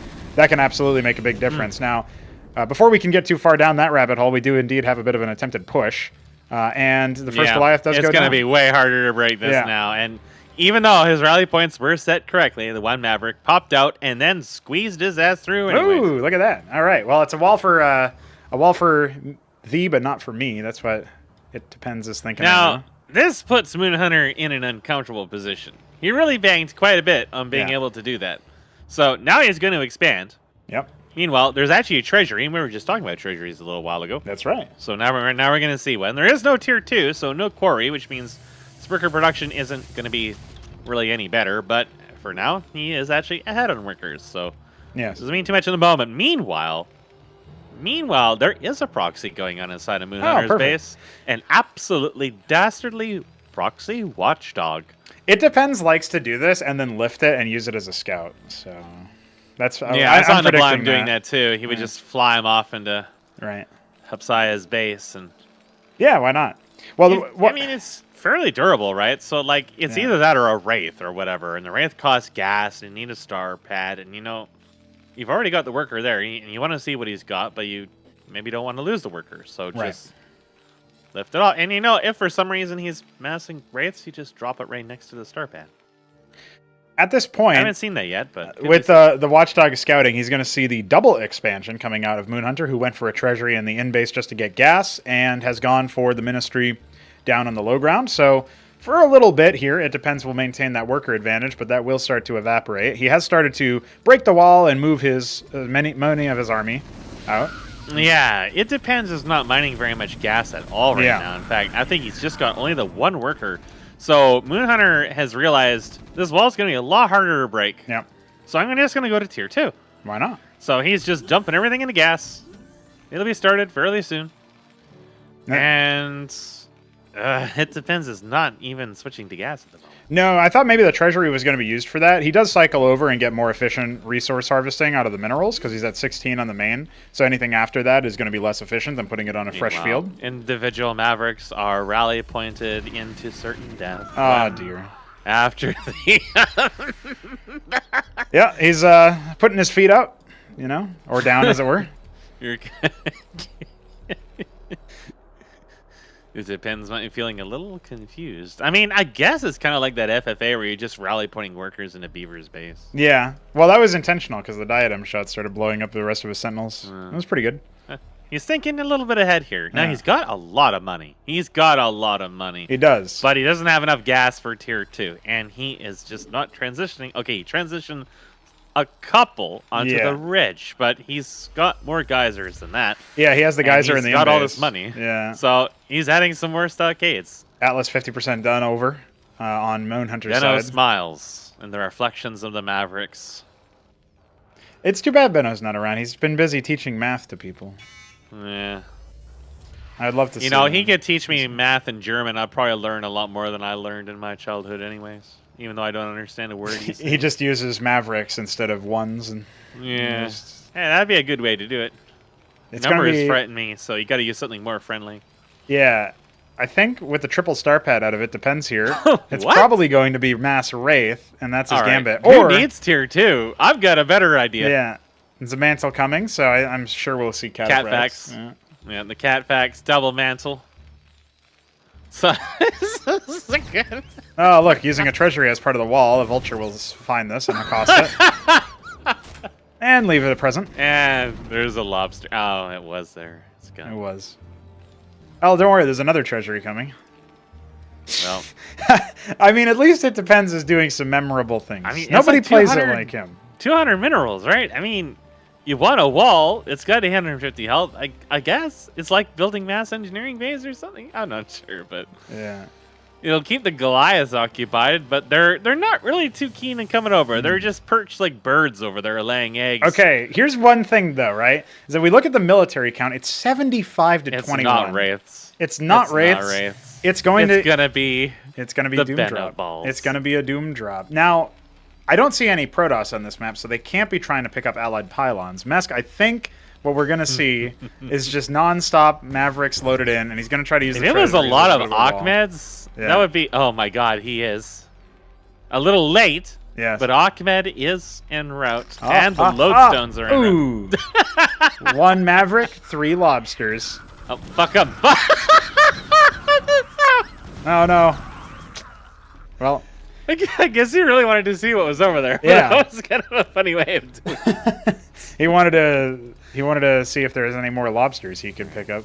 Ahmed is being assembled into the gravy train. Watchdog Meanwhile, finally got sniped elsewhere. I think he parked his Watchdog on the ground or something. I don't know what happened over there. I just heard an explosion. I look back, there's rubble, and the Watchdog is gone. So, going in for a last-minute scout. Where was that? It was in MoonHunter's base. ItDepends had that Watchdog he proxied, and then proceeded to use it. That may have told him that there was cataphracts there, because there really isn't too many things that could have killed it otherwise. Oh, I guess there was some Cyclops. Yeah, it was in the lodestone. Yeah, I see the rubble. It was right next to where the lodestone was. Yeah. He would have seen the mantles. So that was important information. Yeah. Now he knows that he's probably walking into a giant meat grinder. This is going to be really dumb. But, I mean, I guess if you're going to fight cataphracts, having, like, 90 infantry may be the best way to do it, because they can only hit so many targets at once. Yeah. Well, there we go. Loading up 6 full Trojans. There you go. Get a woman in there for representation. Still is not mining gas from that in base. No, he doesn't need it. There is no tier 2 on the road for him. If he does not take this, his wall is going to be slowly... I mean, these are already going to come here, so he's going to either have to pull the trigger on this or use it to try to dive the attacks as his clerics die. If he had Cyprians here, I would feel a little bit better about what he's doing, but he doesn't.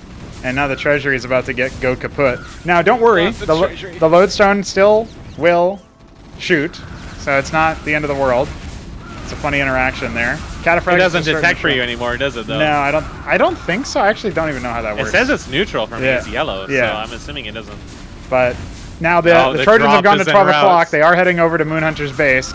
Lodestone, will it be targeted? No, too busy attacking everything else right now. Nancyl died. Nancyl did die. There's 4 cataphracts here, so this is going to be the hold of the century. Repairing the Lodestone desperately, but it's not going to be enough. Here comes the cataphracts, firing more shots, and here comes the drop into the... He's just unloading it all. Yeah, just across the... It's just a stream of infantry across everything. Still got a couple more in that leftmost one. And honestly, I mean, if he microed this a little bit better versus the Cyclops, I feel like he could absolutely do something here. But look, I mean, there's still more anchors. Not for very long, but there are still more anchors. The raid boss appeared and then died. Oh, really? Did a Cataphract still die? Pounding the front of ItDepends the space. Yes. Slowly mowing down the single file line of Mavericks. Yeah.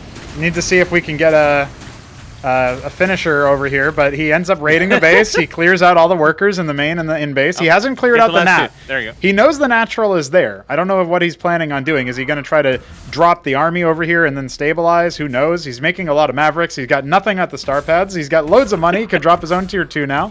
There is another. Didn't get rid of the Atlas or the mantles. Those are still producing things. Yeah, I know. That's something that would have been a priority target for me, especially since they were in the middle of working and there wasn't really much here to stop you. But it looks like ItDepends is doing his darndest. The Mavericks have stimmed and they are targeting down. Anseal is no longer has any energy. No. Oh my god. Oh god. Oh he lost everything already. There's only a handful of units in there.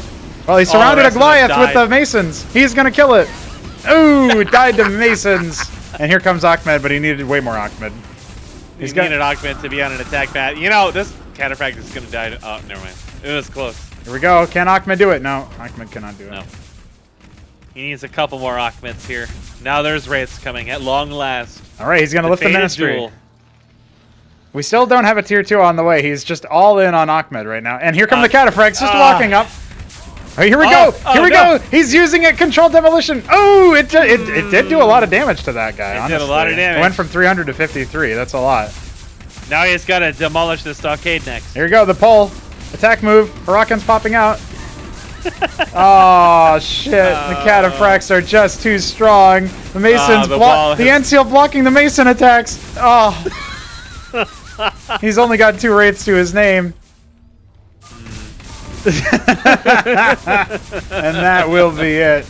It looks like MoonHunter survives another round, makes it past. ItDepends. It all came down to the 2 Trojans dying on their approach. Although even if he killed the Cataphracts that were in the way, there was more there, and he still had his production. So I think that it was going to be a slow death, anyways. So our map pool is actually kind of standard for this one, as standard as map pools get here. I mean, Victory Square being banned and Sideshow being banned are actually kind of surprising, but I know that Victory Square, that was a map that Veek said he was not interested in playing after he lost to Newt. So he comes in here.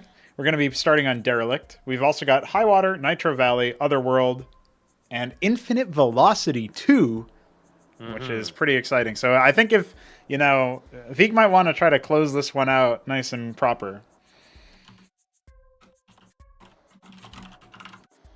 Well, Sideshow being banned is kind of interesting because I think Sideshow has like become like the second standard map after Derelict at this point. Everyone seems to start on Derelict, and then Sideshow is usually like the inverse. Like all the practice that 3Crow is doing was on Sideshow. Yeah. About half the practice I saw Hupsaiya doing was on Sideshow. All the games that you were playing were on Sideshow, but I think that's because you were testing the map when we were playing. Yeah, it was. I think Sideshow's actually gotten to a pretty solid situation. I don't think it's... It was like a successful experiment, basically, because it's not exactly like Bog standard layout, but it is familiar enough, with the differences being mostly how you move out from having 3 bases.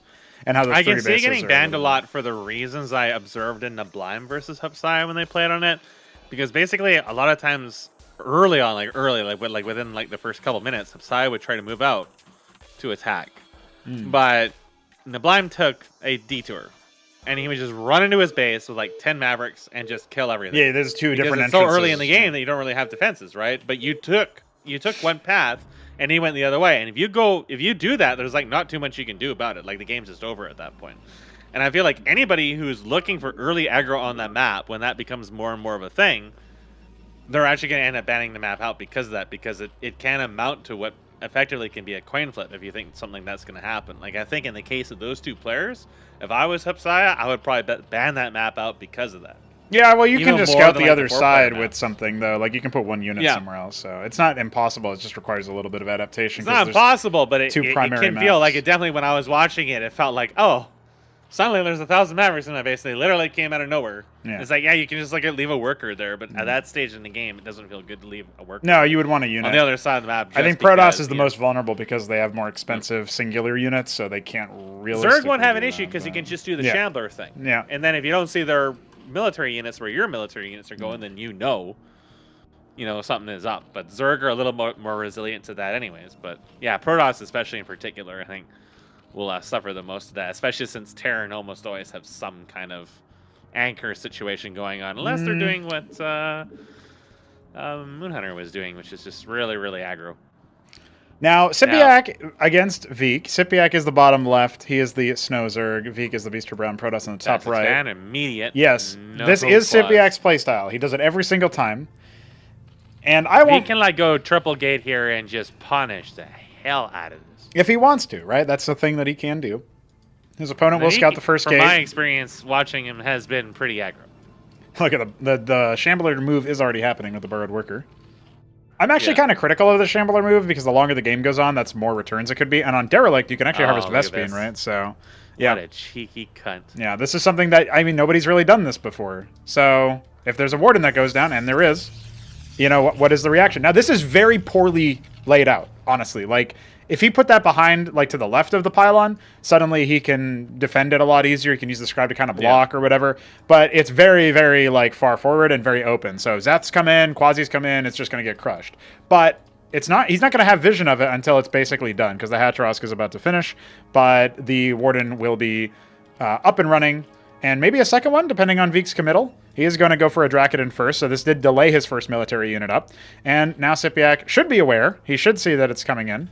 And, you know, this was something where he didn't scout, he didn't keep track of where the unit was. And we do have 3 pairs of Zethra cores out. Currently... Those should deal with the Warden pretty quickly. Yeah. So there's nothing coming over to assist it. There's no second cannon being built. I feel like with the position it's in, you definitely wanted to have a second cannon there, but of course the investment would have been really high. So that really wasn't going to happen. He's actually morphing some into dwarves and not attacking it yet.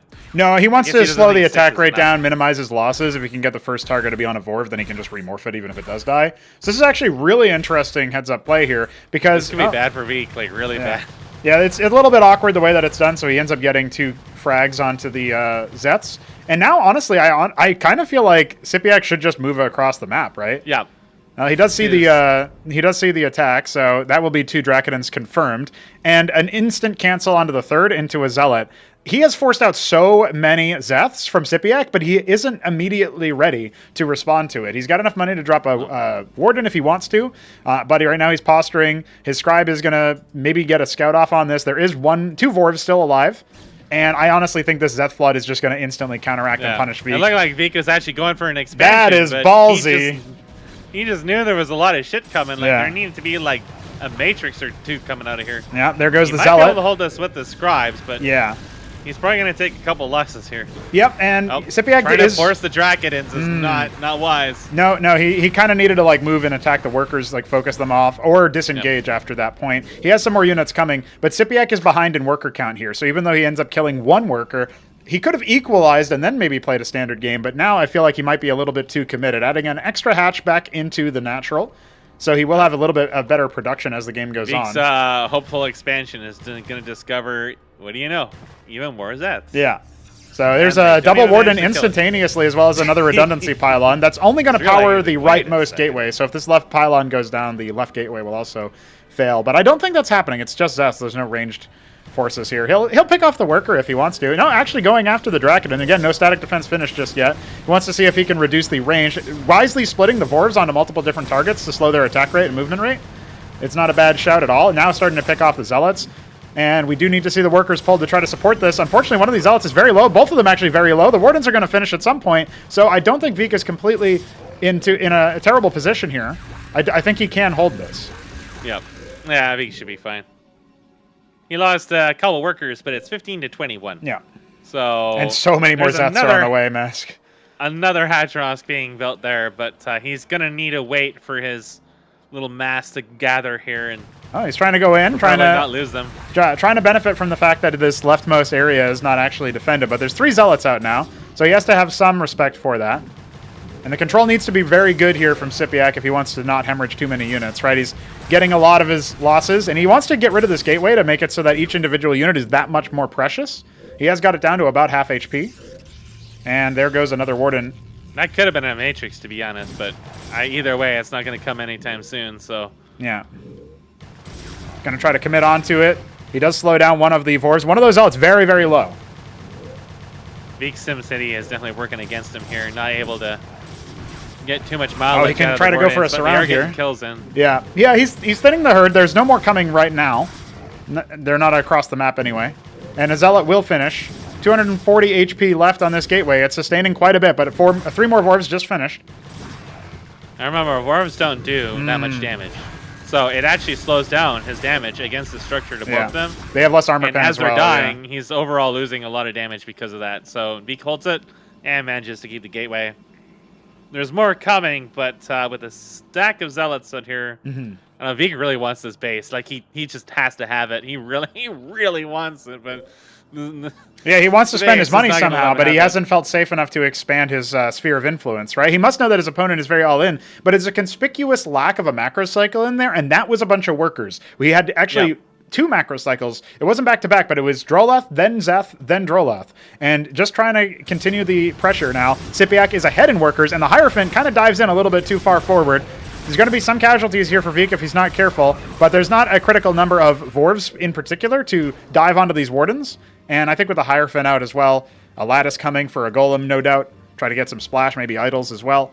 I think Vik has indeed stabilized. It is going to be another round of workers. And so SYPIAC will probably look to take a third base sometime soon. Not going to cancel that Vorv.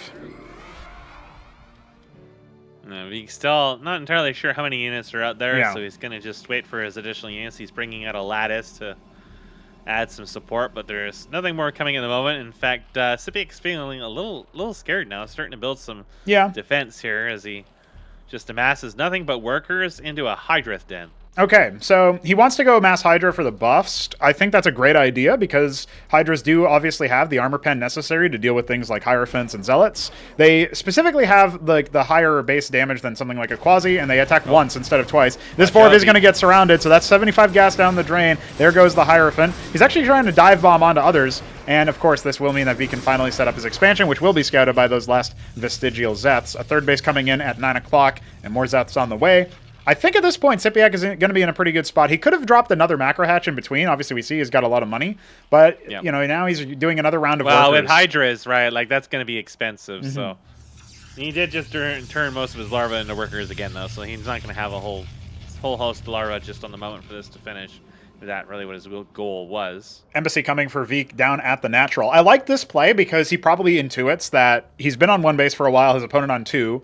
More hatches. That Zerg obviously has the ability to get a lot of workers. There were no additional reinforcements. So that probably means that there's a couple of macro rounds where he just rolled up. And that means that he's got to try to catch up in the worker count, not just with the second Nexus, but also the third production queue from the Embassy. He will also start to scout around, and he will be confirming the 9 o'clock with this scribe unless it's intercepted. First Hydras are out. So there's a lot of Vorvs, some Hydras, macro hatch. He wants to end this before tier 2, but Vika is looking more and more stable as time goes on here. He's got 2 Wardens, another Idol, and more Zealots on the way. I feel like air could be pretty legit here for SYPIAC as well, considering there's nothing on the outskirts of the base. He's going to dive in here, and he'll just end up seeing that Wardens have already come up, and a very fearsome stack of Protoss is there. So he's going to try to go for the contain, and the 9 o'clock was indeed confirmed by that scout. I don't think Vika's actually looked at it and clocked the position yet, but he's certainly going to be aware of it on the minimap. Yeah, he just goes ahead and confirms it now. I saw his camera move over there. There are going to be a couple of Kagrants in response to the fact that that was scouted. And a soft contain happening over here. There's not enough Hydras to actually compete with this army if it engages, but enough to maybe like force Vik to consider his approach. There's a witness first from the Embassy, and then I'm sure it'll switch over. Now a little bit of a move in, resulting in a dead Vorv. Yeah, he wants to see how many units are out there before he moves out there, just because the Vorvs can punish him so heavily. Something that I've seen Vik do numerous times in PvP matches is he will find he'll scout with a scribe, and then he'll just start warping in a pylon and like 30 Wardens to deny an expansion that's warping in. I was kind of half expecting him to do that, but I think he came to 9 o'clock too late. Now there's 3 circuits over there as well, so it'll take a little bit to bust that from even this much Protoss, they will obviously be able to do it relatively handily, but not going to be exactly enough. So, more workers cycling on in. There was an attempt at taking a third, but it's a little out of sync now. Vik ended up spending a lot of his money, added a Matrix to the front line. Still no other tech, though. No other production. Yeah, I think he just wants to just keep making units for the moment and not divert too heavily because he's not really sure what the Zerg is doing. But for SYPIAC, that kind of did cost him because he made all these Hydras and it really delayed his tier 2. It's halfway on the way now, but the Hydras ultimately didn't do anything. And slight lag burst. I thought that might have been a Visual Studio moment for you. No, all good. A little bit of a Zealot attack on this base here, but they're just immediately dealt with. I don't think they killed anything at all. No. They confirmed a little bit of stuff, but there is actually a borrowed Zeth over here, and it's not going to be walked over by these move... I think the Hierophant probably got a glimmer of vision of it, but obviously they were move commanded. Now, this scribe is going to be cleaned up as well. That's going to be the last little bit of vision that Vik has outside of his circle, despite actually having a witness, which is now dispatched, and that will even reveal the borrowed Zeth, which is going to indicate to SYPIAC that maybe a move out was happening, but... Now he can turn those Hydras into Bactylisks. Yeah, taking a fourth base as well. That is probably what he's going to do, but then his army is going to become significantly less mobile. So right now, Vik's army is basically all engage. Yeah, it's just all those units are pretty fast. So if he gets jumped on, then he's in trouble. But right now, his unit count is pretty substantial. He doesn't have a super amount of heavy front line, but enough to hold him up for a little while. So if he just sits on the high ground, he'll be really quite safe. But if he tries to push into Vik's base before he's ready, it's going to be an absolute disaster for him because he really won't be able to disengage from that at all. Meanwhile, Vik is getting an Ancestral Archives. Yeah. And this worker was doing a little dance there, a little rain dance to make it warp in faster.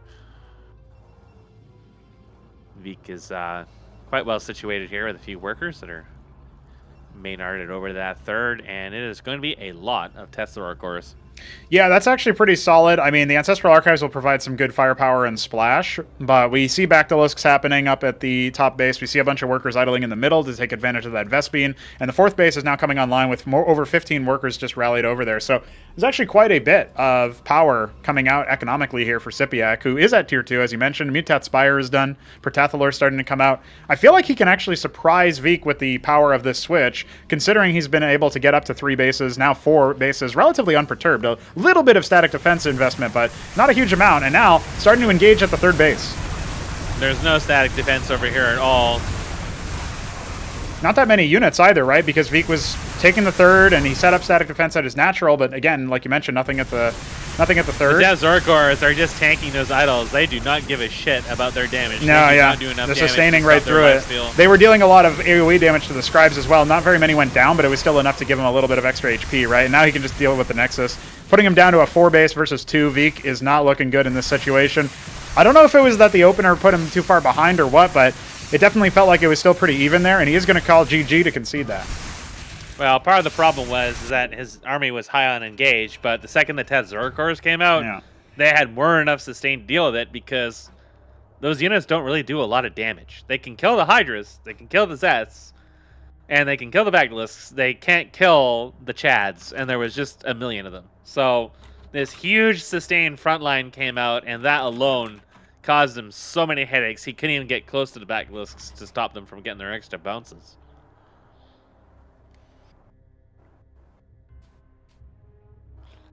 Yeah, Vik was trying to do the Warden Rush to deny the hatch first, and that obviously did delay his first military unit, and then there was just a bunch of Zeths. I felt like a triple gate all in would have been Yeah. the right, or at least like a double gate. The cannon can work, but Yeah. I think it has to come a little bit sooner. I think it's kind of hard to pull off on that map.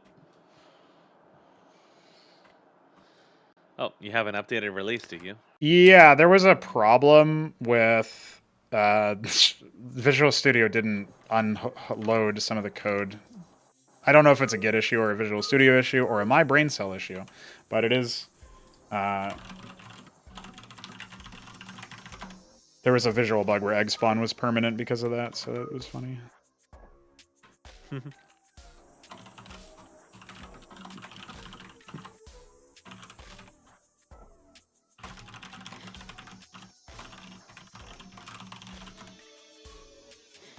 So there you go. SYPIAC getting an initial dub. Not necessarily... I expected him to be able to take a game, but I didn't know that he would take the first. I thought this would be a series that favors, like, Veek overall. I do take him as the favorite to get out.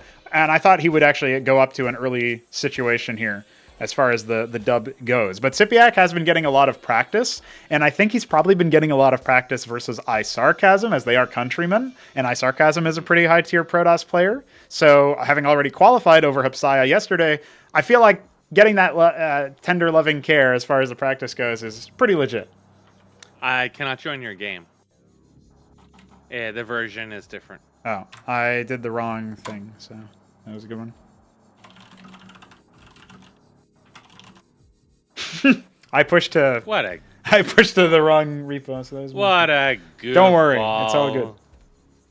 It's not good. All good. Listen, the pro tip is to pick the corn dog the rat is sitting on, because it'll be the warmest. Now you confused poor SYPIAC. I know that feeling, bro.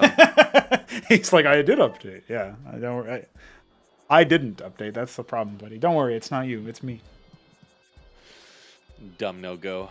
It depends on Igor brain. In the sidelines here, rooting on. I guess I have to be the fan of Veek if everybody's going to be the fan of SYPIAC. But, you know, I don't know. I wasn't expecting him to be as immediately sort of snap to it as he was. You know what I mean? I don't remember too much about SYPIAC at all, but I thought this was going to be a really clean sweep for Veek, so I was actually pretty surprised by that match.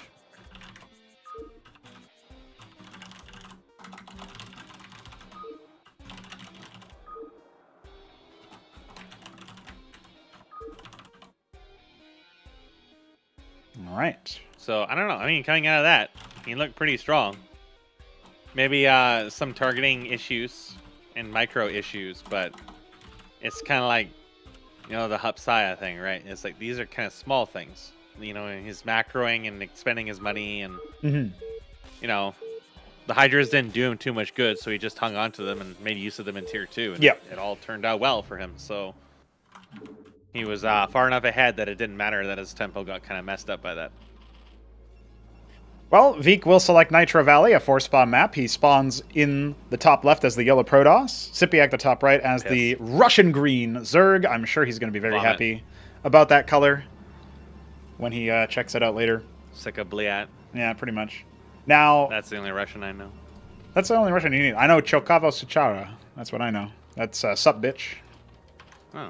So I'll not remember that, even though I wish I could. Yeah. Veek does the safety pylon nice and early. It's also kind of a timing pylon because it means you get it out as soon as possible. But it does mean that you can't start your ramp wall or anything like that. And yeah, I'm mixed on Protoss, of which the best place to put the pylon is. I like to put it in the ramp because you can try to throttle things, but especially against Zerg, they can come so early that you really can't throttle them when it really matters. It works, I think, a little bit better against Terran depending on the map, but mostly against other Protoss, I think. I want to see Veek just drop a pylon to deny this expansion, but he's not going to get there in time. I just want to see what happens when SYPIAC can't drop the Expo. You know what I mean? Like, he's just never done anything other than hatch into pool. It's never happened. See Veek drop 3 pylons behind his main mineral line. And be like, what are you going to do, bitch? What are you going to do, bitch? And then just start warping cannons everywhere. Well, he does tickle it, at least. He's going to beat the shit out of it, is what he's going to do. Yeah. Again, I feel like you just go double gateway, just like spam Zealots, Legionnaires, or something into this. And the Zerg just has such a hard time dealing with it, because then they can no longer make workers. And you can just keep attacking them. And the most they can really try to do is maybe get like Naths out, spam static defense, sacrifice the Nat entirely. If they could go mass Zets, then you already have Zealots and Legionnaires. If you have enough pressure, they never get a chance to make Dwarves. Wow. And this is horizontal positions, so it's viable to do that, but Veek is not going for the proxy cannon. He's not making a double gate. So I feel like he's going to honestly fast expand himself. In fact, he's rallied his nexus to that expansion. Yeah, he's got 2 Zealots. Well, one of them is on the way. So I think he will be going for an Expo himself. But this is a round of Zeths, right? So keeping the Scribe over here for as long as he has is good if you stick around moved it. to confirm how many Zeths are being made. We see this in StarCraft 1 in PvC all the time. Is it 1 pair? Is it 3 pairs? These are like the kind of different things you can see. Basically, oh, he does a question mark, question mark, question mark. Oh, he didn't scout him in top. He didn't go all the way. I guess he was like, he just peeped up the ramp and was like, oh, I don't see it. I guess he didn't put a gate by his ramp.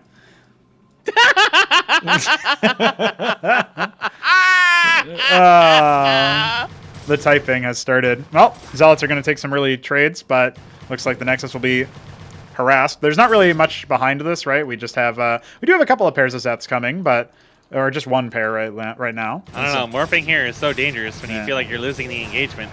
If you reduce your military strength, yeah, even temporarily, you're right next to their base. Like you just invite this.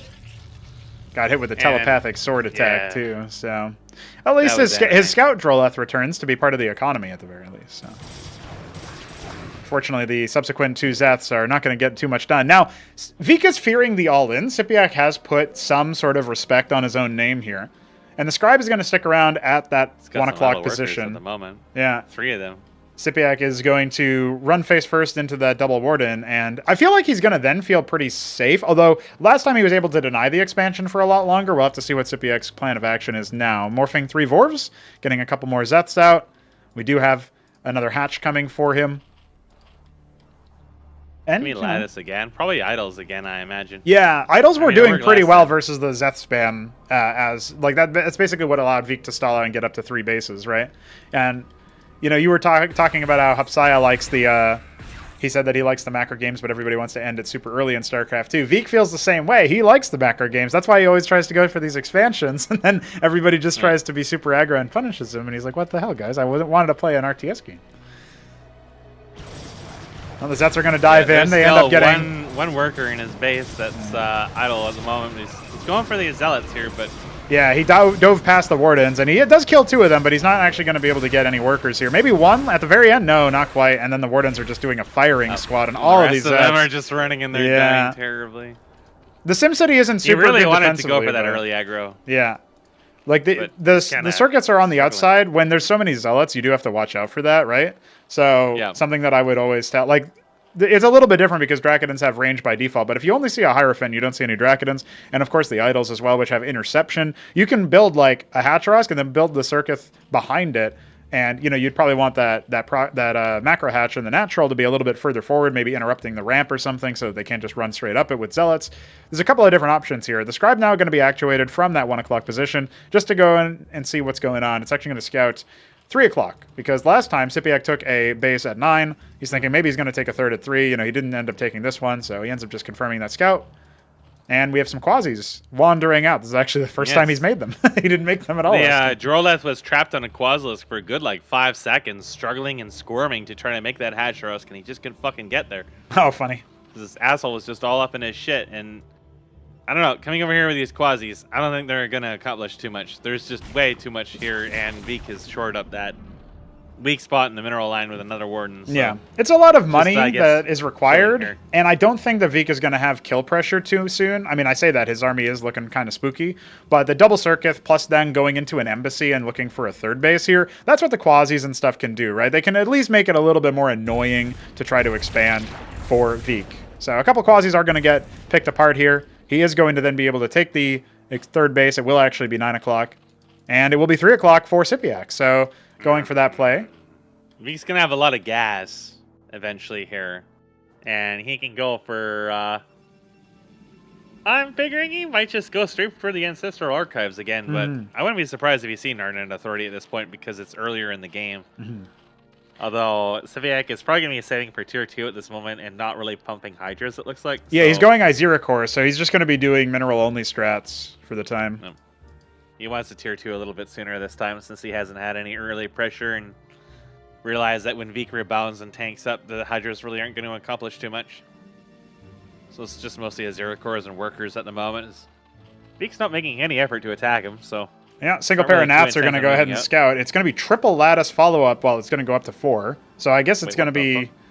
He's just looking for a way to spend all of his minerals, I think, because he did have almost 1,000 minerals at one point. So I just hope it's all vassals. It would be God, fitting. I hope. It would be fitting. I mean, when the Naths scout that, right? Like, what do you even respond to that with as SYPIAC?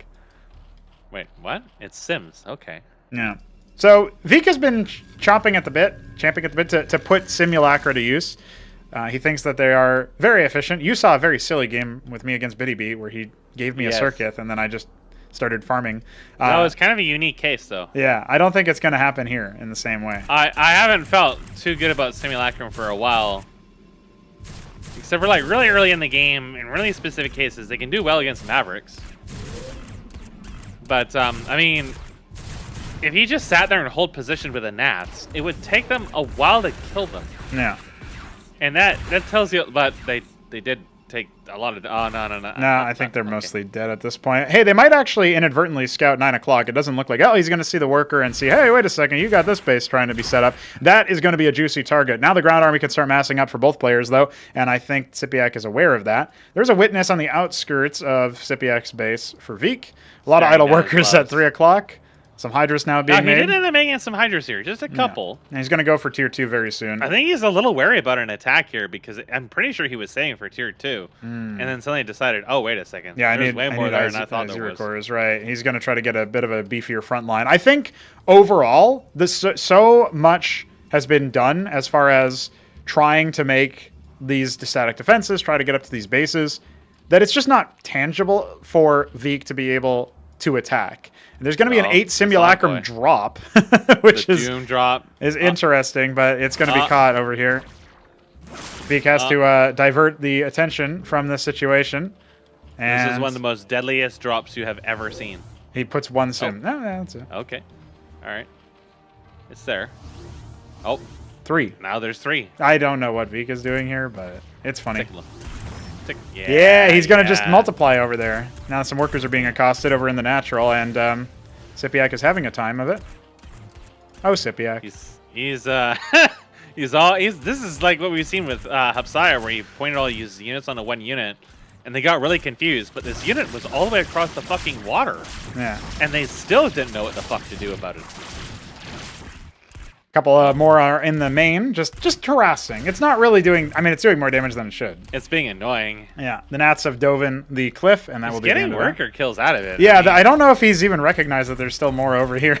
So he's going to go ahead and go for the tier 2. I mean, the sim drop is successful in that it ties his opponent up for a long time, but successful and it killed its cost in workers overall. I think. Yeah, like, it did way more damage than it had any right doing. I mean, when a Simulacrum has 3 fucking worker kills. Yeah. You know something funny happened. And that was pretty funny. Multiply again. That was pretty funny. And Ancestral Archives is on the way, but it's pretty late, and Tier 2 stuff is already coming online, back to Swamp specifically. Looks like Tetzoric or Bactalisk again, probably in our future. Calcurpon could come out for the Calcalisks, but that's not happening yet. I'm not sure Simulacrum can even kill Tetzoric. No, I don't think so. It's going to take a long time. I don't think it's possible. They do very, very little damage. Yeah, there's actually a lot of, like, damage. Like, the damage here is going to be a little hard for Veek to if Veek engages this before these morph, yeah, that could be something. He might be able to put an end to this. Oh, yeah, he did. He forces the cancel. Very important. Yeah. The problem is, at this point, right, like there's they can just morph inside of his base. He right? can, like and delaying. He is starting to do that, but he might end up sacrificing the 3 o'clock position. However, Veek is a little hesitant to engage upon to the circuits. Now they're going to mutate into Scortrits. I think it's a little bit early to that. Yeah, they are going to go ahead and cancel, but the army is not keeping tempo. SYPIAC getting a little bit confused about how to proceed from this point. Well, he decided to pull here, but Veek just immediately turned around and try to get some kills here. It's just quasi, so it's not a big deal. The most important part of his army is just finishing morphing up. Yeah, here come the Tetzoric. He's going to have to deal with this all over again. Yeah, it is going to hit again, like a truck. It's going to be a disaster. Again, his army does not have much actual damage in it. The quad's actually kind of blocking them, so they're offering up a little bit of opportunity, a little bit of resistance here, but I do think that the Bactalists are putting up a little bit too much damage here. Trying to focus fire down the Tetzoric cores, but it's not even really the best target to do so. No. He knocked a few of them down back to their less Chadley forums, but it was expensive. Now there's a drop. Really there's more Simulacra dropping in the main. But there's some Hydras this time. Oh, the Envoy died. The Envoy did die, and we are going to see some Hydras. More workers. Now, look at this. He had to pull back his whole army Basilisks and all, back into the main. Even though those Hydras were already killing them. Yeah. And that gives Veek so much precious time. He really, really needed that. If that army was knocking on his front door, all he had was like an Archon and a handful of Simulacrum, they would have just died. This engram would never get a chance to finish. I feel like he needs more than just a front line, though, because the Tetzoricors can withstand the Archon long enough. And obviously the Simulacra are barely going to scratch the paint, so... That's what I mean. If they were over there already, the game would have been over. But he pulled them back to fight the handful of Simulacrum that were already going to die. It looks like this is going to be a target, though. We've got 9 o'clock being focused. There is an engram in the back, but these are pretty meaty units. He's going to pull back and wait, maybe morph the I0 cores back into Teths is an option. But if he engages, I don't know, doesn't really have a huge amount of damage there yet. Just the 2 Archons. Mutat Spire coming as well as a Circuith. If he engages while he gets stuck on the defenses, though. That's good. Yeah, this is the opportunity. Already weak. There is a Bacillus that finished morphing, and it's going to tie up some of the military. The Matrix has fallen, the Warden being accosted by a Tetzorikar that is sustaining pretty well. And the Archon's not really acting as the front line here, maybe spinning out a little bit. They will both end up falling here for not that much gain. At the very least, the base, like the worker count or whatever, at 9 o'clock is still totally fine. But Veek is feeling the pressure, and he goes up Tectons finally. This is the kind of power he needed to have, but obviously he... it took him a little while to make it happen, right? So he's getting the workers out of there, but the Bacillus are going to help rip them apart. I almost feel like maybe he should have drilled down to like the bottom or something just to buy more time as more reinforcements were coming. A lot of idols. The up Tecton is out. But he hasn't been able to like respond to this. He's made a 4th base, but it's not doing anything right now. It's only going to have 7 workers on it. Well, now he's caught between a fairly tanky base with an engram in it, so he can't really just easily move into there. He has to splash it down. Oh, and 2 of Tectons that are going to start picking him apart. Yeah, but there's reinforcements coming. I mean, they're tier 1 They're not reinforcements. going to do anything against these of Tectons. It's just a couple of Zeracors. They're going to eat a little bit here, but they just don't do enough damage. You have 4 armor. Just kill the Hydras. There you go. Saint just fucking mow them down. Yep. It's just a firing squad. Now SYPIAC has to be very careful about his next engagements, because as this quantity of Tectons continues to increase, it becomes extremely hard for him to approach it, even with Tetzoricors. Well, he started tier 3. As long as Veek is good about his micro, he can just shoot the back line with the Tectons and just absolutely obliterate it. The problem is tier 3 coming for SYPIAC tells me that he intends to, like, he thinks he's done enough to stop Veek from actually feeling like he can move out. He's done enough harassment. But he hasn't. And, you know, like, but if Veek doesn't move out, if he plays conservative, if he doesn't consider his advantage, if he doesn't think, you know, if he assumes that it's been nonstop unit production behind this, then I could absolutely see this going. 6 of Tectons, my man. And Veek just, like, farts across the map. There will be nothing left standing, nothing left smelling, just disaster. There's some Melisks here, but, I mean... Yeah, I think the Witness has been pretty good. With 4 armor, right? Yeah. Yeah, there's only, I think, the 1 armor 0 armor pen. Oh, 0 armor pen. There you go. It's even worse. Now, they will try to dive in and maybe kill the engram. If you split them, they can sort of eventually rip it apart with this number, I suppose. You probably end up sustaining a lot of losses. There's 6 Nats or 5 Nats that were kind of forgotten about around 1 o'clock. Some Wardens being started finally at 11, but that could have been harassed a lot sooner. Here comes the shots, the workers being the focus initially. No splits from this engram, so 3 mutas are about to just be evaporated. More of them coming in. Yeah, this is going to indeed finish the job. And, you know, Veek isn't moving across the map with his army. He's moving to defend. The engram is eventually brought down. And it was not very cost efficient. There weren't that many worker kills from the bounces. But like 1 worker, it looks like. Yeah. No, 2 workers. Yeah, with 3 o'clock taken and with this bottom right natural also being taken, it feels to me like SYPIAC is definitely going to have the advantage as far as the game goes, especially with tier 3 about to finish. He made a Zorkish Shroud. That means we might actually see Ultra Cores if the Ultrav Cavern gets made. I think he probably wants Gazithaloras, actually. They would be just perfect for this. Yep. It's a landlocked army that's slow, fat. It's just perfect for them to destroy, but... if he goes Ultra Cores, I feel like Veek should be fine. Because now he's got 2 Patriarchs on top of it. Yeah. And there's still more Archons and stuff pumping out. It's going to be a pretty hard line to break, even with Ultra Cores. He's got the drop happening in bottom right natural to try to shut it down. It's not very scary, but it is going to require some sort of emphasis to uproot. And this is kind of spooky if you go back and watch this, right? SYPIAC coming in here and just moving his entire army. He's so open to a counterattack, but even though Vik has the witness, he moved it away from that location. So now he's going to come and see, okay, there's an army moving out. Obviously the mutas were here, but, you know, there's nothing here. Can I move? Can I attack? He's starting to mass up and think about it, but I do think that he needs to pull the trigger sooner rather than later, because Tier 3 is done. Nothing actuating from it just yet. We don't see any structures being made. We have the one Kafralosk for faster mutation production. God, if he starts making Gazithalars, it's going to be so tragic for Vik. He will slowly, timidly make the way over, and everything will just die. Yeah. Right now, it's a very vulnerable army, but if he goes for Gazithalars or some other heavy air, like even like Alcagelus would be good. He's going He is getting for the Mutas Spiral. Yeah, he's going for the Tozvril Haunt, and that tells me, Mask, we might see Sovrolaths. That could be an option, but he needs to hold out. Everybody's already memed about Sovroliths. I haven't seen them win a PvP match yet. Yeah. So I don't know if this is really the place to do it though. Like this is an army that you can kill the Simulacrums, but if you dive into it with Sovroliths, then the Uptectons are going to kill them. So yeah, he could also be posturing like for winning, the right? Muta evolution, right? The Tozgrolisk happening to have the Crushing Tide mechanic now, so it you know, has that spread. The Mutas are going to dive into 11 o'clock. They're going to pick apart some of the defenses here, but I think the response is actually kind of a little tied up with the ground army. So Mutas could be pressing the advantage here. There's a Matrix and an Engram coming, but they are not finished yet. So now Vik has to think about what to do. The Witness has confirmed the ground army has gone all the way back. So as soon as the Archons show up, the Mutas have to dip set, especially since he does want to mutate those, and he is doing so. Only 5 on the way, but he can make some more when he has a little bit more Vespene. We saw him capping geysers earlier, so he'll be a little bit better equipped there. And 9 o'clock has happened. We'll see what the player number is. What was your player? Invalid player flag. Player ID 0.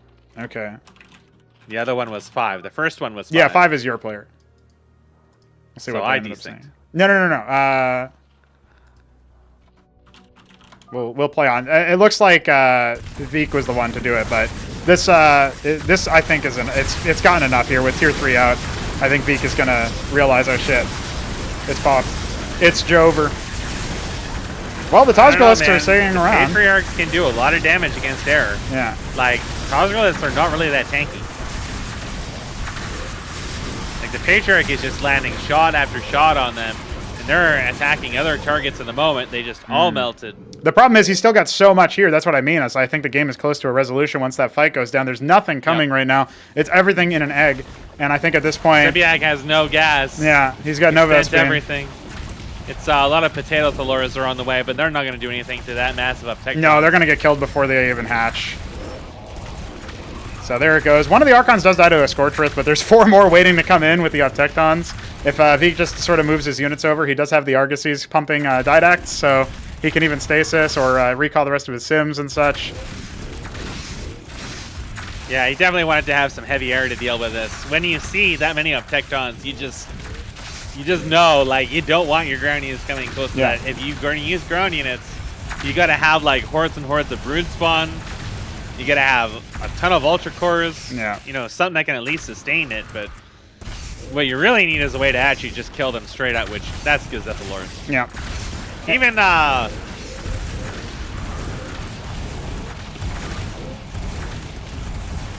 you know, even though... I was going to say... I was really confused by that question, honestly. I was trying to think, what's he talking about?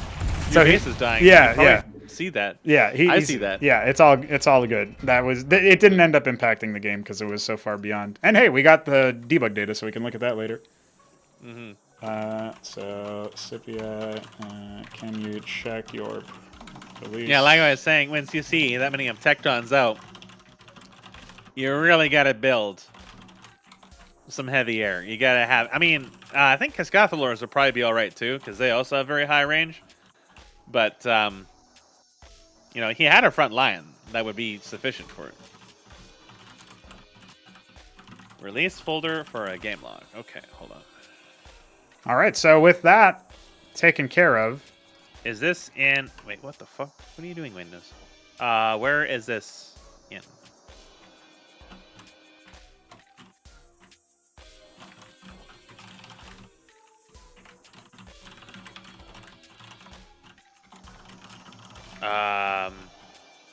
Is DB log? No. It's game. It starts with game and ends with .log. It's a timestamp. I don't see that. So yeah, you're all good. I have my version. We needed Veek's version, and he didn't have it set. So maybe he can relaunch and do that. Anyway, with that in mind, we'll figure that. We'll investigate that a little bit more a little bit later. High water, IV2, Otherworld. Let's see what he says to that one.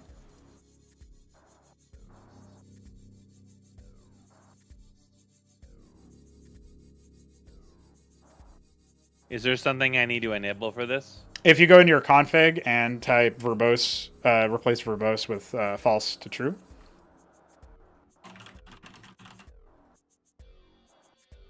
Because, I mean, I may as well just have that on anyways.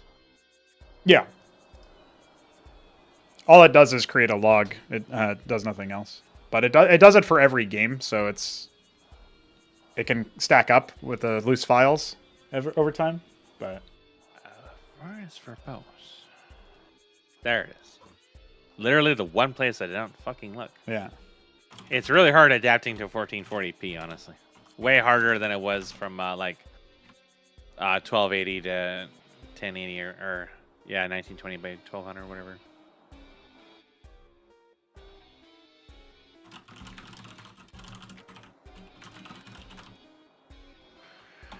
The Shamble Man! Dude, Shamble Man is there.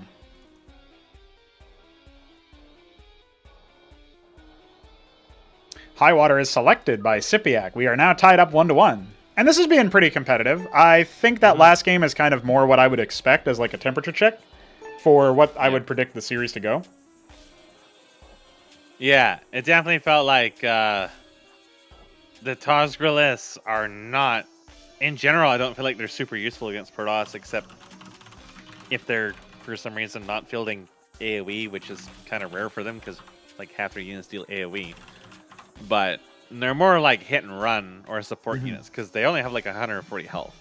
So the Archons are going to hit them pretty hard. The Patriarchs are going to fucking annihilate them, which is really just what happened in that fight. And... you know, if he has, like, however many of Tectons, even that's going to be kind of hard for them to deal with. So, just Gezzies would have just annihilated him. He didn't have any air support at all. And that map is very abusable for them. There was many ledges around there, and he had to pass those ledges to get to the base because of the horizontal positions. So they are particularly useful in that particular arrangement. But, I mean, Cascavel or Ultra Core would have been probably fine, too. Because that would have created those little AoE patches that could deal damage and force them to move. And you can just focus them on the back line and split them so that they have to go back from it to get away from your front line. He already had enough of a front line that it was going to sustain for a while, even though it was a lot of damage. He just needed a way to actually reach in there and deal really major damage, which, again, Alcagelus could have been pretty good, too.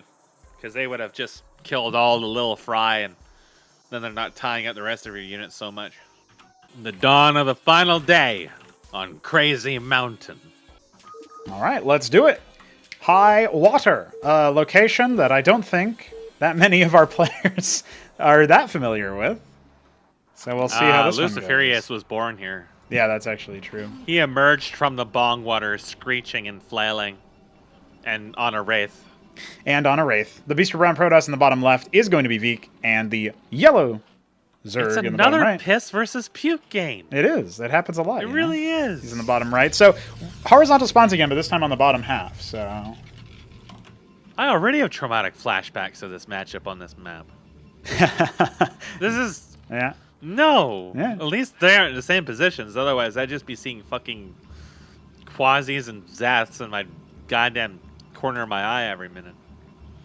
Well, maybe Veek will show me how you actually play on this map, because I sure as hell don't know what I'm doing.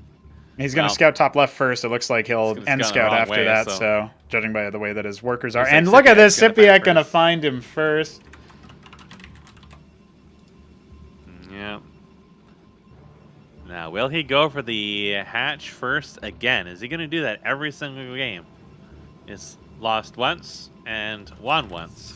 All entirely inconsequential to the initial build, because Veek really wasn't too intent on putting heavy pressure on that. Yeah, he tried to do the Warden first, but he didn't really invest too heavily into it, and it was a Dracodon after, which is more expensive. It's not like you could back it up with a Zealot. Now, if Veek wanted to hard aggro on this, he probably would have needed to scout it, which unfortunately is going to come very late. And now there is a Drolith peeking down his blouse, because I'm pretty sure all Polish men wear blouses. Otherwise, how else can you take advantage of that mountain breeze? SYPIAC pulling out here for his Quaz pull next. And otherwise, pretty standard fare for him.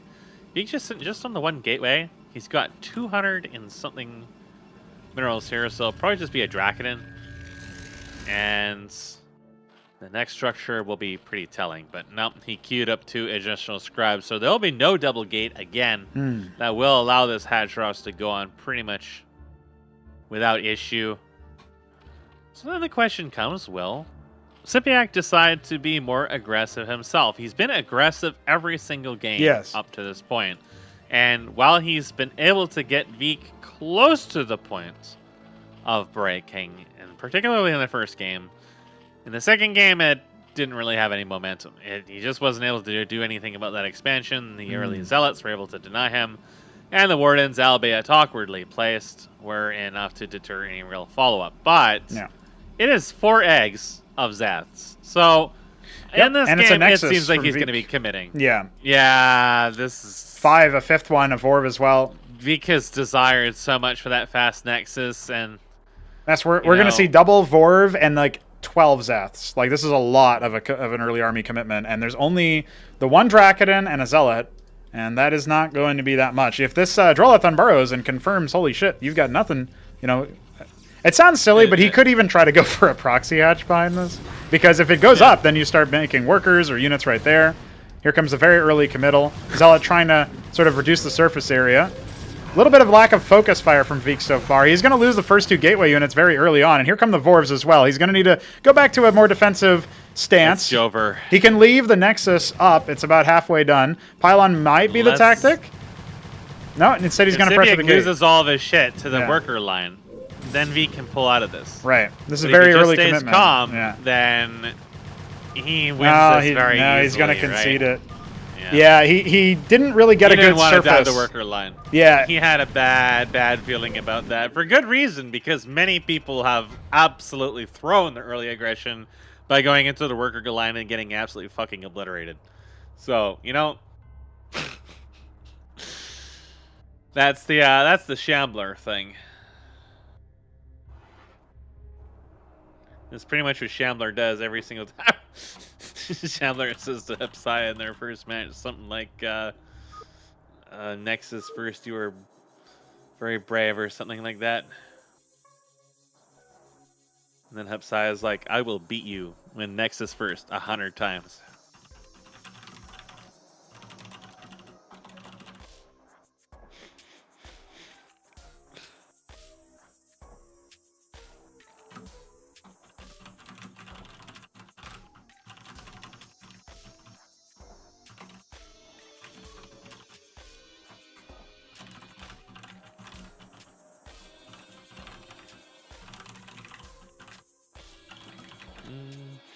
Probably lower APM. What a silly goose. So now we have Benza versus MoonHunter. And that is the elimination. MoonHunter, I hope he chooses to cheese. That's what I need in my life. Well, this could be...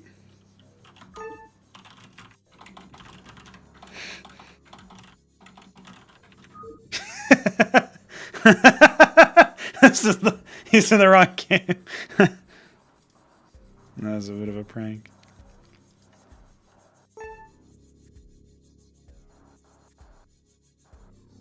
I'm so confused by what was happening. It's because two different tournament matches were happening at the same time.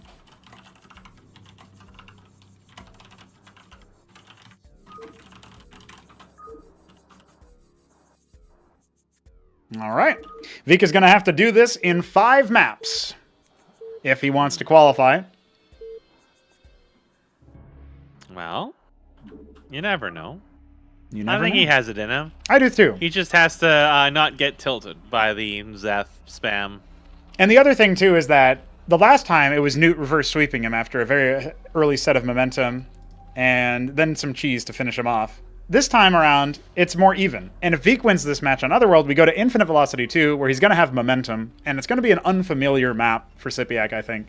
Maybe for both players, but I think specifically for SYPIAC. So well, it's changed a lot, right? it has, but it's still like, you know, a very wide map, very large Yeah. in terms of like the rush distance. He The can't mid really and get late will be Zeth rushed different. on that map, you know, if you watch over the Nidus and stuff, right? So that would be an exciting decider. So if Vik has to get us there first, he will go for the quick pylon scout at around 9. And of course, there will be SYPIAC scouting and then going for his patented hatch first. Now the question is, does he do it on the low ground or does he do it in the in base? No tickles exchanged, no slap on the ass, no HR violations. Nothing. I guess he was hot, so it was okay. Yeah. No. Well, he's going to spot this. Does he choose to deny it? No, it's going to be the in-base. He's actually going to stick around over here. Maybe he can see if he can do it. No, just barely too slow. But back at home, Vik takes a while here and opens Lattice. This is going to get scouted, so I kind of think this is also a bait where it's like you're kind of hoping that your opponent just tries to go super aggro into this. If you're Vik, he's getting some Vespene. So whether or not that was sort of clocked by SYPIAC, it could I be think idols. It's just right? going to be idols. It could be right? idols, and then you suddenly you have way less efficacy with Zeths because of the splash. The Vorvs can still do some damage, but at that point, I think when he has like enough Zeths and Vorvs, he'd probably have like 2-3 combat units out of the one Lattice, maybe more if he ends up adding another one. It looks like he's getting ready to think about it, but decides against it, wants to wait up.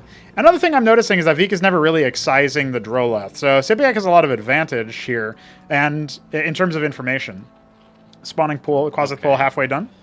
It's going to be a sim first and not an idol, okay. so the gas is not being actuated yet. Yeah, I wonder if that's for like a Matrix or something, if he expects you it. know, the sim may just be for getting rid of that Droleth. It's not the fastest way to get rid of it. No, I don't think he even knows maybe it's not. there is the problem. There's an idol for the Vespene. Yeah. So, I mean, all SYPIAC really has to do at this point is just not. I mean, you can see what he thinks it's vassals or Yes, something like that. yeah. So he's actually going to build a Spraith there, and he's not building. He's getting some quasis actually. So, Yeah, he wants to be able to but respond. not really to like that. a lot of them. Yeah. Like he can choose because of this scout here.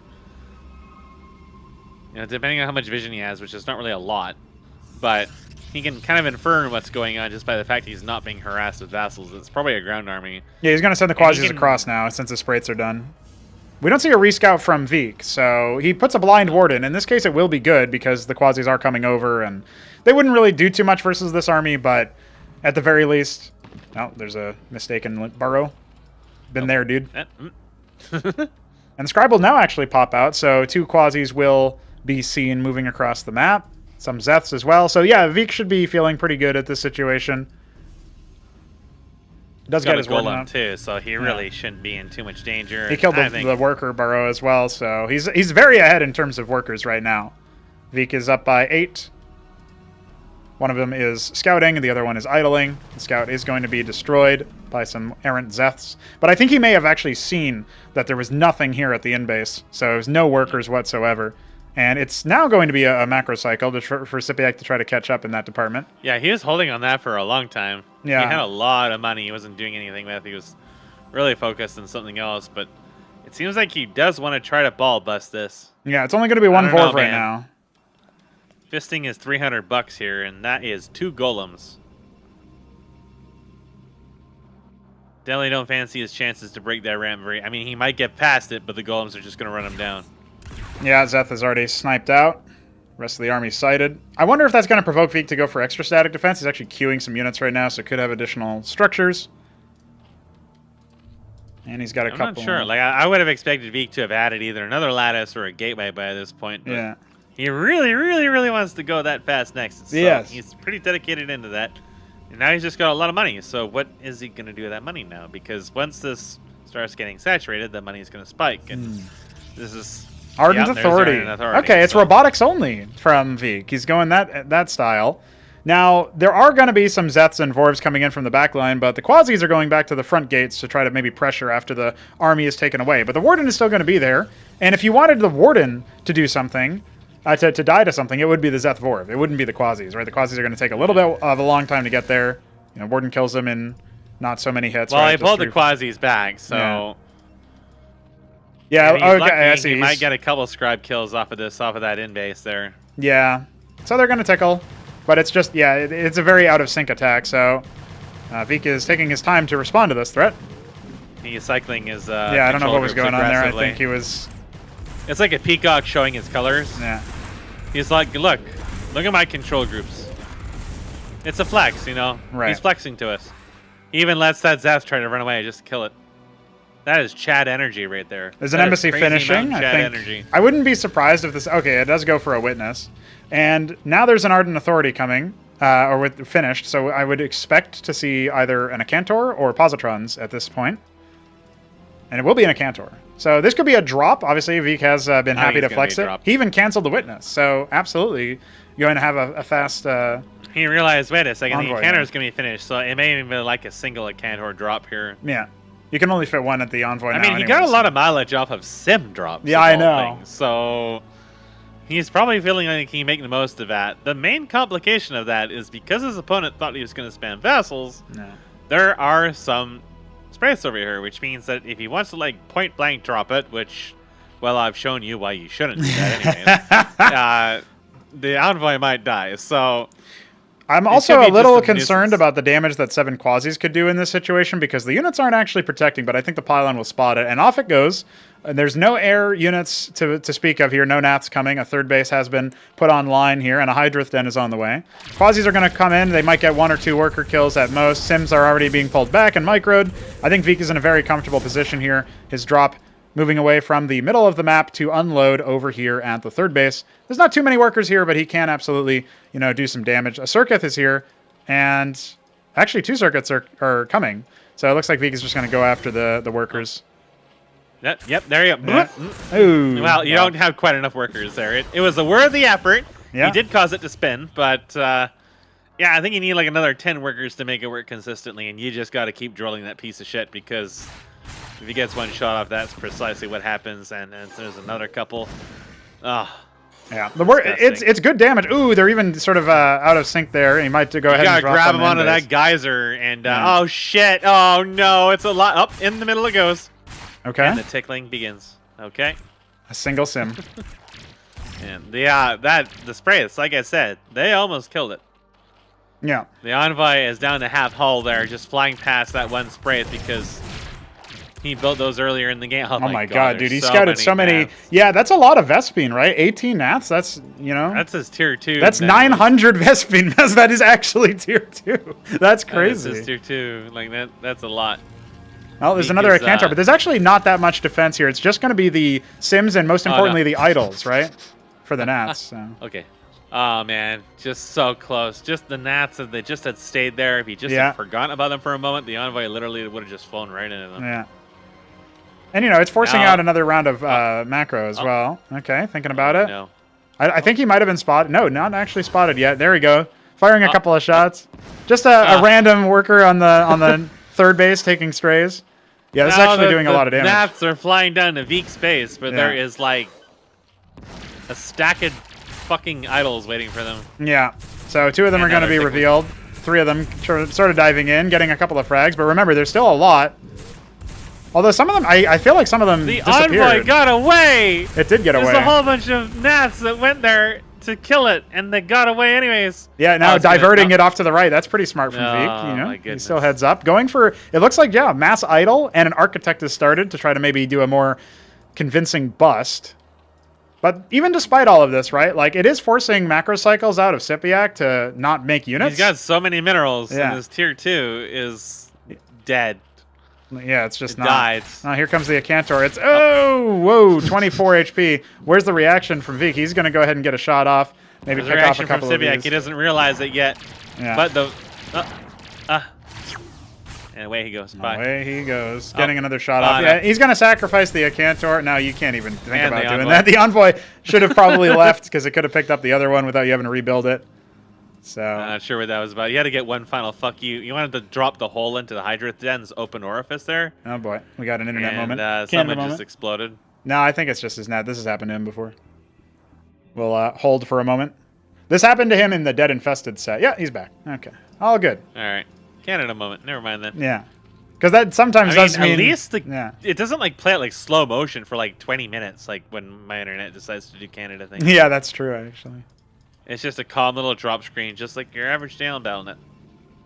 Minor technical issues. Now, a lot of workers 69. just got transferred over from Veek to the third base that he's got up and running. So he's going to have a healthy amount of income here, especially Vespine. And that's going to result in him getting more things. Now, crucially, 11 o'clock going up here for SYPIAC as a fourth base.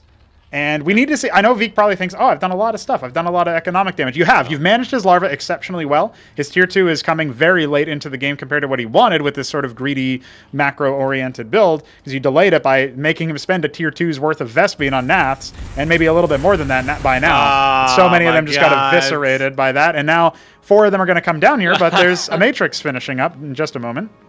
He exchanged like, what was it, like 10 Naths or something just to create a simulacrum. That's a value add for Veek.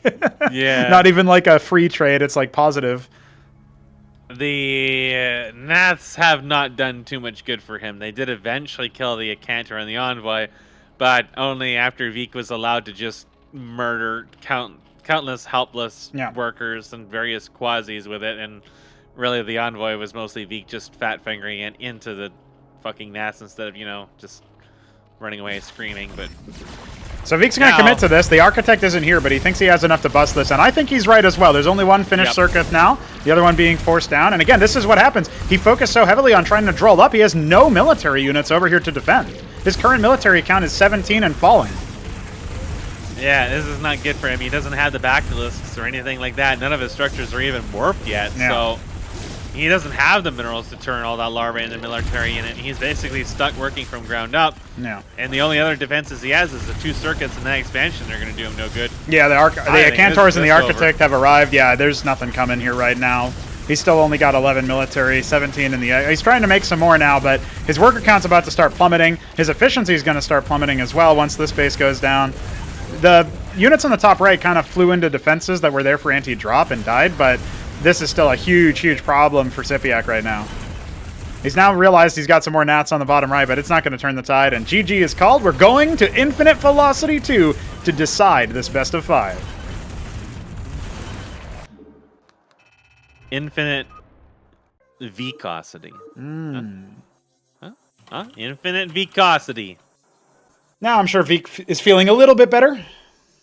Veek will find the highest cliff and attain infinite Vicosity. And then he will fly like a bird. I don't know how that even happens in that system. I think it was just JavaScript, but the thing is probably just infested with AIDS up to bottom.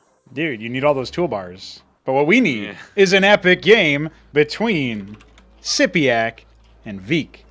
Can you really Zeth Rush on this map? Well, the Pumpkin Zerg on the left-hand side will have to tell us the answer. And the Glacial Protoss on the right, that's Veek. And SYPIAC has gotten 2 of his victories over some pretty... at least the openings of Derelict, but also all of Highwater was just a non-stop Zeth Flood. And Veek was not able to cut the cheese there. So in the more macro-oriented games, he did come out on top. Although I will say it wasn't as convincing as I would have hoped from Veek. It still was enough to make it, in my mind, a pretty decisive situation, right? So, especially that last match. Yeah. Like the tier 3 definitely had the potential to turn around and really clap him. Yeah. Just went for the wrong tech path was all. Whereas the last match, it was kind of like his decision to mass Naths had potential to help him out, but they didn't really contribute too much of anything in the end. I think hunting down the Cantor and the Envoy and stuff is great, but you don't need 18 Naths for that. You need maybe 4 or 6, just to like force the Cantor to commit, and then you can kind of respond to that using the burrow trick or moving the workers or whatever. And you obviously have static defense for the anti-drop. SYPIAC was still in a pretty commanding position there, I would say. So I think that's pretty useful. Now, here's the $1,069 weed question. Which one of these people is gonna cheese with the Nidus? Veek is finally doing a double gate opener, and it's on this map of all things. You know, I have high hopes for the Polishman. I think he's gonna do something stupid. Yeah, he's already starting to tickle down the Atlas, getting a little bit of extra damage there. It's happening, boys. It is definitely happening. Yeah. Now, what's he going to do? It's going to be Zealots? There is no gas coming from Veek. Yeah, SYPIAC's out here wondering what's going on here. If he doesn't click on each Atlas to see if the HP has been dropped, he's actually not going to know that that went down a little bit, which is kind of interesting. Like, who would even think that he was doing that, right? But it is a possibility. Zealot will come out and start tickling this worker. A little bit of bleeding on him. And the Droleth will, obviously. He really wants to get it out so that it does not spot him attacking the Atlas. Yeah. Right. See, yeah. Immediate turns to the Atlas. Yeah. It's going to be a bunch of Zeths out of that second hatch, so we are going to have 8 Zeths to respond to this. So this could actually bite him in the ass, but he's getting 3 Zealots. I feel like after you get to a certain point, like, you need subsequently more units, subsequently additional Zeths in that sense to Well, if they fight on the overwhelm. bridge, the Zeths can't really surround them easily as long as they stay together. So oh, look at this. They're going to meet in the middle. They are going to meet in the middle. And the Zeths will tear down the Atlas a little bit faster, right? So honestly, Veek is taking his time here, but he's going to come in just as the other Atlas finishes, and I don't know if he's going to get in. Okay, he does manage to get a pretty good situation over here. Some of them end up going through. One of the Zealots does die. On the other side, there's a little bit of a fight where one of the Zealots goes through. The other one barely managing to scavenge it, and now here comes a couple of Orbs. There's going to be a very heavy exchange between these Zealots, the melee, favoring SYPIAC for now. 2 more Zealots on the way. No Warden being warped in defensively. There's 2 more queued up after. He could be turning and fighting and killing that Zeth. There you go. He manages to make it happen, and I think he's narrowly going to avoid getting attacked again, so the Zealot with the shield regeneration will kick in with a little bit extra movement speed, and that's enough to turn the fight a little bit there, because obviously at this time we've got more Zeths trying to pour on in. Some are actually going across the map. Some of them were confused about where to go. He was like, I gotta go across the map. Oh fuck, no. Yeah. It's a Nidus. They won't all out path there. It's not like Waygates in Warcraft 3. Right. Is he gonna not? He's gonna chase. Yeah, I don't think he's paying attention. I was gonna drill him and just instantly kill him and just be done with him. But nah, he took him on a little he had to scoot his ass on a rug just like a dog. Yeah. Just before he died. Yeah, that was a little awkward there for SYPIAC, but he's gonna droll up now, and he killed the Nidus. But this is a lot of Zealots, man. Like, you can just march across the map at this point. You're up against 12 Zeths, but now we're starting to see some Quasis. Okay. I was going to say, like, getting a lot of workers in this situation could actually be really bad, but the Nexus goes down for Veek, so we are going to settle into a macro game.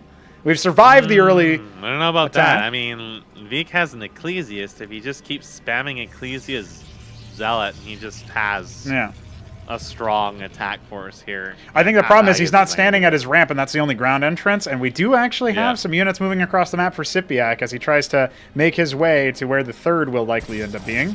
And he's going to kill this pylon because it's apparently interrupting some of his SimCity there for his return. Yeah, doesn't want to dedicate another worker there. So, no worries there for now. Violent. Plant-on-plant violence, dude. Here come the Zeths. They come. Ironically, that pylon might have been pretty useful for that situation. And the 2 Drakodons are going to finish. The Scribes are going to pull away. Zeths have made it across, and they are getting a pretty good amount of damage, actually. They kill a wounded Zealot. And the drill is real. They're going to go ahead and isolate yet another one. Yeah. Just going to go ahead and reset. But yeah, the Nexus is going to get scouted. It's only 6 Zeths. They can't really do anything at this point. But if he pulls all of his units out, which he is doing, he's going to allow more coming in. And an Ardent Authority is on the way. We know that Veek is going to use the Acantor to good use. Unfortunately, he's pulled all of his units out and completely ignored the potential for another attack. So these Zeths will fall, but that does mean that more units can start pouring on in. It's not actually that many, so I feel like we're in an okay position, but the action just doesn't stop in this game. And yeah, Veek is going to have to transfer over to his expansion, which has considerably less units. So this is going to shut down some mining time for a while. He left the door open and a lot of crane flies flew in, so that's ultimately what happened here. He did split some of his workers up, so... Yeah.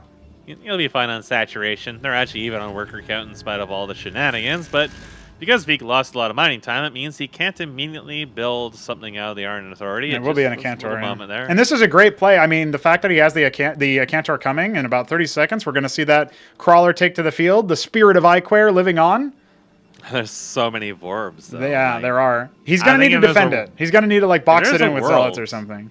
Whereas that's and Vorbs kill Iquare, it's as a result of it diving it with Vorbs, it blowing up the Vorbs, and they revert in his ass to suddenly deal damage, and they just burst it down instantly. That's right. I mean, we are playing on the version of the game where the Acantor has 1 less armor, so that is going to make a factor, right?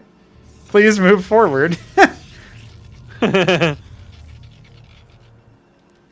Oh, I think he's talking to his own units, but he decided to all chat that, which just makes it sound like he's egoing Veek, and Veek is probably confused. Come. Yeah. He's got his Acantor out, so Iquare speaks through him. Happy to see that things are still jovial in a high tense pressure game like this. So the Zets are going to dive in. Once again, setting their sights on the mineral line. The workers not pulled preemptively. Yeah, but they bundle up in there, and then Iquare is just going to start eating them. We could see a drill over here, but it's not going to happen. He's instead evacuating all of his workers. He would, Veek would agree. This is also cowardly play. Going after defenseless workers. How can you possibly do that? But he's not actually getting any kills over here. They're getting all caught up in the Zealots and just slowly getting mowed down there. Yeah. The Acantor wasn't even really necessary. Chilling out. The one thing that the Acantor did do is it forced SYPIAC to kind of like really heavily commit in this situation. He does scout the embassy, so an envoy can be started very soon. And again, suiciding the workers is just like, that's a consistent problem that a lot of people get caught up in is, oh, workers, I can just kill them. No, they'll just like decollide you and then run away. And then you get stuck on them. And then you either get drilled and lose your Acantor into nothing but drillets and wonder where you went wrong in your life and why your mother didn't just drop you out of the bus. But in either way, like hardly any scribes died. There was like 1 or 2 that died and maybe a zealot or 2. And meanwhile, like, everything else exploded. So it was like, it might have been better just to try to all in the Acantor and at least kill it and just prevent it from inevitably doing something incredibly stupid. And, when we look at SYPIAC's base, he's got some defenses, but they are not in Iquare-related locations. Yeah, I mean, just think about it, right? Like, Veek got so much mileage out of drops in Nitro Valley and, indeed, on the last map of Otherworld. And now you're coming in here and you're thinking to yourself, okay, wait a second, what am I going to do? I'm trying to contend with the pathing on this map, but the Acantor is going to get spotted and it will die. Veek did not even respond to that and has lost the Acantor. He's got another one back at home, but now has to use it for defense. He really wanted to have that on the other side, and that is just a disastrous moment for our Polish powerhouse here.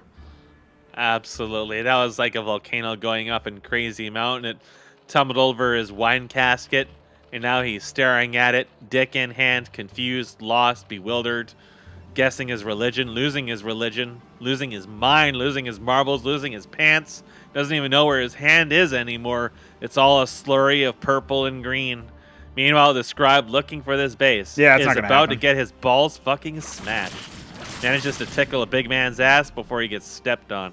But there's 2 Acantors here. Yeah, I think he's actually fine. I don't think he's busting these balls anytime soon. And he's going to add some lattices. He didn't add another envoy, crucially, and has an architect on the way. Double Warden over here in the top right means that he's actually going to be very well insulated from the Nathricors that were being made by SYPIAC. And I'm a little bit, cautiously optimistic at this point for both of our players. I mean, there's a lot of Naths. So SYPIAC is very paranoid about the drops. And maybe that's why Veek didn't go for another round. He's like, well, the jig is up. I went for the drop. It didn't end up happening. And now he's probably going to have some defenses in for it. But even despite losing the Acantor, right, Mesk, he still ends up forcing SYPIAC to delay his tech a little bit. Now it's coming down, admittedly faster than the last game. So we might have a more even fight on our hands. But the Architect is just about to finish. I think it's telling he's not building another envoy. Yeah. He doesn't want to do that again. No. He wants to crawl across the map. But this is a long map to do that in. Yeah, Iquare is going to lose a couple pounds. Now, this architect wants to say hello to the world and spin around angrily. Yeah, this is still the version with their clunky handling, so I'm sure Veek is very happy about that. But, there's just sort of a menagerie of various units here at the choke for Veek to encounter. So many sort of like a neutral hostile creep camp or something, right? But obviously at this point, his witness is going to spot that out, and he can go ahead and take care of that while he turns every single Hydra he's got into Bactylus. Yeah. That's going to be really hard to approach, even with Iquare. Yeah, I think that's where you use the Architects, especially if they are on the high ground. They get that cliff advantage, but... Well, all he really has to do is just dive into this third here and then just deny it and then get some fatties and then force his way up the ramp. Like, if Veek loses any significant amount of this army he's got here... Double Ancestral Archives. A lot of momentum will be gone. Yeah, this is going to be like a death ball sort of composition Dear God, for Veek. That's a lot of money. Yeah, and, you know, there's no Tier 2 units out for SYPIAC yet. He's going to mutate them first. The Witness did not stick around for that. And, of course, with 9 o'clock taken, Veek is going to be aware that that is a possibility. So he needs to consider that. Yeah. Veek's timing is going to be a little bit behind on this. Even when he's finished, it's still going to take a while to get the Tectons.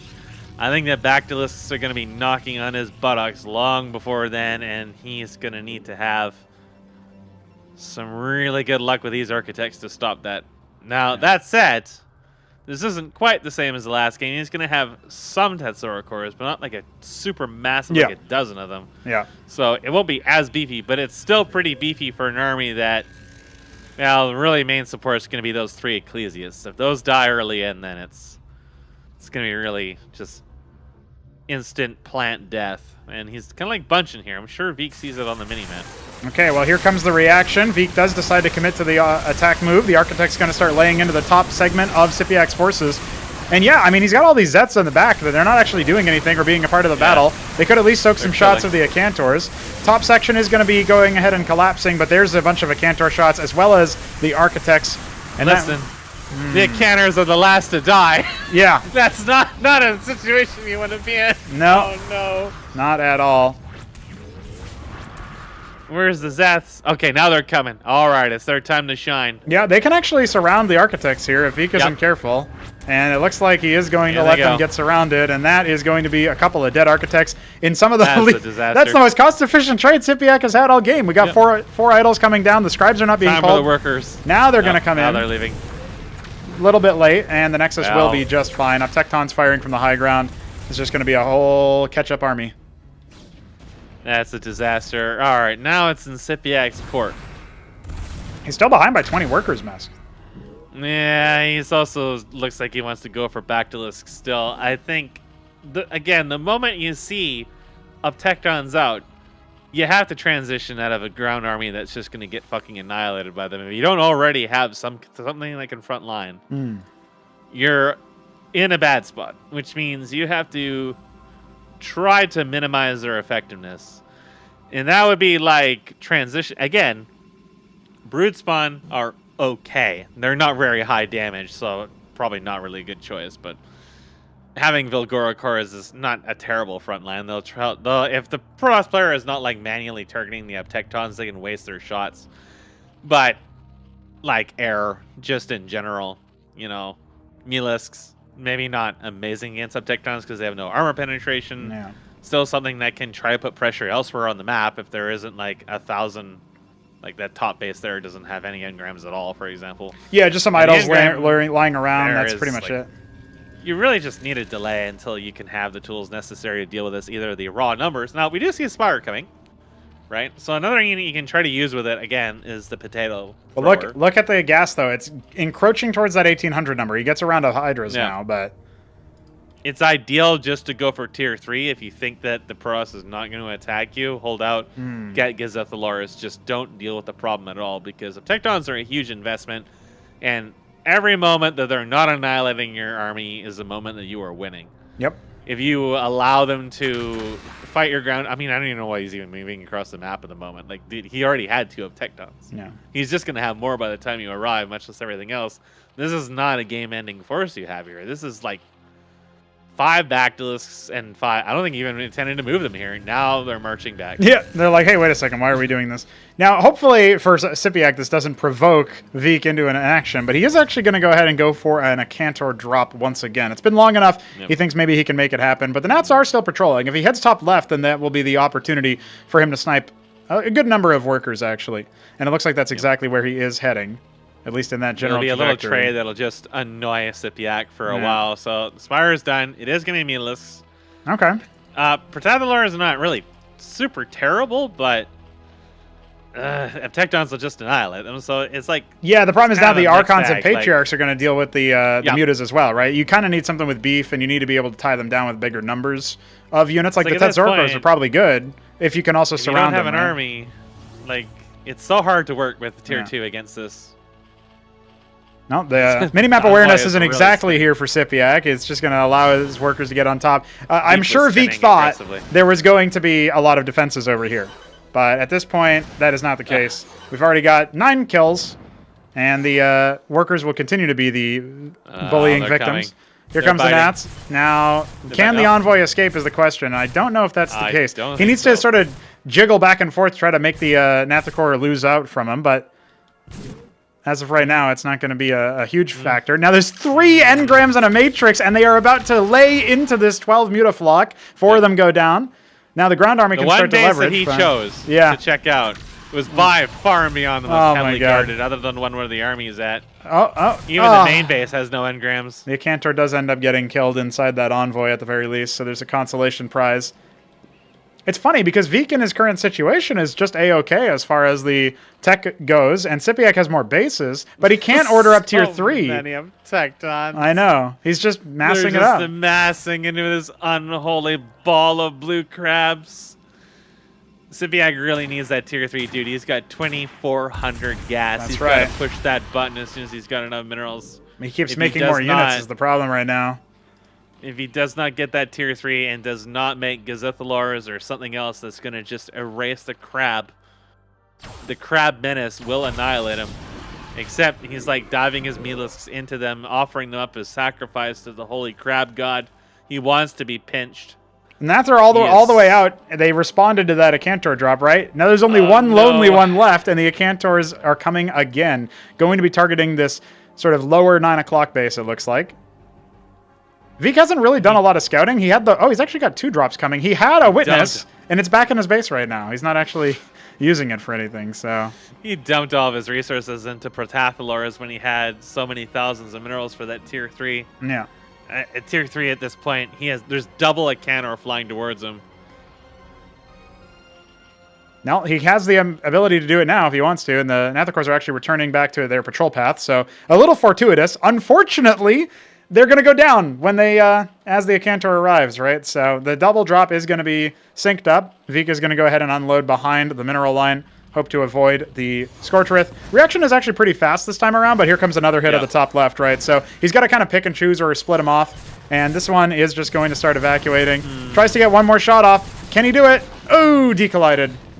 And burrowed to avoid pain, but this top left base is getting bopped again, so... But look, he's dodging. He doesn't realize, like, how often do you get hit with a double Encounter drop on 2 opposing sides of the map? Oh, he Well, finally your opponent does. hasn't moving out of their base. Yeah. So you got to be a little wary of stuff like this because there's not really a lot of tying their attention right now. They're just slowly macroing. And tier 3 is still not en route. There's a lot of backlists coming, but... Well, that base there is are just... 6 up Tectons. The mutas are now being recalled from bottom right, and that is going to let Veek take the gas-only base. He was eyeing it up before, but now he's taking this one. Redropping behind the Scorchriths. So in lower 9 o'clock. Cantor finally stepped on by Nats as another one Oh drops. no, in he the air. unloaded it a little too soon there. not quite as effective, but yeah, that... Oh, he spotted a much juicier looking base over there. If only I didn't die. Yeah. Oh no. Oh, this is a familiar sight. It is a familiar sight. Tickle and tickle. Just pushed forward and Tickle. backward and backward and forward. Tickle. Just slapped all over the place by a bunch of wet newspapers. And he's dead. There is 6 up Tectons. 8 Archons. Another 4 Archons. Oh en my route. god. A Solarian is complete and another is in progress. Veek is filthy rich and has actually unbelievably capped his geysers. Holy fuck. It has happened. I can't For us believe for it. capping geysers. I can't Now believe it, he's Matt. attempting to drop his architect here. It's struggling so much. Don't worry. Here it Okay, is. it's free. He just wants that Hacharosk. That's what he wants. I mean, he'll take the workers too. Yeah, I don't know why. I Hacharosk wouldn't is target the very low. workers here, but okay, you get 3 more. This is markedly free. worse than an It's Acantor. not killing it very fast. Yeah, and then it's dead.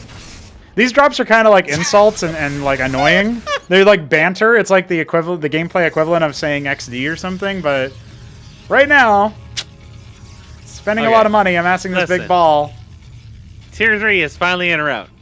SYPIAC has gotten Tier 3, and his resources are still insanely high because it's taken him so long. If he does not make Gazethilors, yes, then he has to have some other mastermind and plan, because the second that this Protoss army collides with him, it is going to be an absolute... Look at his ramp by his third. Yeah. Oh. Traffic jam.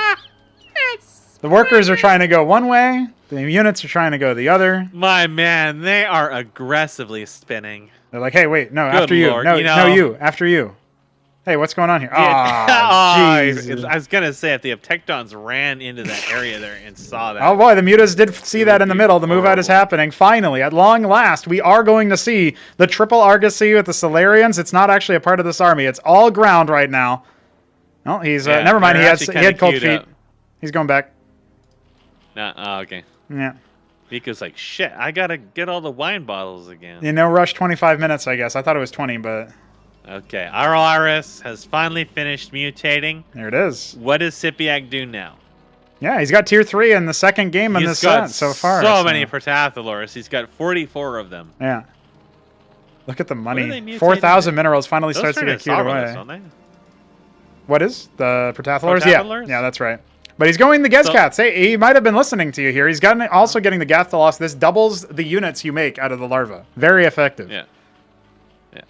Taking the bottom left gas only base as well. Like Sovraleth Gazethalor would definitely be pretty scary, but that's also a lot of resources. But it still would be very scary because he has 45 of them there at least. So that's a lot of Sovraleths. That'll get your stacks up without even needing to start spawning them. Vika's really having a moment. He's capped all the bottom right gases. He is adding the Nexus. Nation ID 3, player ID 1. Check log for more info. Oh, I didn't get one. So player ID 1. Nobody has said anything, so I'm going to assume it's just me that DC. Yeah, that would have been Vik. Here, I'll stream my POV. All right. It's a good thing that I turned on that verbose logging. Yeah. It's weird. I've never seen one that's only on your side, only on one player's side. I think usually it says everybody. We've had it a couple times, but it's not very common. Yeah. Well, it's all right. The verbose log might help us out later. I mean, I don't have a log myself, so I don't know if there's anything to compare it to, but, you know. No. Okay, the Archon has made it to the bottom left, just sort of scouting around. Oh, this is what he's up to. The double Didact. No. He wants to just Doom recall it. He's going to fly directly into an Ovaleth and an Othstel, though. That's kind of my concern. Tetzoracors, you know. Yeah. Vik stopped making Uptectons after 6. There is... I mean, they're very strong, but when you have so many Tetzoracors, just if you manage to surround them, then they will just die. Because they can't kill. They can't go through infinite amounts of health. But if they appear on top of his own ledge, it's Cascathalorus. Those are a good shout. He's got Gazethalorus. He's got 6 of them. That's a lot of damage. I'm actually really worried about the Cascathalorus here, Mesk, because I feel like at this point this could be a very, very deadly situation. But the recalls are coming across the map, and it's the worst time ever. Oh my God! He finally wants to move out. This is the anti-timing right here. We've got a lot of units. We've got a lot of units. We still have 7 Solarians and 3 more coming, so the next recall is just going to have a lot of air. Now the Gazethalorus is about to die to the circuits. Absolutely brutal. Oh my God, he's focusing down the tech. He only has a few of his dudes here, and the Gazethalorus are just starting to shoot through him. But the cloaking is actually screwing them up. Oh, what? If he doesn't save his Didax, this is going to be really awkward here. There's so many. The Gazethalorus just mowed through his shit. But they can't attack air, so we know what's coming next. As soon as that recall is ready, he needs to get these Didax out of dodge. And the Cascathalor is also dealing damage to his own units there. So that was not as... I would say that was not as successful as Vik wanted it to to be. But he still has some stuff back over here, and he still has more Uptectons coming. He missed a chunk of his forces there. It was you know, like I said, when it hits a point where there is just so many units, the Uptectons can't mow through them. And it doesn't help that half of them are attacking buildings. A chunk of them died right away. Oh boy, here we go, though.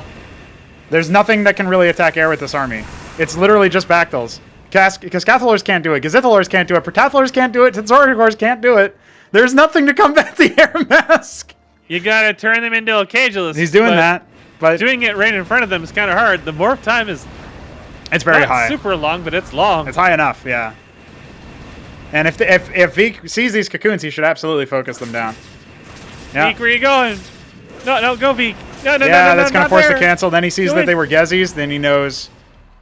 Now, the Didacs are still here. He could recall some additional units over if he wanted to. There was never cleared out. That's so desynced on my end. Holy shit. Yours is totally different from mine. Yeah. Yeah, this is a disaster.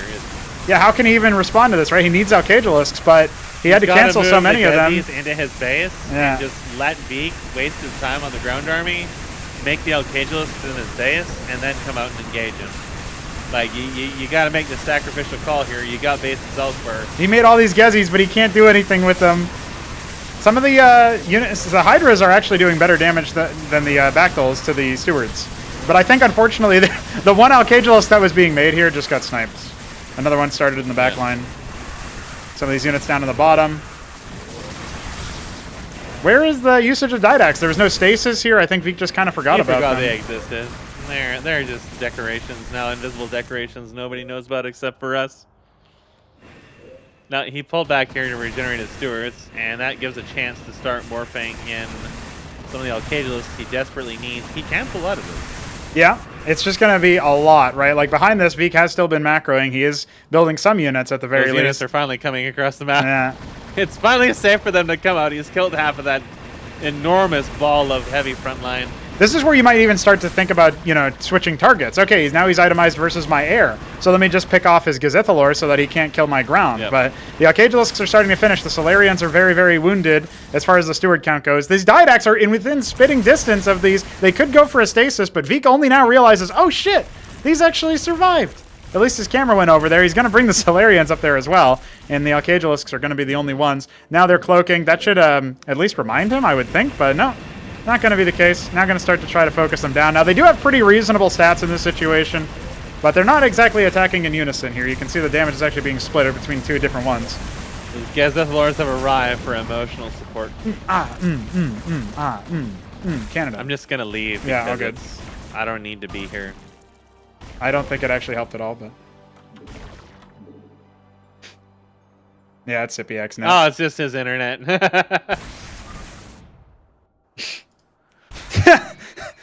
This is tactical lag right here. The Empyreans are about to close in as well. This is kind of sucks because SYPIAC is now getting a lot of brain time to sort of respond to the fact that there's going to be Empyreans now. These Didacs still have not decloaked each other or been detected by anything.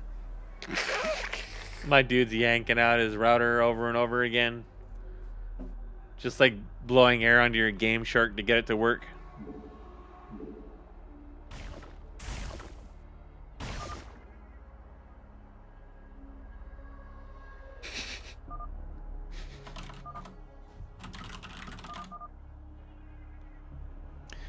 Unfortunately, it doesn't show the lag box if you're paused, so I can't even tell if it's actually working properly.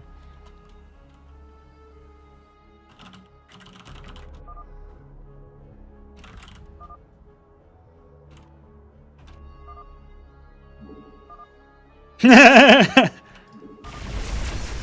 right, we are back. No problems here, although it is extra high now. Well, he's going to try to focus down. Some of these Alcagelists are very low, but he ends up picking off a high HP one instead. A lot of the stewards dying. The Solarians do have to fall back. The Empyreans have done pretty well. Yeah. Only one of the units has died. That bridge is very good. The Empyreans would get a lot of splash on that bridge there, but oh no, the traffic jam. The Didacs are stuck. His units are stuck. Veek's like, why do I must have a witness over here. I don't know why I can still see stuff over in that direction. It is going to be 4 Gezzies, 4 Alcagelisks, but only one of them is actually a full HP. Quite wounded. Yeah. Some of them are wounded, yeah. So this is still very dangerous situations. Remember that ground army that I was talking about? Well, it cleared out this bottom, sort of central There's still bottom up Gezzies phase. lurking around There it goes. there, though. Like, they're going to do a lot of damage. Well, it looks like the last of the Alcagelisks are going to be focused down. Tecton's clearing out some of the ground forces. Archon's died. Didac still here. Traffic jam. So many Hydras just trapped. Murdering stewards that fly in range. Now, if I'm in Veek's shoes, I don't even think about the economy. I assume my opponent has a lot of money floated, and that is actually the case. But hey, you can still incur some pretty good damage.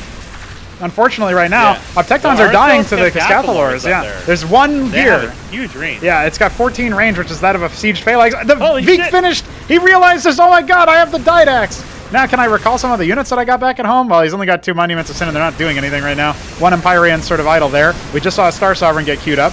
So he's going to rely on the Trick Shot, perhaps, to close this game out. But he needs to get those Didax back into, out of dodge. The good stasis onto some of these heavy ships, but the Solarians have all of their stewards in bay. They're not actually using them right now for anything because they've been so very wounded. A lot of the Empyreans have died now, so their damage is not helping. Yeah. Also, one of the Didax just died. Yeah, it exploded. Died to a straight Hydra. All right, well, he's trying to commit to it, try to focus down the Arcadialisks with what he has left. There is indeed another Empyrean that made it in, and the Didac has arrived just to try to do a little bit of disruptive cloaking, but there are way more Arcadialisks that just finished, and that's the benefit of having all of that energy. Now, at this point, with all the money that has been spent, there's not that much left in the bank for SYPIAC. He has lost multiple bases that were very much on the fresh side, and there is another unit moving across the map. It's a Star Sovereign. He's got sort of stray capital ships just strewn about everywhere, really trying to turn the screws against SYPIAC here, and I think he's regained enough of the stewards to be able to crack this area over here. And here's the Star Sovereign. SYPIAC calling GG and says good luck in the tournament as the glassing comes in. And that also would have killed the Gazcath Grotto. That would have dealt with all of the tech. SYPIAC well, there was not a able lot to of do ground it. units that were coming in to support. All those Tectons were just murdering everything on the ground. That would have ended the game alone right there. The fact they were killing all the Hydras and everything that were keeping the stewards at bay. I'll find this log for you.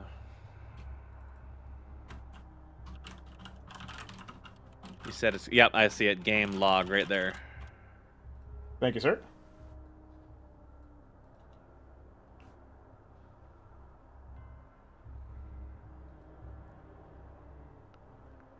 There you go, Veek. You managed to make it in. Congratulations, sir.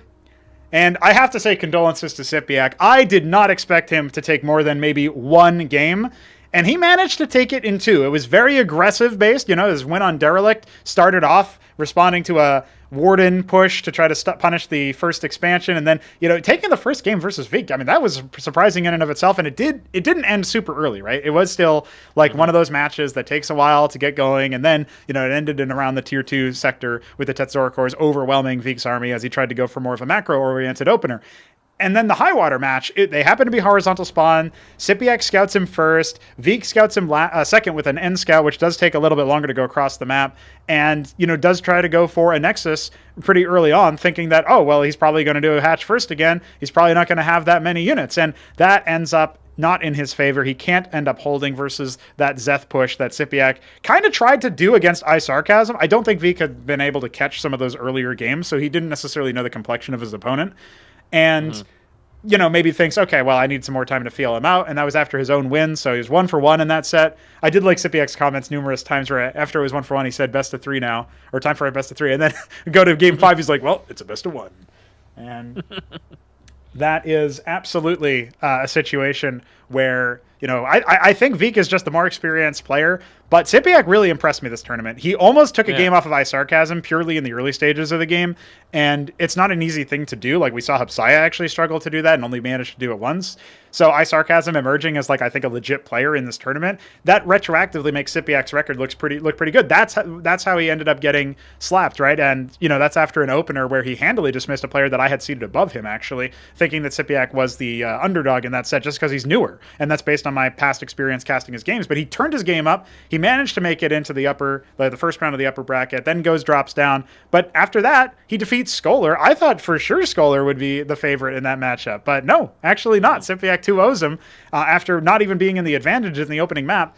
Now comes into this, takes Veek to 5 games. That is pretty legit in my opinion. Now Veek ends up qualifying, and I personally am... I'm happy for my homie. Obviously, Veek helped make this project. He's my homie. He's my friend. But I really got to say, SYPIAC played super well, and I'm grateful to have had him participate. And meanwhile, there's Benza saying gay Terran cheese, which I think might constitute a spoiler, but that who knows? Who knows? Yeah, epic game at the end to close it off. Congrats, Veek, for making it in. And that means I'll have to go ahead and update the scoreboard to say so, because right now it's just 2-2, so we'll fix that as soon as Photoshop wants to perform, which is basically never. Hi. Hi. We are just about to get started if you're ready. I'm just eating a little bit here, but I'm here, so feel free to start. Nice. I just did the same thing.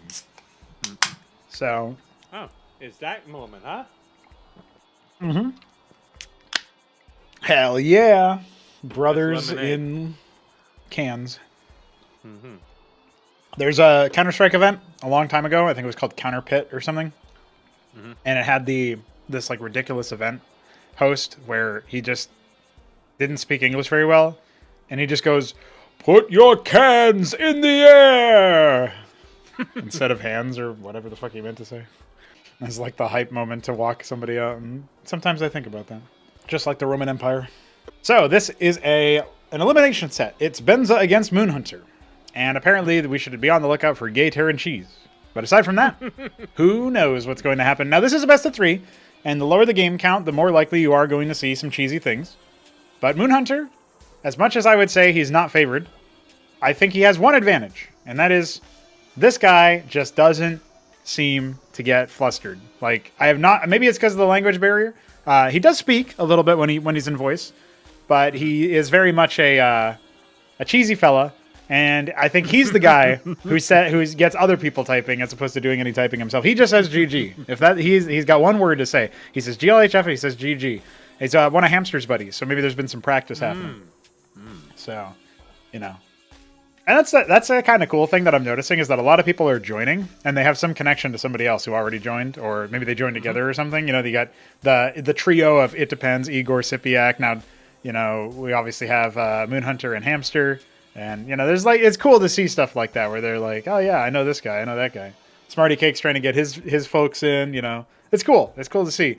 But coming into this, I have no idea what kind of practice went down. Obviously, Hamster is a Zerg player, so he could have maybe prepared MoonHunter for some of the things to worry about. And previously, MoonHunter earlier today played against ItDepends. We casted that set live. It was a 2-0, fairly convincing for MoonHunter, but we did see a lot of weaknesses in his play, and it was a lot of one-base play for the most part, right? Very one-base aggro into maybe some expansions later on. So coming into this, I do favor Benza, but who knows? We might see a shock upset, and at the very least, we'll see some cheese, I hope. So that's my prediction here coming into this one. Are you ready to see what we have on Otherworld, Mesk? Yep. Let's do it.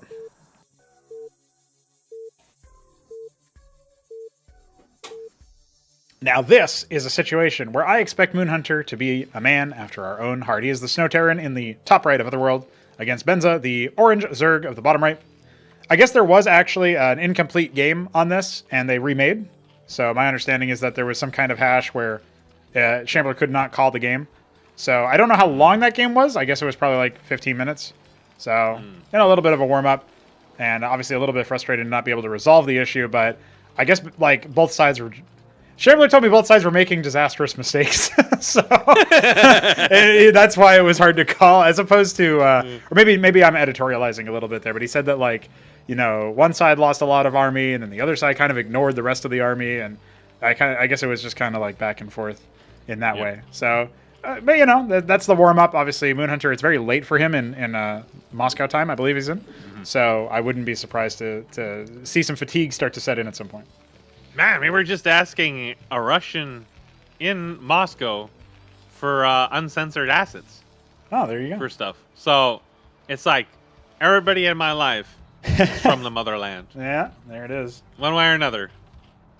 Yeah, I also, you know, obviously, like, not that this is necessarily the normal forum you would expect to talk about politics, but the geopolitical situation with the invasion and all that has obviously made some Russians on the internet feel really, like, self-conscious about saying that they're from Russia. Like, I asked Hamster multiple times if he could tell me where he was from, and he only told me that he spoke Russian. He didn't say that where he was from, you know what I mean? So it's like, I don't know if he just, I don't know, maybe that's just, like, language barrier, or maybe he's just not... Like we had a chat about that this morning, or maybe it was last night, where a lot of Russians, or even not even Russians, just people who or Cyrillic. Yeah. They can even be Ukrainian or whatever, Yeah, yeah. or in adjacent areas. They speak it, They're yeah. changing their names and taking up brand names and Wow. changing their emails and stuff Yeah. like that because white people in the U.S. are harassing them.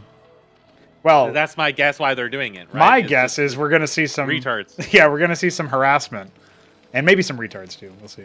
Yeah. There's actually Well, fast stockade here, double stockade for MoonHunter. Nath first, so that's there you more go. standard than what we normally come to expect out of the last few matches. Yeah. We didn't really see a lot of early Naths. This is kind of what you see out of like Shambler, Hmm. Keen, Hamster, you know.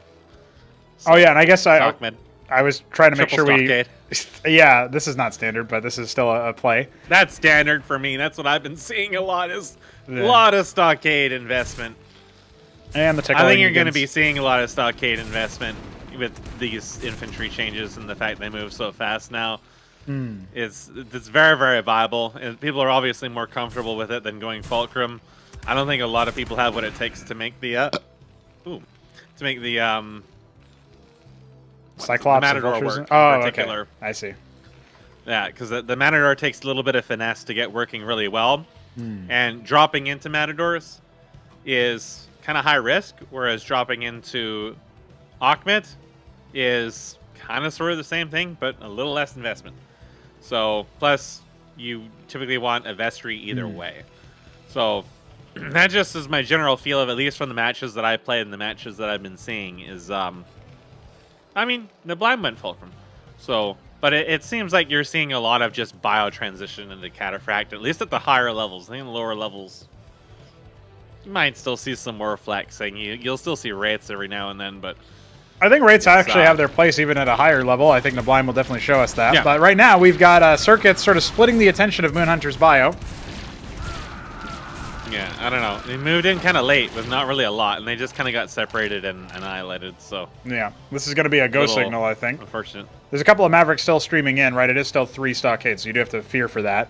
Though Nathcore harassment in the early stages was... It did get a worker kill, and it definitely sort of sabotaged some production, slowed things down, damaged some stuff. There's no vestry, no real sustain here. There's a lot of Vespene being banked up right now, but not actually being used for MoonHunter. And he still wants to posture aggressively. He's going to hold the ramp. This is a good move, but some of his units are actually on a move command. It's not going to be too good for him. Yeah, the Mavericks are just kind of walking in there and getting annihilated. Yep. The Huracan's also Akhmet weren't is by the watching ramp. on as Yeah. the weaklings die for him, and then he charges forward and also dies. Akhmet never dies. He Yep. just gets reborn. Kind of the problem is you do need to get your units all together as one to move in with this, and it generally actually needs to be Maverick heavy, and especially when it's a mixed army here. The Mavericks are very good, but you do need a lot of them. They do need to be working together. So a little bit of control issues for MoonHunter in this regard, but We're seeing the same Now thing the- now, yeah. yeah, Zerg has to move up the ramp here, and you can see the Mavericks can do quite well there, even though there's certainly a lot of targets, more than there is Mavericks. Eventually, the Mavericks actually do repel it, and that's even without going into the anchors themselves. Yeah. So, Oh, he even cancels that one. That's interesting. Yep. So, gonna May as say well. that, okay, I've held the attack. I'm not expecting my opponent to keep going. We'll see if that he just read is wants correct. to quickly drop that ministry there. So. Yeah. Yeah, he's bit of already extra been behind resources. by workers for a while. MoonHunter does have a habit of like missing his macro cycles sometimes, and I can't really tell all the time if it's oh, I'm deliberately cutting workers so I can fit more military or what. But here his stockades are idle and he's got 200 minerals, right? So that's like another case where I don't know what exactly he's draw planning. left. But... Taking a trip to the other world before turning around and finally going back towards the third to take a third. There we go. But he was all the way above the fourth over there. Oh, Before he interesting. turned around, so I'm not sure if he was just scouting or what. Yeah, it might have just been like an errant attack order or move order or whatever. Now there's the neutral anchor in the middle of the map is being overseen by a quasi. This quasi over here on the high ground in the middle has 2 kills. A The one veteran. by the anchor has 3. Oh, there you go. Check that You can out. hop in that anchor. You might score another dozen or so. Yeah, depending on the move outs. Yeah, it's funny because usually when people can't break the ramp, they don't even bother trying to contain on Otherworld. They just go around to the other world. But I do think that there's still a lot of interplay to be had. Like if you want to keep most of the action centered on the right-hand sort of hemisphere, you can start taking these central bases. Well, it's a very wide ramp, and we've seen it busted countless times or just walked up and ignored. Yeah. So a lot of Nats coming as well from the center. If the Zerg wants to, they can just commit like a huge Zath all-in or quasi all-in onto that. I mean, it is just Mavericks. They can do a lot of damage, but there are limits to what they can do. Okay, well, the first round of Nats scores another Mason kill, but they are otherwise zoned away. An additional Watchdog being set up. The first one was a little odd from the in-base, right? It's not very useful in that spot. But the Atlas is 25% done, so this is already looking like a tech rush for MoonHunter off of really effectively one base. Like, he's technically got 2 miners over here, but it's not really a huge amount, right? He's playing very defensive, and I honestly think, I don't know if this is deliberate by MoonHunter, but Benza is very defensive. You saw him put out down 2 circuits. He puts down all these macro hatches to spread the Kagra. On Otherworld, it makes sense. On other maps, he'll do it anyway, just to get them closer, right? He doesn't favor the obelisk trick, right? So when you see 3 stockades, you're going to think it's going to be aggro because it's 3 stockades. And he did attack a whole bunch early on. It just wasn't very well executed. Yeah. Now, it's like, you still got 3 stockades. You know, they're going to be used for something. But no. MoonHunter's like, hell with that. I got an Atlas to finish. Yeah. And now it is finished. It is finished. So we're going to see what he's going for. It's turns mantles. into mantles. Yeah. And, you know, Cat packs are en route. They're pretty good right now, although they're actually, I would argue, weaker on this version versus swarming Zerg compositions than they will be. I think they'll be a little bit better versus that when we switch over. Iris starting for Benza right in the middle of his main and base. Inconspicuous location. That is not an Enos location. I do not approve. And, you know, it's not a very good location if he does see that ramp get busted, because it's just right there. Yeah. Now, maybe he's been Ahmed dropped and he doesn't want it to be right next to his hatch, or Ahmed's just going to take out the both of them. So there's surely some logic to that specific placement, but you know, I always just think of all the times that people just run into my base. It's like, I don't really want it there. I mean, it's tanky and gives you detection, so sometimes it's nice to stick it in a place where it can help you, but, you know, there is an anti-air around it, so it's not like it's going to kill any flying wraiths. So we do see some Zero cores here. He's starting to man up. Probably going to go, I imagine, just to Backless on top of it as the 4th base is put down. That'll be 4 bases to MoonHunter's 2. So Macro engine starting up for Benza here. It's going to be all down to the cat facts. And he does have a shaman, just 1 currently, but I'm sure he'll add some additional ones by the time the cat facts actually start moving out. He has a single Ramses here just to watch over the pyramids. Midtravel Nest. So this will be a little different than what we've been seeing out of the SYPIAC series and the Alcag E-Teth. So 2 divergences from the SYPIAC series, and really most Zergs in general, to be honest. You see Keen go the Alcag E-Teth and trying to use Kagerlist, and I've made some use of them as well, but most people just prefer to go potatoes if they're going to go for anti-ground ranged, and then that deprives them the ability to attack air units, which especially when you're dealing with Solarians and stuff like that, the Kagerlists are very nice to have. And Bruce Spawn in general, I felt, are pretty good against Terran overall. Just, well, the Matrolith doesn't feel as good against Terran as now as it was before, because I mean, you literally just suicide your army into them. Yeah. Push a few buttons and you have like 800 broodlings and they just kill whatever's left. So it was a little stupid. But we are going to see a couple, though. And Benza is fond of using them. He says that he thinks they're actually very good. I think they definitely can. I think they are good. Yeah. They're not as good as when they were busted, that's for sure. Yeah. I haven't really gotten much mileage out of their healing because it seems to be kind of short radius and it's kind of hard to use it in the middle of a fight when everything's moving around. And also it was removed. But it does tank and it does spawn stuff, I think. So it's, you know, I've thrown a couple in there. I've gotten some mileage out of them. It's not as massively game swinging as it used to be, but the slow aura on them can be very nice to have, especially, again, now that the Terran infantry moves so fast. You're probably not going to see it as much at mid-game. The infantry is more delegated to a protection role. Now, it's not like there's a lot of them, but they won't go anywhere if they're getting bounced attacked with a snare on it, which is going to come from the Azura Core. So that just stops the Terran really from disengaging, and it'll also help out the backlist to stop them from approaching the backlist. Cataphracts don't really care about any of that, though.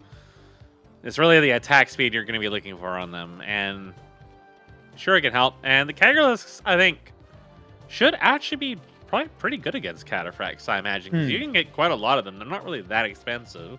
They have the armor penetration you need, and they have good range. Not amazing, but good enough to engage. So with a frontline and Cagalus, I think you just focus them down, and especially like with shamans and not clerics, the healing won't be as good. And he's only got the one shaman. In fact, he's moving out right now and not a very scary force. There's not really a lot of units here. They're even on unit counts, but a lot of the units for MoonHunter are still Mavericks and stuff. Yeah, Mavericks, and some of them are on the other side of the map, which are going to run into this base here. Now we're seeing some Amaxilisks. They do have 3 armor penetration, so those also could probably deal quite well. Just a lot of just direct single target bursts. Yes. Especially when it's only a small number of cataphracts. Absolutely. And they're all split up across the map. So he could get some worker kills in off of this, but man, that base is really oversaturated. I'm not sure he'll notice a difference. Well, the other thing, too, to mention here is that the Convalesque is very good versus the Cataphract, because the Cataphract will do multi-target, and it has to deal with the Rilla Rocors, right? So, you know, you're occupying its time quite a bit there. Yeah, Convalesks are definitely way better now that they have a spread attack, because before the AoE was not really enough to really get it to proc, especially on larger units. Now they're way better. That was way better performance of those units than what I'm accustomed to. So I get very good against bio just in general, just because of that, but now even more so. That kind of like stops MoonHunter in his tracks. That just got squashed, and now he has to realize, wait a second, my opponent like has way more than what I think he does, and he's also tier 2. And you know, Vilgorkor is all the excellent graphics we're well accustomed to from the older days of CMBW, where it's basically impossible to go a match without seeing these, and now it's gone. Bye. There you go. That's probably better for the better, to be honest. So here goes 4 on Maximus. Again, not a huge amount of damage here, but enough to thwart it away after 1 kill. He gets the Shaman, which now damage will stick onto it, so he's going to charge. More cat packs have arrived. Yes, but there's also the Convalesks are still here, and the Matrilots are going to come in and start applying Ensnare to these attacks. Off they go to get some Rilla Rocors out. That is a huge amount of summons, and that will easily push this back. Yeah, there was no more sustain for these, and more importantly, there was no front line for them. Like, there wasn't really that many infantry. He hasn't... Oh, okay. Well, an interesting time to GG, but a time nonetheless. Interesting. I think he just didn't have anything back at home, right? He didn't have much anyway. The thing is he had those stockades and he didn't ever use them again. So he he wanted to have like Achmeds or something, like just Mavericks, just something to help the cat, like the cat packs alone in that case. The Zerg just had so much more economy than he did. And then had single target burst. It was, I think, to the Zerg, it was pretty telegraphed what he was going to do. A lot of people are building cataphracts right now, and like I said before in the other matches with like Hupsaiya and stuff like that, is Zerg don't really have as many problems with cataphracts as Protoss do. Yeah. I think they'll still be the main target of them in the group stage once we get there, but we have to make it through another set after this. Now, Benza is going to face Qualification Point, and the beige Zerg in the bottom left will seek to do so against MoonHunter, the midnight green Terran in the top right. And that means that we will see if MoonHunter can pull out the cheese. Now, this hasn't been a map as standard as it is, and as dedicated of a pick as everybody has made it. Derelict has also seen some very interesting proxy stockades. And look at that. A Mason is already dispatched. Looks like he'll be heading towards... Down he goes. The camera specifically went to the special place. Yes. It's not exactly 6 o'clock, but it's close enough. I think that if you just primarily go to cataphracts, which I think that is his primary go-to given the previous matches, and the Zerg shows that not only can he fend off your early game aggression pretty well, or go if your control isn't very good, and B, knows precisely really what to use against it, and just very handily deals with it on all accounts, you either got to do something different, or you got to cheese the fuck out of him. Which isn't really different. That's the standard fare. I think that when we enter group stages, we'll probably be seeing a little bit more of this. Well, the stockade comes out. Halfway done. But it is a quaz pool first, and Benza loves the pool first. Yeah, he almost always goes pool first. So this is way more safe. Although he's not really going to have the larva to expend on a whole horde of shit right away. It will take a little while to finish because that Mason wasn't over there by the time he had 150. It was quite a late stockade, all things considered, and this one's even later, which might be sussy. Yeah, I'm not sure if he recognizes, wait, that should be started already because I started my pool and that's more money. So what's up with this? But there is indeed a Huracan coming. We have a Kagran to spread the Kagra down up towards the ramp. That will be an opportunity for Benza to be somewhat defensive, but it's not going to be helping him. Double quasis. You know, I think he's very sus about this. Yeah, well, the Mason isn't going to be able to do too much here, which is a little unfortunate, but it might tie up these quasis long enough. Well, not really. I was thinking maybe they're going to go across the map here. Now, this has been a situation. No, look at this. He's instantly going to scout it out. He knows. He suspects. But here we go. Ahmed is instantaneously pouncing upon this Quasilisk. This might be a really fast game. This might be a really fast match. Yeah. Oh, he's going after the worker count, which is very low. And the quasis are not syncing up. They have gone for the runaround. Not a single worker has died yet. Oh, no, never mind. Just one died. One died yet. So. Okay.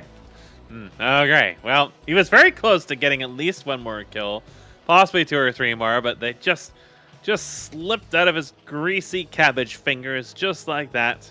And away the stockade goes, and no one's any the wiser. It's going to reveal the worker harvesting in the middle of the map. Yeah. Yeah, may as well grab some gas for that tier 2. I don't think this match is going to go to tier 2, but you never know. No, I'm not sure. I mean, maybe Benza was just so affronted. Maybe he wins 2-0 here, nice and easy. But he was just so angry that there was a stockade looking there. for it. Yeah. Then it just flies over his worker in the main. Yeah. In the middle of the map. That's funny. You never did stick around. Yeah. That'll be enough of a sign for him. So he's moving his quasis up there.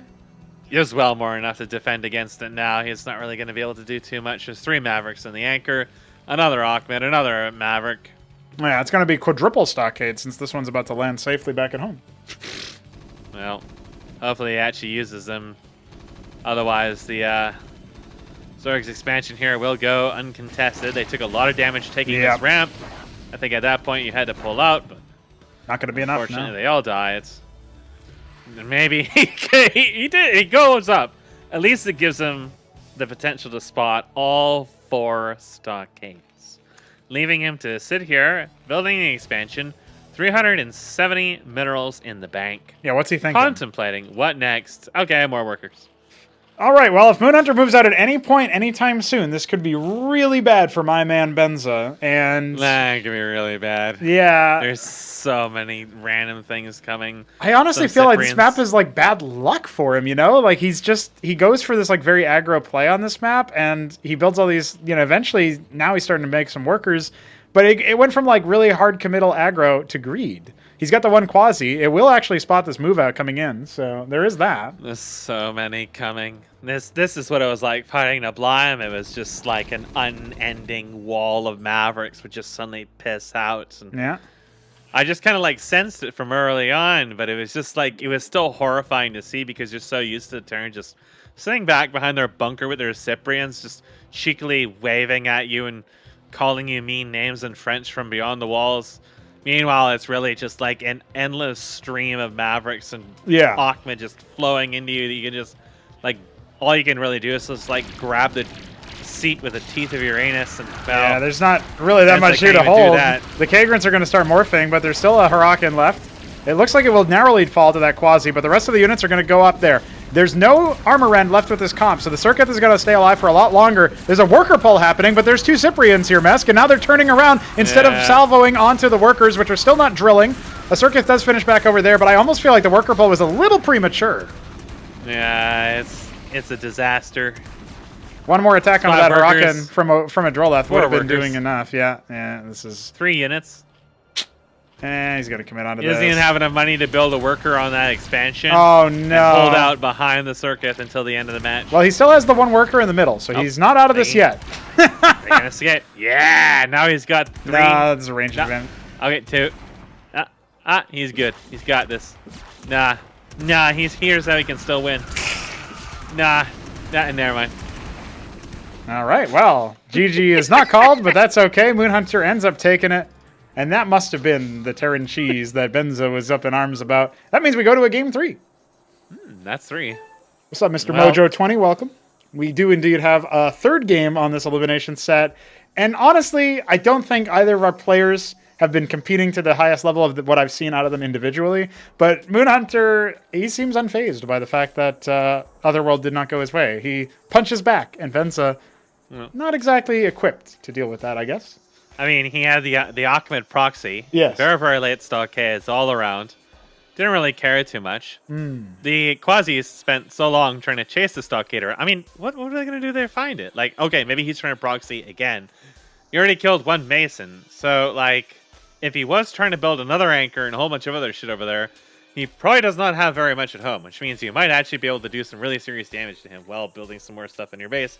He was building a circuit after all, just wasn't really in a very defensible position, but it was sort of there. And then, but then it flew back home, and then there was like just 4 stockades at that point. And it was like, he like sat on that knowledge for a while, and then went back to droning. Didn't really like adequately prepare for it. He was starting to prepare for it. He was starting to build some stuff in his expansion, but they kind of just walked past it because those were right next to the Hatchross. Yeah. And we're not threatening that ramp at all. So, yeah. Well, we go to High Water, a 4-spawn map. Let's see what happens on this one. How does this decide? I mean, it makes cheesing a little bit harder. You kind of have to either get lucky with the roll, but it's cross-spawn. Just 6-pool. Dark Lavender, Zerg in the bottom left. That's Benza. Vine Green Terran in the top right. MoonHunter. MoonHunter is cutting worker. Oh, there we go. Never mind. Now he's building it. MoonHunter is just hitting the vodka. That's all. Yeah, he had to take a quick swag. 1 shot for every worker, every Mason. So the Nablime Mason game has some, some challenges for him. Yeah. It's just how he starts the day. He's got to start the morning building Masons and hitting it back. Yeah. I mean, really, just 6-pool. I mean, go ahead.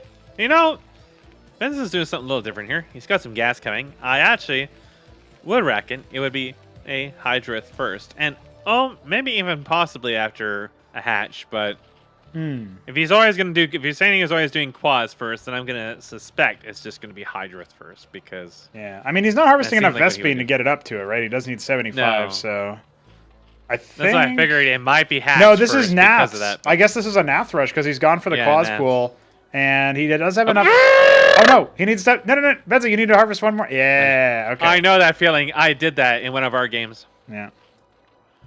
Or it was against Nablime. Look it at was this. one of the, or maybe it was against Shambler. You know, I don't remember. Oh my fucking god, it's happening. Oh, I think he's really happening. I don't think he scouted bot right all the way. He scouted top left to confirm it was in the close spawn, and now he's just going to make the double stockade super far. I didn't see his workers, so he must be over there. Chances are, he's definitely scouting. No, he's not scouting. Oh, this is Nath rushers get punked. It could be a Nath Rushers get punked moment, but I guess they're both kind of cheesing right now. There he goes. This is going to be 4 If he wanted Naths. 6 Naths, he could have harvested more gas and really gone all in. He's still going, so I think he's going to have more. larva. It's a Huracan first. And the second stockade, Oh, this is. a Maverick. All right, so now he's going to scout bottom right, Okay. and then presumably bottom left. What if he builds a watchdog in his base just out of, I feel naked. I need a dog protecting. Third stockade in the middle. Why not?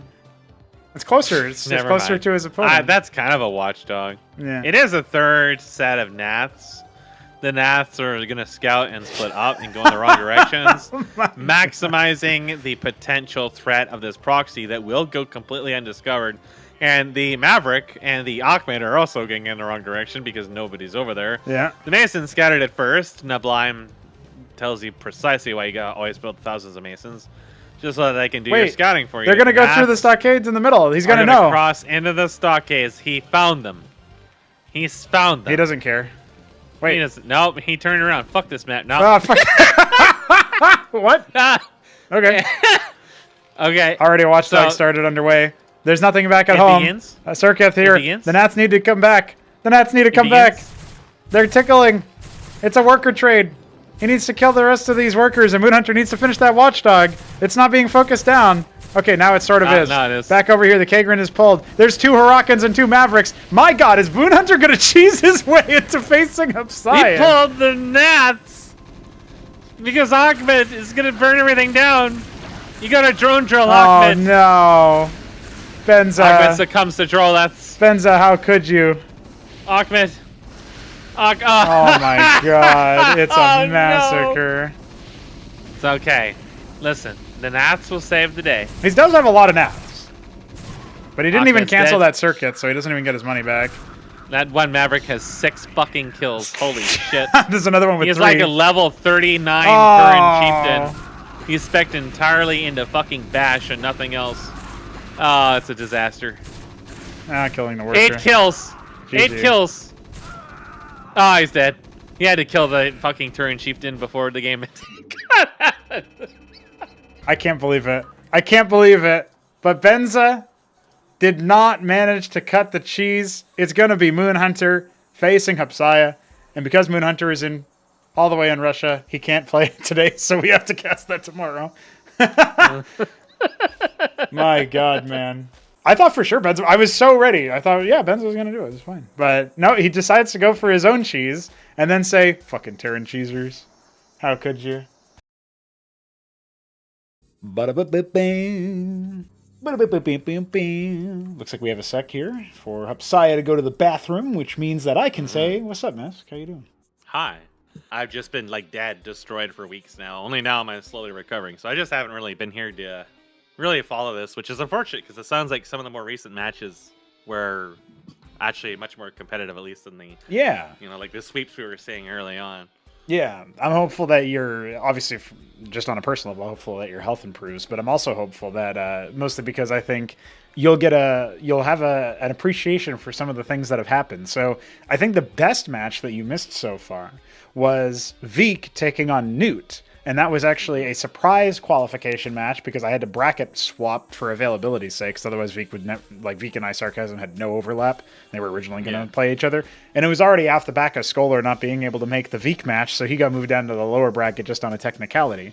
That's actually the only match DQ I've had to do in the entire bracket, which is, so far anyway, which is kind of like shocking.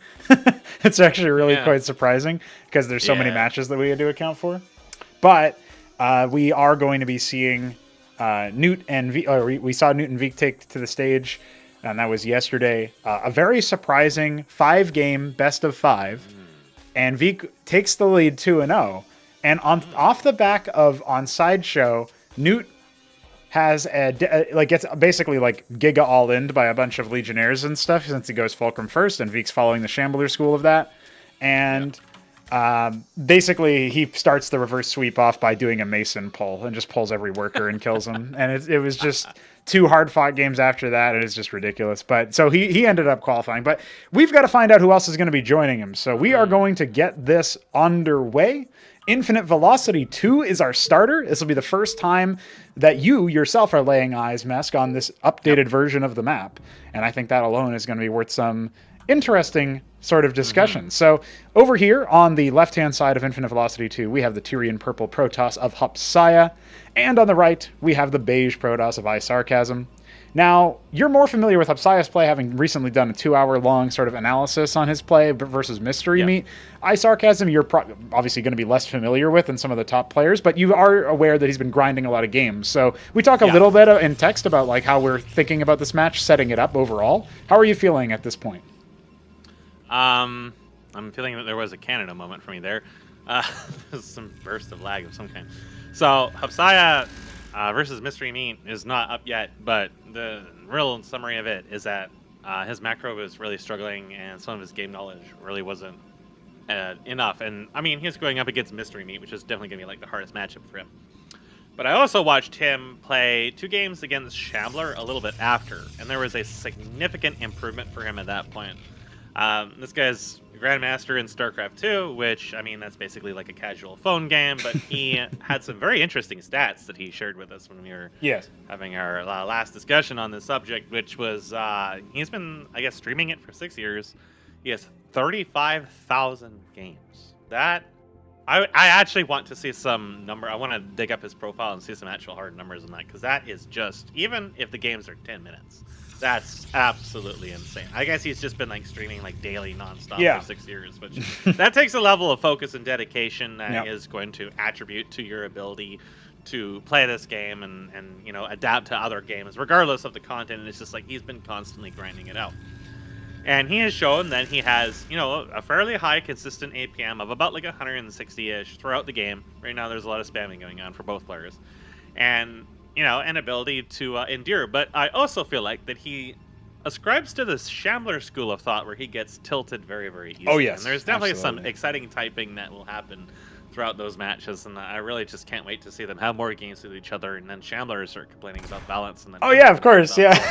Well, Shambler complains about good. balance when he plays against 3 Crow. I had a actually, you'll see that if you check out the game that I was mentioning I think you'll like a little while ago. There was a game between the two of them, but so we'll just really quickly check into the game right now. There was a 2-gate opener from iSarCasm. He did go for a Draken first, which is now idling in his mineral line after his scribe has scouted out that it will be vassals. He lets the pylon that's blocking the natural finish, but we can see here that I don't think either of our players are particularly interested in going for an expansion anytime soon, right? 2-gate is a very military-focused opener, and the lattice opener, just for a little bit of air control on this very large map, with the gate follow, it's fragile, but until 4 minutes when these atlases burn down, you don't really have to worry too much about ground units.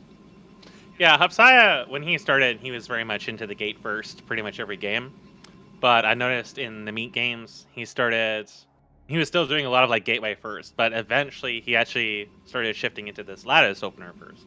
So I think that lattice openers have been much more on his mark. And Hupsaiya as a person, he's said that he prefers macro games, he prefers longer games. It's just people in StarCraft 2 tend to try to end it early. And because the game doesn't really even have an early game, but early as like 13 minutes versus like 20 minutes tops. So he has, however, done. So I made a mention to him. We were in voice chat while he was playing against Veek. Okay. That you were talking about, and I said, "Why don't you ever cheese?" And he says something along the lines of just like, "I'm not really about that." And he also likes to play safe. There's another comment he made when he was playing against Mystery Meat, where he actually ended up taking a round off of Mystery Meat on Sideshow using Exemplar. And Mystery Meat's like, at any point you can just come in and kill me. He says, I really wanted to be safe about it. So he's more of a longer term player. Okay. And I don't know. The adaptation is very interesting. And going to be interesting to see because you can't really complain about balance in this too much because now this is a mirror match. So if Yep. iSarCasm starts pulling out some cheese, we might get to see some great typing. But iSarCasm, I saw one match. I believe I casted it. Yes. It was him against you. Yeah.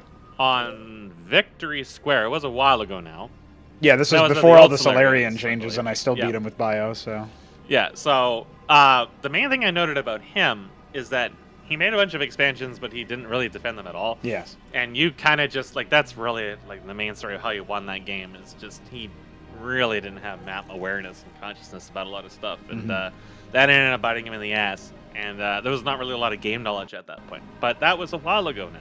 So he has been playing a fair bit. Hupsaiya has still got his streaming going on. He's doing all this other stuff. I see him in and out, but the practice is more focused from this dude. So while I think, just based on like the histories, is that Hupsaiya would have the advantage in terms of the raw gaming experience or the raw like grinding experience, the grind set. But the game knowledge in this, I think, would probably be in iSarCasm's favor. You might see him try to really pull off of that. I don't know if we're really at the stage where players like doing a heavy amount of research on each other, except for like the upper brackets. Like you do see some of that with like Shambler and Meat and Sublime, I think, to an extent. Yep. But I think at this point, you don't really see a lot of people doing like research or really like grinding against each other a lot, or trying to figure out each other's play style. Or you mentioned something about like Sublime. I think it was Sublime that you were playing against a while back, and he was like, "Can you play like Mystery Meat?" Yeah. There was stuff like that, right? Yeah. So, but if iSarCasm had been kind of like following that in the background, he'd be like, oh, okay, so this guy's mechanics are probably fairly solid. Yep. Hupsaiya, I think, has a tendency to like overcommit and be aggressive when he shouldn't be. Well, this is definitely an opportunity for him to be, though. You can see that because he's finally going to blow up the Nidus. The double Stargate goes down, but at the same time as a bunch of Wardens get warped in because iSarCasm did scout that, and now he's got no money to spend on his production, so his Stargates are just... Yeah, I feel like this is just hitting at the right time where Hupsaiya has caught his opponent doing something greedy, unbeknownst to him. However, the Wardens will finish, so I think there's still play to be had. It's not completely over. I mean, he's going to scout that there's no such Nidus. That's one of his few Drakenins over here. The reaction, a little slow, not actually pulling the Legionnaires out. And thankfully, he does have a bunch of phalanxes of these The idols pylons. are getting intercepted. Yeah, that's actually stopping the idols from being able to do too much due to that. And the first Panoptus is out. I wasn't even aware idols even had an interception at this point. Yeah, and it's been like that for a little bit now. Now, the Panoptus is just going to fly directly across the map, and there are some Dracodons that are going to rally out, so I don't think it'll accomplish too much. It'll just scout the timing of an expansion. But the back base, which in Infinite Velocity 2 has much reduced resources compared, it's basically like an in-base, you can think of it as, is fully saturated pretty much for iSarCasm, or at least partially, on the mineral side. And meanwhile, for Hupsaiya, he only now just put it in. So you were just talking about, oh, Hupsaiya has this opportunity to, attack in. Like I was mentioning, this seems like a good time for him to be aggressive. He kind of bungled the attack a little bit there, with the idols specifically, and now he might have overcommitted where he lost a lot of units and lost an opportunity to pressure. But he is pivoting directly into the Argosy. Yeah, I was watching an FFA before I played. We played that really silly FFA where he got trick-shotted by Star Sovereign. Oh, wow. And there was a lot of people attacking him. Yeah. Like he responded pretty well to being just having pressure all over the place. So I don't think Hupsaiya is really gonna get rattled too much by the Panoptises here. But the fact that these are oh, they're scouts, they don't really do that much damage against ground. He might not really have encountered mass Panoptis pretty much. Yeah. And if this does start gaining momentum, it can actually be a real pain in the ass for him. But it seems like he's respecting that there is some danger with this. He's keeping some Dracodons home. He's actually pulling his army back across the map, scouting around for extra bases. Yep. So, and there is not another one playing coming here too for greedy iSarCasm. So I think, constantly maintaining that macro lead, iSarCasm, affectionately nicknamed Igor around these parts, is going to be able to get up to a macro lead at that point. He has a little bit more workers. Now, blind ask, does the Argosy make anything that's good against Panoptis? Yes, Magisters in sufficient numbers are very good against them because of the range. Empyreans are extremely good against them. If they're really heavily outnumbered, then they can get bursted down, but the splash damage is crazy. Solarians are good, which he's got just about halfway finished. I've been seeing a lot of Solarians out of Hupsaiya. He really likes to use Solarians and Empyreans both, so he likes to have a little mix there. Taking a little bit of damage here, lost a pylon, empowering some of his structures, but since there's no really dedicated attack coming, it's not a big deal. I think a bigger risk for him at the moment is his expansion's kind of naked. Yes. And I mean, I haven't really seen Didax come out of him too much. He's not really into the big recall stuff. I haven't really seen him use any of the super heavy stuff. I've never seen him use the main he likes Cantavis. Haven't really seen Mind Tyrant Demiurge or anything like that. But he definitely likes to get into the Argosy and build Solarians and Empyreans and mix those in with his army. And he's had pretty good success off of that. I think that was the big pivot for him, was realizing how good the Argosy is. And that's really helped out his playstyle quite a bit here. But there is another raid happening. Yeah, the number is growing. It was 4 last time. It's going to be 7 now. I don't think that Warden will be canceled. But at this point, the Panoptises are a little boxed in, right? There is the Solarian to the south and all the Dracodons up north. There's still a Warden over here to take some pot shots. But really the problem that Hupsaiya is facing right now is that he's not making Hierophants to sort of tag these, which he does have the ability to, right? So they're going to use the movement speed. They're getting some frags, but remember that at this point, the worker count is pretty... Yeah, some parity to it. The biggest issue right now is that iSarCasm isn't actually using his worker advantage. A lot of them idle, now going to be tasked away.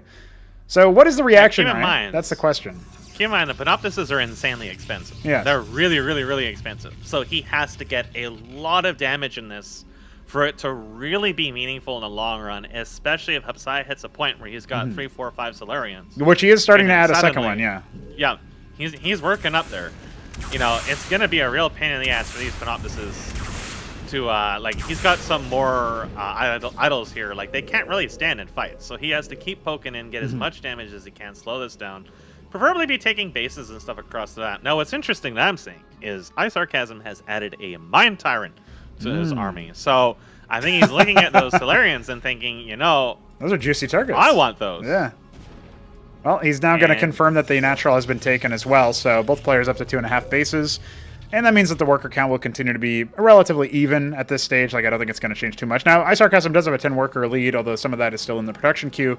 But there's, Hupsaiya queues a lot of stuff. That's something we've both noted when we looked at his play. He has a lot of stuff queued up right now, and I feel like he could probably have afforded another Solarian had he not done that. So, really, at this point, having a pylon to the right of his base would definitely help out. Instead, you know, the Wardens are buying some time, but now he's kind of just getting, you know, constantly attacked. This is really starting to hurt now. Like, he's had to constantly rebuild these Wardens over and over and over again. Yeah. When he could just make an engram or 2 engrams. Yeah. Any sort of then splash, that will deal so much damage that even if the engram dies, now all the Panoptises are low on health, and his impending defense will kill them. I think iSarCasm is indeed reading into the state and has at least some idea, or maybe this is his style. I haven't really seen him too much, where he knows that Hupsaiya hasn't really dealt a lot with these end-game, like, high-end Protoss units that much. Yep. And I think that the Mind Tyrant, if played well, stands the potential to do a lot, but a couple of Panoptises here taking some really heavy damage when they die. A lot of them are very, very low on hull here. No, it's not going to get the cancel off. Is going to cause them some headaches. Yeah, the Magister extending the range of the other units. The biggest thing right now that I saw there is that even though it's not really as required in CMBW, you still get a little bit of a benefit from using your Solarians to attack one of your own buildings and then channel your stewards that way, right? So that they're already out and ready to go.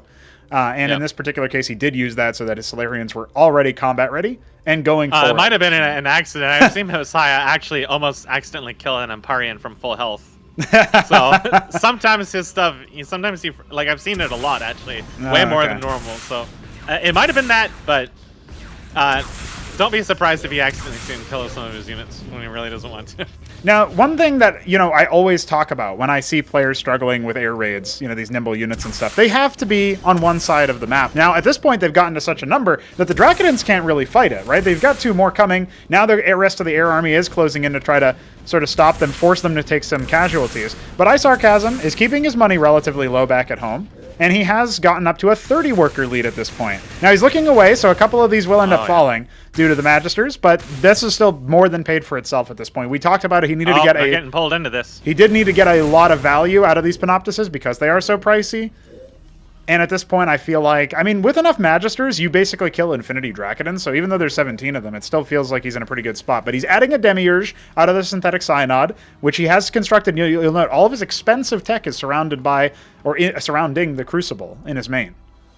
Now, you have to be careful about his Mind Tyrant, because it can die so easily to the Solarians. It can take a ton of damage from them if they get the initiative on it.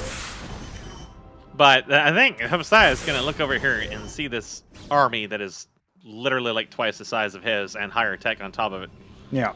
And that's after, I mean, that's assume if he even survives to see it here. The Panoptises are actually dealing quite a bit of damage to his long trail here. He really wants to put pressure on this, but iSarCasm has been not idle during this. Look at the worker count difference. It's quite substantial. He's had a few idle in there, but for the most part, he's been quite solid about dealing with this. That said, if Hupsaiya gains some lead on this and is able to actually deal with his army, a lot of these bases are not really well defended. So yeah, well, he has to evacuate his scribes out of the natural. This is essentially going to be a go signal where he does need to be able to crack this nut.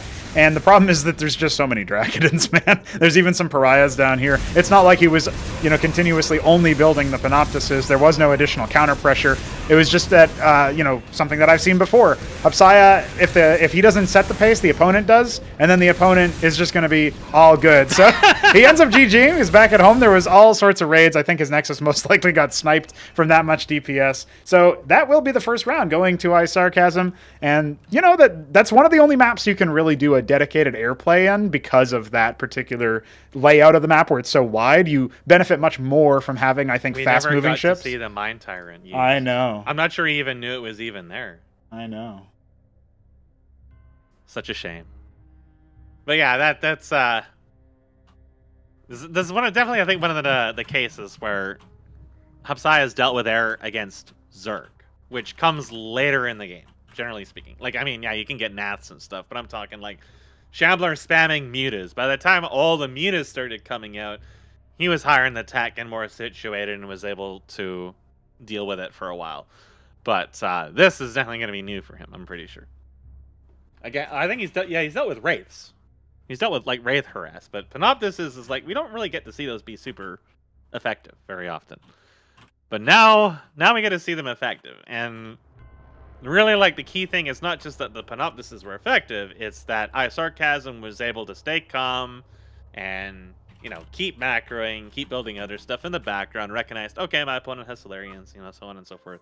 I'll just deal with that and be prepared for it. And I mean, even without the Mind Tyrant, his army was just substantially larger, and he was substantially ahead on tech and just general map presence. So we'll see how Hupsaiya rebounds from that. I feel like he's learning, and the only way you learn is by getting the lash of the spank. That's right. We'll see if Hupsaiya can fight back on a more standard map. We got Hupsaiya ready up. We got iSarCasm ready up. And I'm saying GLHF for all the homies watching either on our stream or on Hupsaiya's stream, as he is currently streaming his progress within the qualifier. iSarCasm, Dark Spring Green Protoss in the top right of Derelict. This is a more standard map, and now Hupsaiya, the Glacial Protoss in the bottom left, will have an opportunity to go for something a little bit more ground favorite. I think there's probably a reason iSarCasm went for the Stargate opener. And I didn't want to say it, I didn't want to jinx it. But Mask, I was talking to Veek about this exact matchup earlier today while I was out on my dumb phone poster walk. And I told him that, I know that Hupsaiya has had practice versus, Veek in particular in PvP. Yeah. But there's certain things about his play that I'm not 100% sure. I needed to see if they had shaped up. And I'm not going to call it right now, but I did say that I think iSarCasm might have like I think he might actually be like 55% favored, if you know what I mean. Like barely the favorite. Even though normally you'd give this edge to Hupsaiya in terms of mechanics and awareness. iSarCasm is going to pylon scout his opponent. I think he's paranoid about a potential like immediate follow-up with Gate. And it will be a gateway, in fact. But, he wants to make sure that there is actually something coming at home. He's not going to get cheesed StarCraft 2 style, putting his own Gate down in his main. So, this is where the rubber meets the road, guys. This is a best of 5. Now, at this point, Hupsaiya only down one map. Probably a frustrating map, but he just got to get rid of it. He's played many a series as a StarCraft 2 player. He's played in all these like weekly tournaments that they run and stuff. So he knows the deal about BO3, BO5. He knows how it works. He knows how to reset, I think. So we should still be on for a very explosive series, I think. And in regards to the maps, I got to check who first picked that map. That was iSarCasm first picked Infinite Velocity. Okay, yeah, that's what I was figuring, is that's definitely not a map Hupsaiya would pick, because I've never seen him even play on that map. Yeah. This is a map that he has played a lot on, that, we watched all those meat games on, right? So, and then the other one would be Sideshow. So if we see him go to Sideshow, if he drops another round, I'd be surprised if it goes to Sideshow immediately after that. This is definitely a map he's more comfortable with, but that's really like against Terran. So, definitely, iSarCasm showed to have a pretty solid map understanding and just general, goal coming into that game. Coming off of that, it'll be interesting to see if he continues to focus on error. I could see him trying to do that. It might be a little harder. Oh, look at this. In the middle of the map, it has begun. It has begun. So, yeah, it'll be interesting to see how iSarCasm chooses to move out from this. I think that if he tries to fight Hupsaiya mano a mano on his unit composition and stuff like that, that would really... Yeah. He's really looking for proxy or something here. Something's happened to him. Not only that, dude, there's a third gate coming. Like, this is... This is what I thought Hupsaiya would do, but not iSarCasm. I did not think that iSarCasm would be going for that. Hupsaiya really likes fast expanding on this map. He was dedicated to fast Nexus against meat almost every game. And he's probably going to as well. The Zealot looking around feels still. like it. He wants to do that here. Like, you see him pooling. He's got a queue up. He could make it now if he wanted to, if he wasn't queuing so heavily. Okay, he's actually gone for a Stargate, so it looks like he's not going to go for the expansion the way that we thought. The problem is, this is like... okay, wait. 2 can play at this game. I'm going to go for a Panoptus 2, and now it's a 3-gate reaction, just blind from iSarCasm. Oh, no. Well, okay, the one positive thing is that Hupsaiya's units are on the map. They're very likely to encounter this push before it makes it all the way to his doorstep. He can add a defensive warden somewhere, a redundancy pylon. He can react to this. But the question is, well, as of right now, it looks like Hupsaiya might be navigating the wrong way. So actually the forces will pass each other, and this is maybe the worst possible situation. So never mind what I said. Mesk, this could end horribly. The Blime wanted to see Hierophants.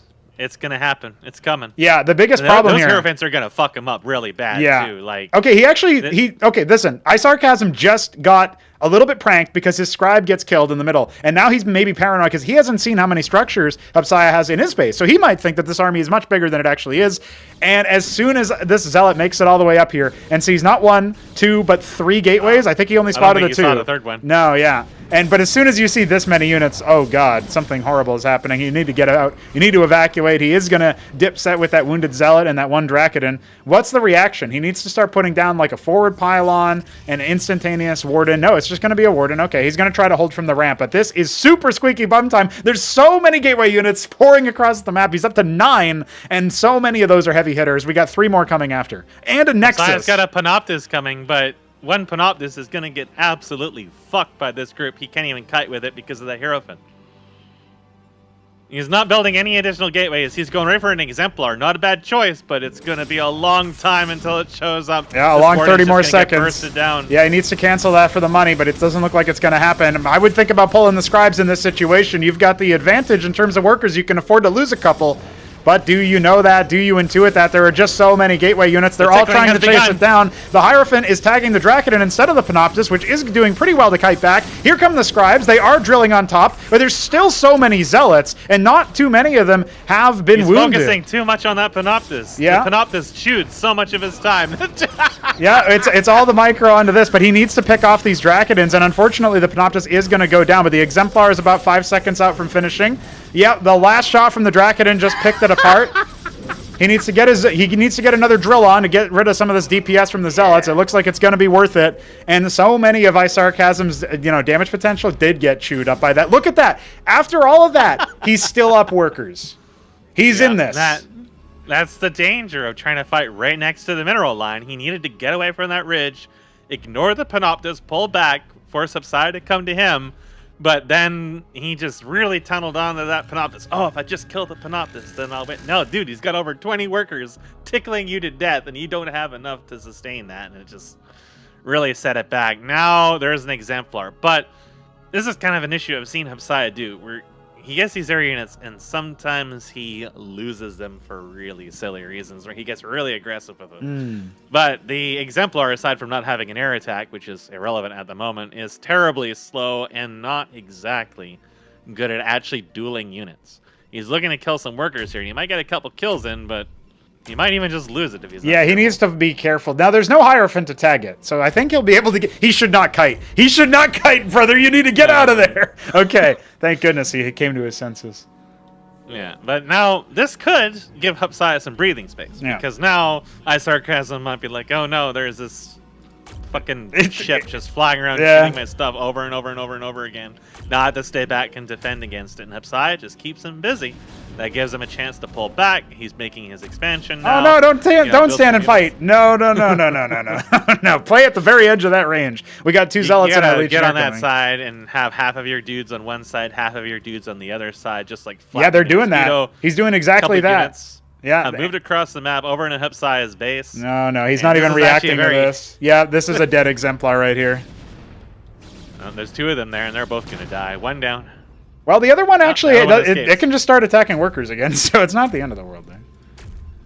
This is really tying up iSarCasm's time. Those 3 units chased the Scribe all the way into Hupsaiya's main and died instantly. And not really like a super major loss at this stage in the game, but... This is where he complains about control right now. Oh, that was painful to watch. No! Why did he was fine! It was totally playable. He had his Nexus coming and everything. Maybe he took one look at that attack force that iSarCasm was still had, but that wasn't even on the way. That game in the lobby was Ko-Fi, Prono Go NV. Oh, nice. Just for like a frame. Yeah. Yeah, that was really uncomfortable for Hupsaiya. You can tell that he saw how successful air units were in the first game. It was like, I want to do that. But his opponent did a triple gate, pretty much almost all in at that point. And in the initial encounter, he was able to pull out of without really too much damage. But like I said, he gets I've seen him do that against Mystery Me. He gets these units, he gets just way too greedy with them. And, I don't know if that's like a game awareness thing or it's just like he gets full on tilt. I'm not really sure what's going on there, but if he just like tried to play distraction for a while and not commit too hard, you might have been able to pull out of that. There it is, the lobby again. Thanks, guys. Yeah. Appreciate it. You can indeed go there. I'm trying to join it, but I'm unable to. Yeah, it says, iSarCasm. I mean, that last match was kind of like, not even really like necessarily like super like game knowledge stuff. Mm-hmm. I felt like iSarCasm definitely came in there with a goal. And, he played it out pretty much as well as he really needed to. There was like some of you Zeniths died kind of pointlessly, but the fact is he was so far ahead at that point, and Hupsaiya kind of like played into that. Definitely got a little too greedy with those exemplar. I still feel like the Hupsaiya was in a situation to stabilize that game, especially if he hadn't lost, like if he kept one exemplar out, build some cannons, or get some units on the ramp and delay a little bit, but otherwise didn't lose the initial ones and kept them there just for the pressure to force. Wow.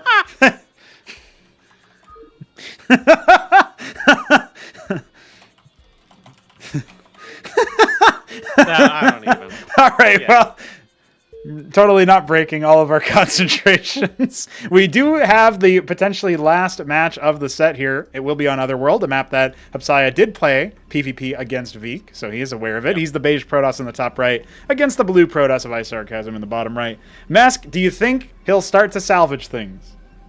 Well, I say that he has a lot of stability because of the sheer amount of games he's played in. I feel like Hupsaiya is very Shambler-esque in that he can tilt. But the thing is that when Shambler tilts, it doesn't usually super negatively affect his game plan a lot. It's just he starts being kind of sloppy. Whereas Hupsaiya, there's times where I feel like he starts doing like really risky stuff. Now, in the case of iSarCasm, what I would be looking for in this, if he decides to pull out a third build, number 3, he does something completely different again.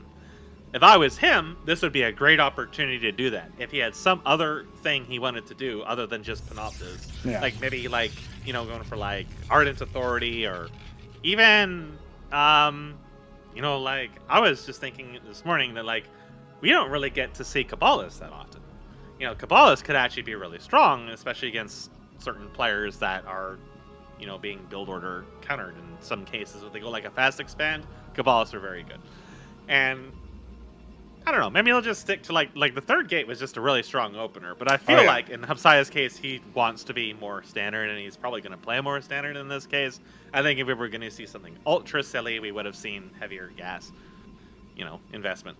Yeah, that's probably true. It looks like this is actually very standard insofar as what we've seen out of Protoss, right? You gate first, into Dracodon first, although Hupsaiya's first unit is probably going to be a Zealot.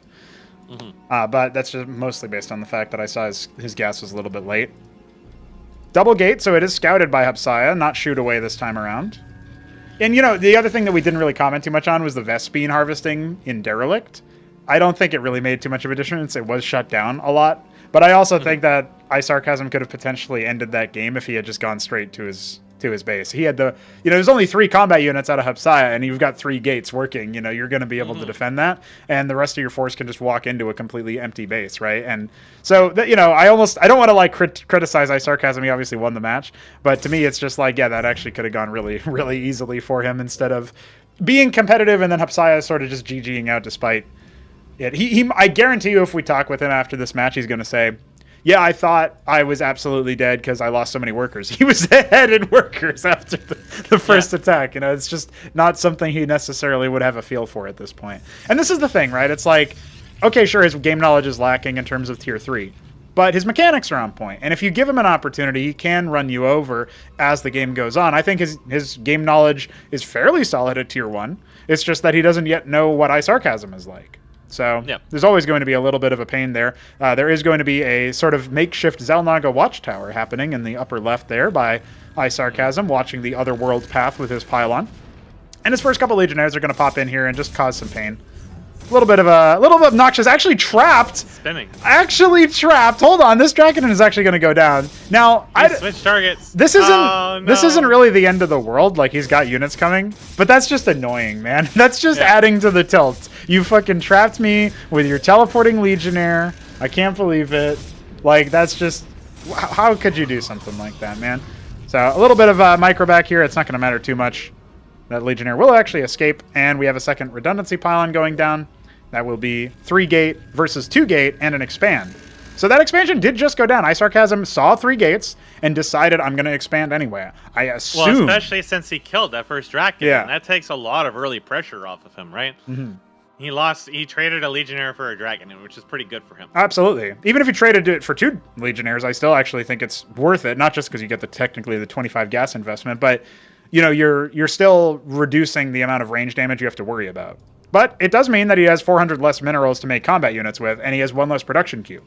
He's trying to hold the ramp. He's got 2 Drakidons and 1 Legionnaire, but this can easily be overrun by 5 Zealots. There's a little bit of awkward pathing over here. That Legionnaire will be sacrificed at the altar. And this is a pretty strong push from Hupsaiya. And again, Quickly remember... flipping on that Legionnaire was good call. Yeah. No point trying to chase the Drakidons when you can get an easy kill in front of you, and this is a very scary push, honestly. Yeah. Like, he can push up here, he can destroy that. It's 15 seconds out from any additional units, 20 seconds from the Warden. Zealot's kind of going askew. They're going to try to target the pylon. I would maybe think about also trying to hit some of these units, but yeah, especially when you can just add more. But that does delay the combat units, right? So this is still a pretty big deal. Now he can sick on to the Drakidons. Remember that Nexus expansion in the mid-left there is still... eventually going to come online, so that can buttress the fact that iSarCasm might end up losing some workers in this push. But still, at this point, more units are coming in. We've got 2 more Drakidons making it in. The Warden finishing. He can fall back away from this. He's killed pretty much all of the Striders that were initially out for iSarCasm. He's even got an Ecclesias coming in. Yeah, first time I've seen him make one of those. That's a good call. Hupsaiya very wisely pulled away from the resource line to not turn to focus on the workers or the Warden. This was the mistake that iSarCasm made in that last game on Derelict. So, you know, very calm and collected here. He knows precisely how he managed to hold off the defense the first time around here. Pulls in, re-engages, getting a lot of kills here, and this is a disaster for iSarCasm. He could have pulled the Scribes targeting the resources in his expansion, which is not currently online, like he's not training anything out of it. And I feel like with these Wardens finishing up pretty soon, but more units coming in, it doesn't even matter. No cancel going to happen. A little bit of awkward control out of iSarCasm towards the end there that I feel like is just him sort of accepting he's probably lost this one. And yeah, it looks like Hupsaiya is going to gateway man into victory. The drill's attempted, but the Warden's going to go down as well, and just not going to happen. Yeah, he's not quite as on point with the drilling in that time. So, like I figured, if they go mano a mano at this point in the game, I think Hupsaiya's got a very solid idea of how to handle that. And I think that the expansion definitely costed iSarCasm a lot in that, because he only had 2 gateways, but one of them wasn't even being used for a long time. So it was just a matter of numbers. He was just overrun.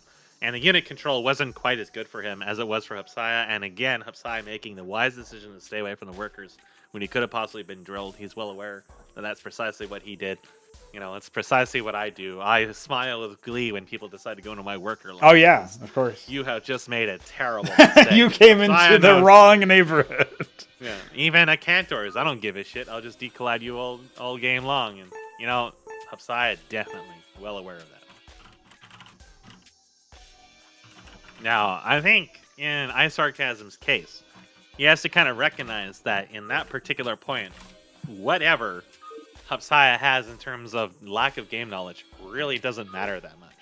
He may not be hyper mega confident about like what each individual unit's like super sharp strengths are, but Dragoon Zealot, that's his jam. Like, he knows that inside and out in StarCraft 2.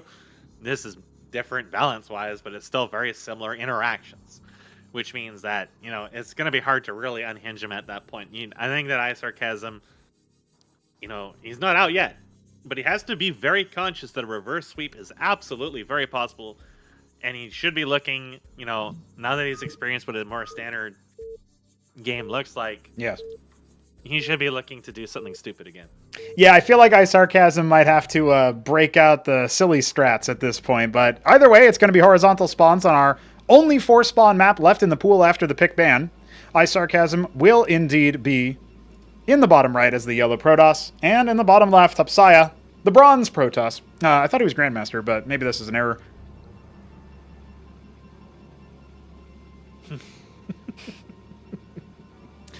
Well, you never know. I mean, bronze is a nice color. It is. It looks good on him. It's kind of similar to the Grandmaster Grandmaster. always has to be like blue or rainbow or some other really gaudy shit. Like It's just not bright usually gold very in bright. StarCraft 2, I believe, or like some weird. It actually kind of looks like bronze, which is horseshoe theory at work, I suppose.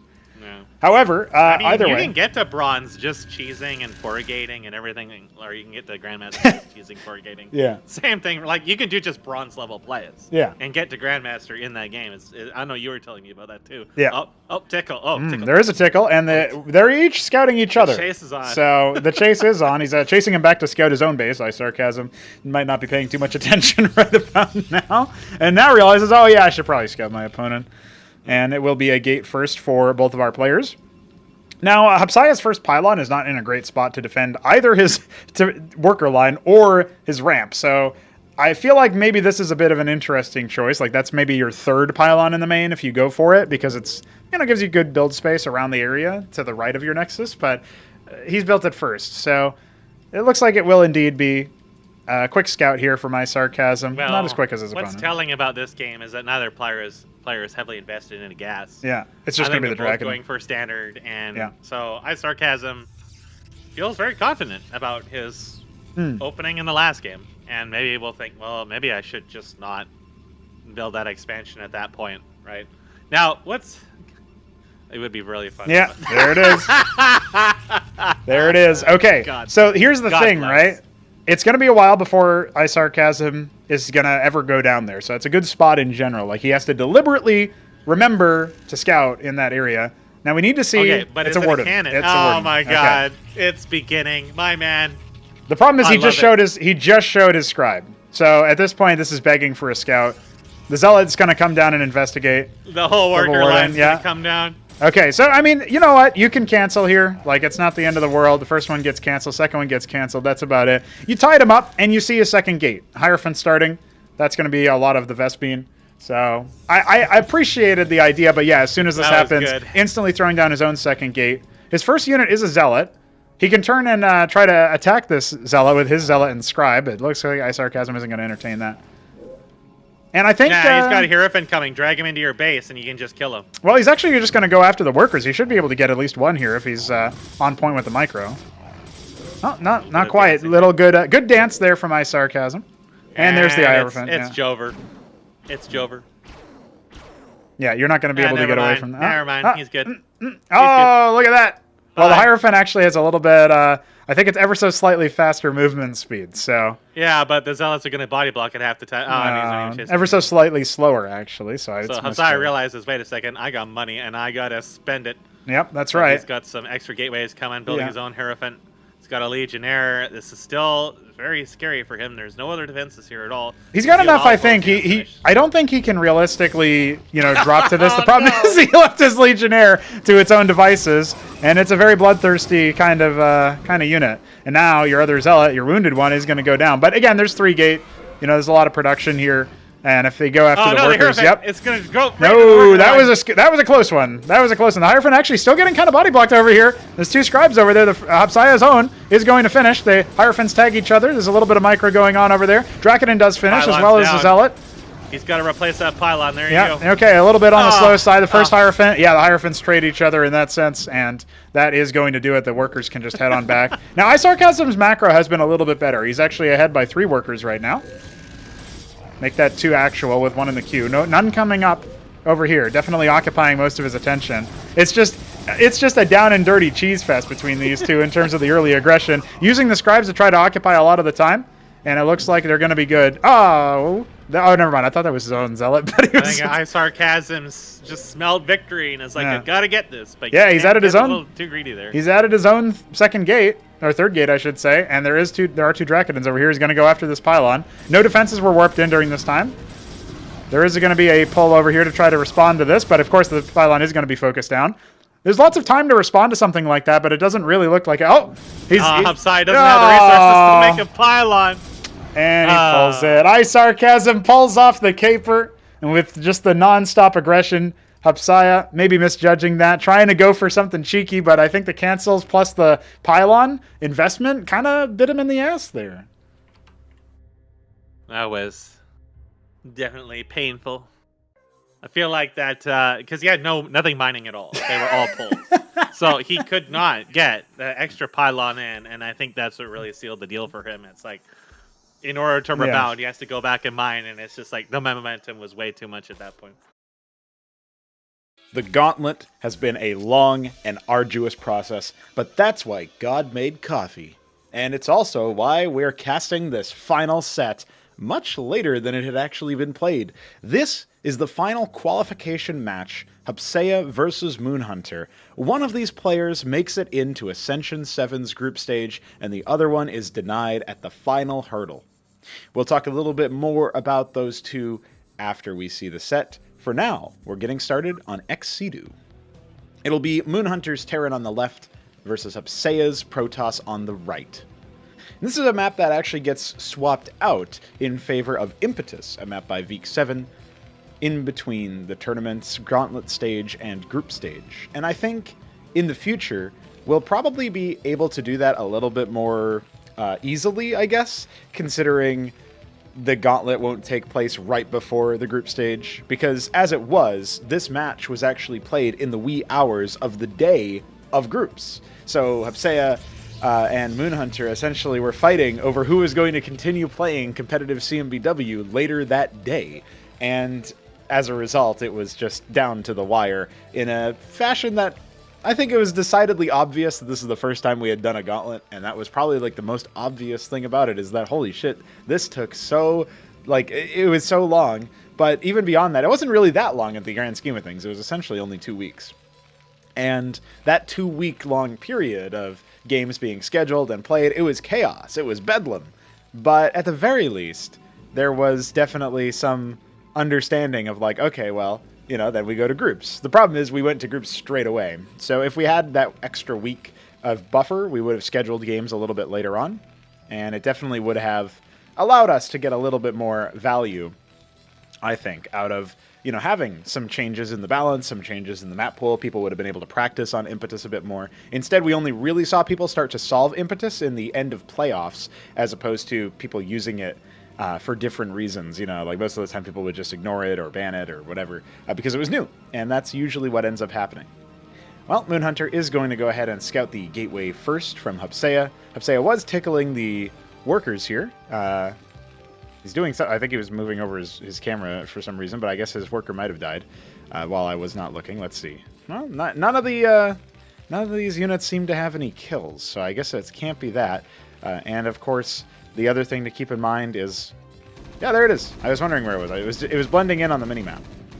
The other thing to keep in mind about this particular matchup is that MoonHunter is often very cheesy. He likes to build a lot of stockades. He likes to build them in the middle of the map, but we don't see any of that here.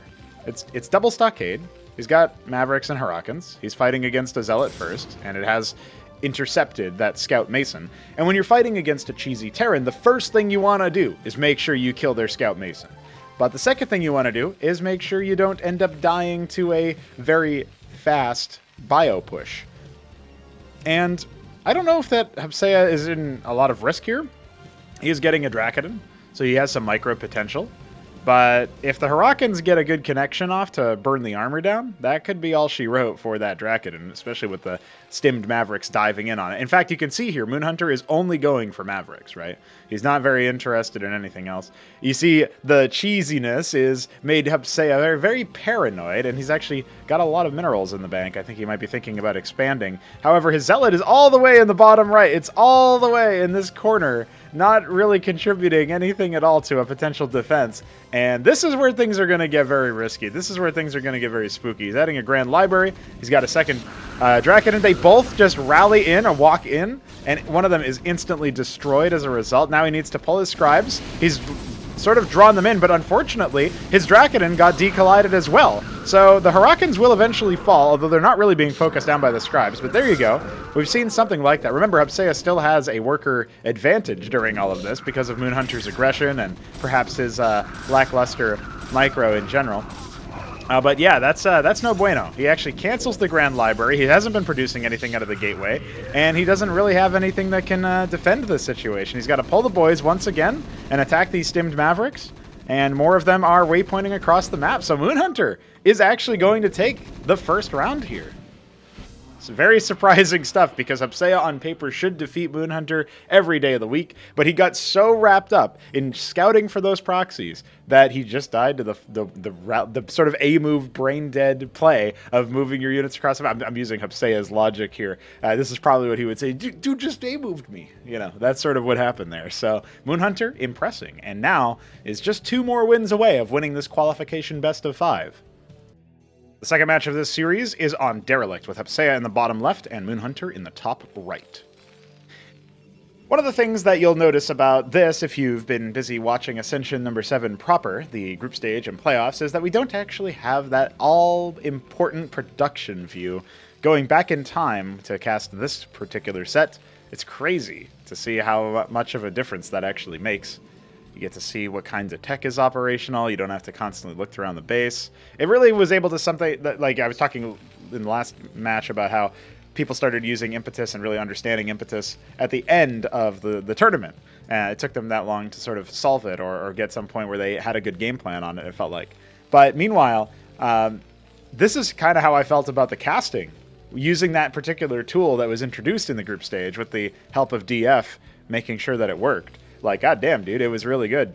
And I started to piece it together. How can I use this with my casting? I can just sort of essentially tag certain things that are being produced while I'm keeping my screen for the benefit of the viewers and the benefit of myself on the action, right? And so in the middle of heated battles, I can still tag, like, remember that tier 3 is almost done or whatever. And so that can be pretty important color in that sense. Now, Derelict, a map that you are able to I get a lot more value out of early scout, and you can see here that Hupsaiya is happy to continue tickling the workers. Another round here will be completed. He actually repaired his stockade. I think he meant to right-click the mason, or the scribe rather, which is kind of funny. So we'll keep an eye on that, but the gateway is coming. This is a bit more of a standard map. Makes sense for MoonHunter to pick Exceedu, as Hupsaiya was the higher seed in this series, so he banned 2 maps, whereas MoonHunter banned 1 map and picked the starter. So he actually selected Exceedu, and he won his map selection. So this time around, Derelict is selected by Hupsaiya. He's looking to fight back and, you know, not die to the same old stockade push. I don't think his scribe was able to actually do much of anything here.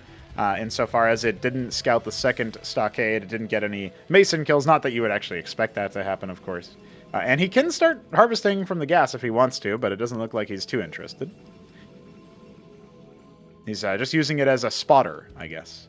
So interestingly enough, something that we do want to see about doing, and I'm still a little bit hesitant to definitively say that this is going to happen, but something that we are going to be interested in doing is making it so that you actually issue a harvest order if you right-click on some node in the Fog of War. Just like if you issue right-click on a unit, it should probably be an attack order instead of a move order. Like, you know, if it's a right-click on a hostile unit in the Fog of War. We'll see if we can wrangle something like that. But enough about that for now, because we do have the move out, and it will connect with this Dracodon. Now, the Scribe is sneaking in here to see what else is going on. There's actually a 3rd stockade happening. We actually don't see any worker production at this point, so it looks like MoonHunter's not interested in going above 16 workers for this particular situation. But the double Dracodon and the extra chip damage that here in this particular case Hupsaiya was capable of getting is definitely been very, very useful. Now, the anchor is here. I don't really know if it's going to be sufficient. Like, it might be a good contain or something.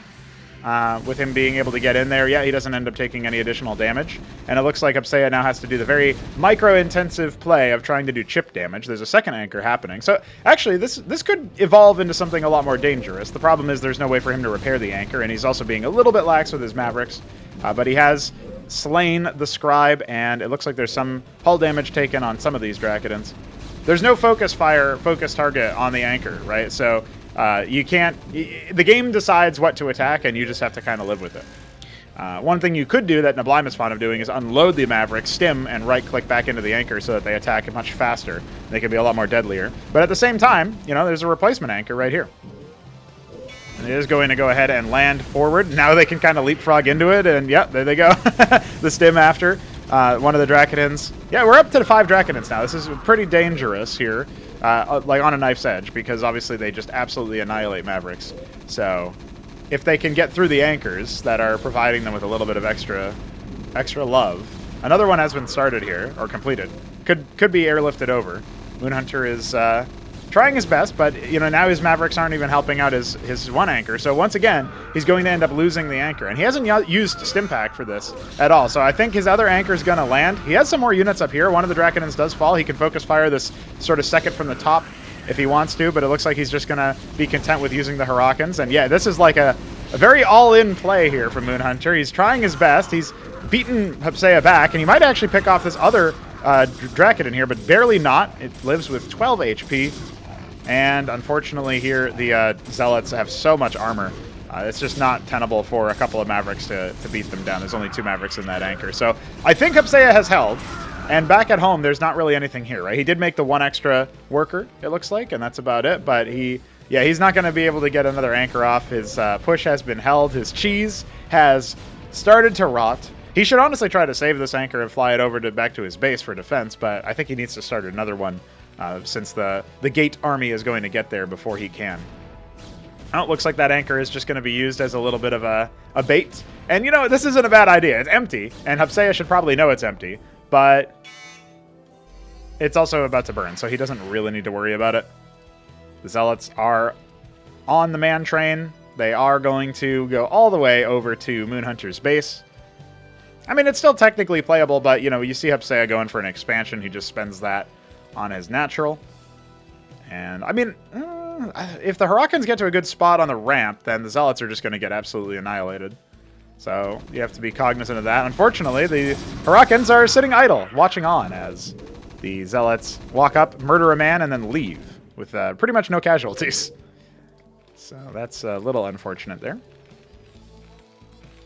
Starting to get back up into things as far as worker production is concerned, and Hupsaiya is not as far ahead as we would have thought on workers, because he's actually cut them entirely for this so that he can afford more gateway units, but he's also made a Stargate with an Exemplar coming. So I feel like the writing is a little bit on the wall here, right? There's no dedicated anti-air. There's not even a Watchdog. He's adding a Star Pad. Okay, well, if you go for a lot of Wraiths, you can eventually kill the Exemplar, because it can't attack up. And, as long as you zone out the Dracodons, which is being done right now, with the Hurricanes sort of moving up. They are taking the top path, but it doesn't seem to be too significant here. He stems the Mavericks forward on a move command. Definitely could be attack moving at this point and picking off some of these Dracodons. There's two very low ones in the back that could have been sniped there. At least one of them could have been sniped.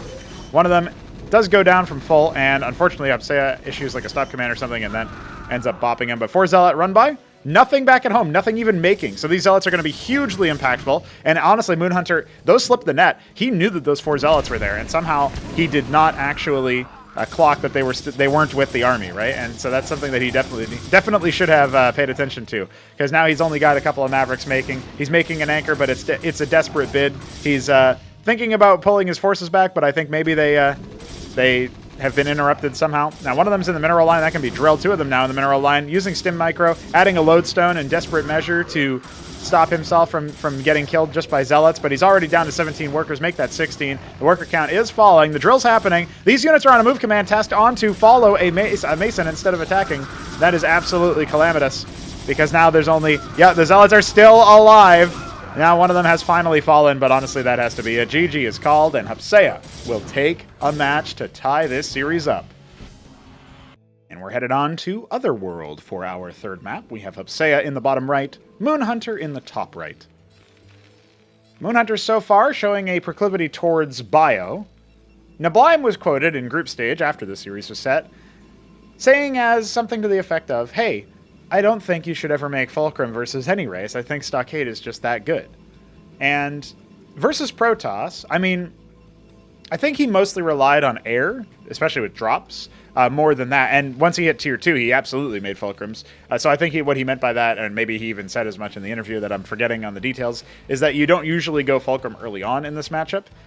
That's something that I would like to see people experiment with and make work, but obviously right now the sort of established meta is you go double Stockade no matter what, because bio is really good. And that may be true, but MoonHunter seems to be going to that school. He's adhering to that sort of philosophy of, hey, I just need Stockades, dude, nothing else. So he's going to go for a Stockade. No, it's actually a Fulcrum this time around. My eyes deceived me. I did not notice that the gas was being harvested. I was going to say a Stockade's a little late. It turns out it's a Fulcrum. Also, just ever so slightly late, but not really that big of a deal. And Fulcrum versus Gateway. So, This is something where Hupsaiya may have been privy to what Shambler thinks about Fulcrum versus Protoss, is that you just go 4-gate Legionnaire and destroy them. I still think you can hold that with like 2 Fulcrum into Scrapyard, but I haven't seen it actually done. And Shambler keeps telling me that he's going to give me $50 if I can win a game with him versus with Fulcrum first versus Protoss. And, ooh, bopped. Well, this isn't going very well for MoonHunter, is it? He's delayed his Fulcrum. It takes longer to get online in the first place, and so on and so forth. The problem is, Shambler doesn't even think that his losses are legitimate normally.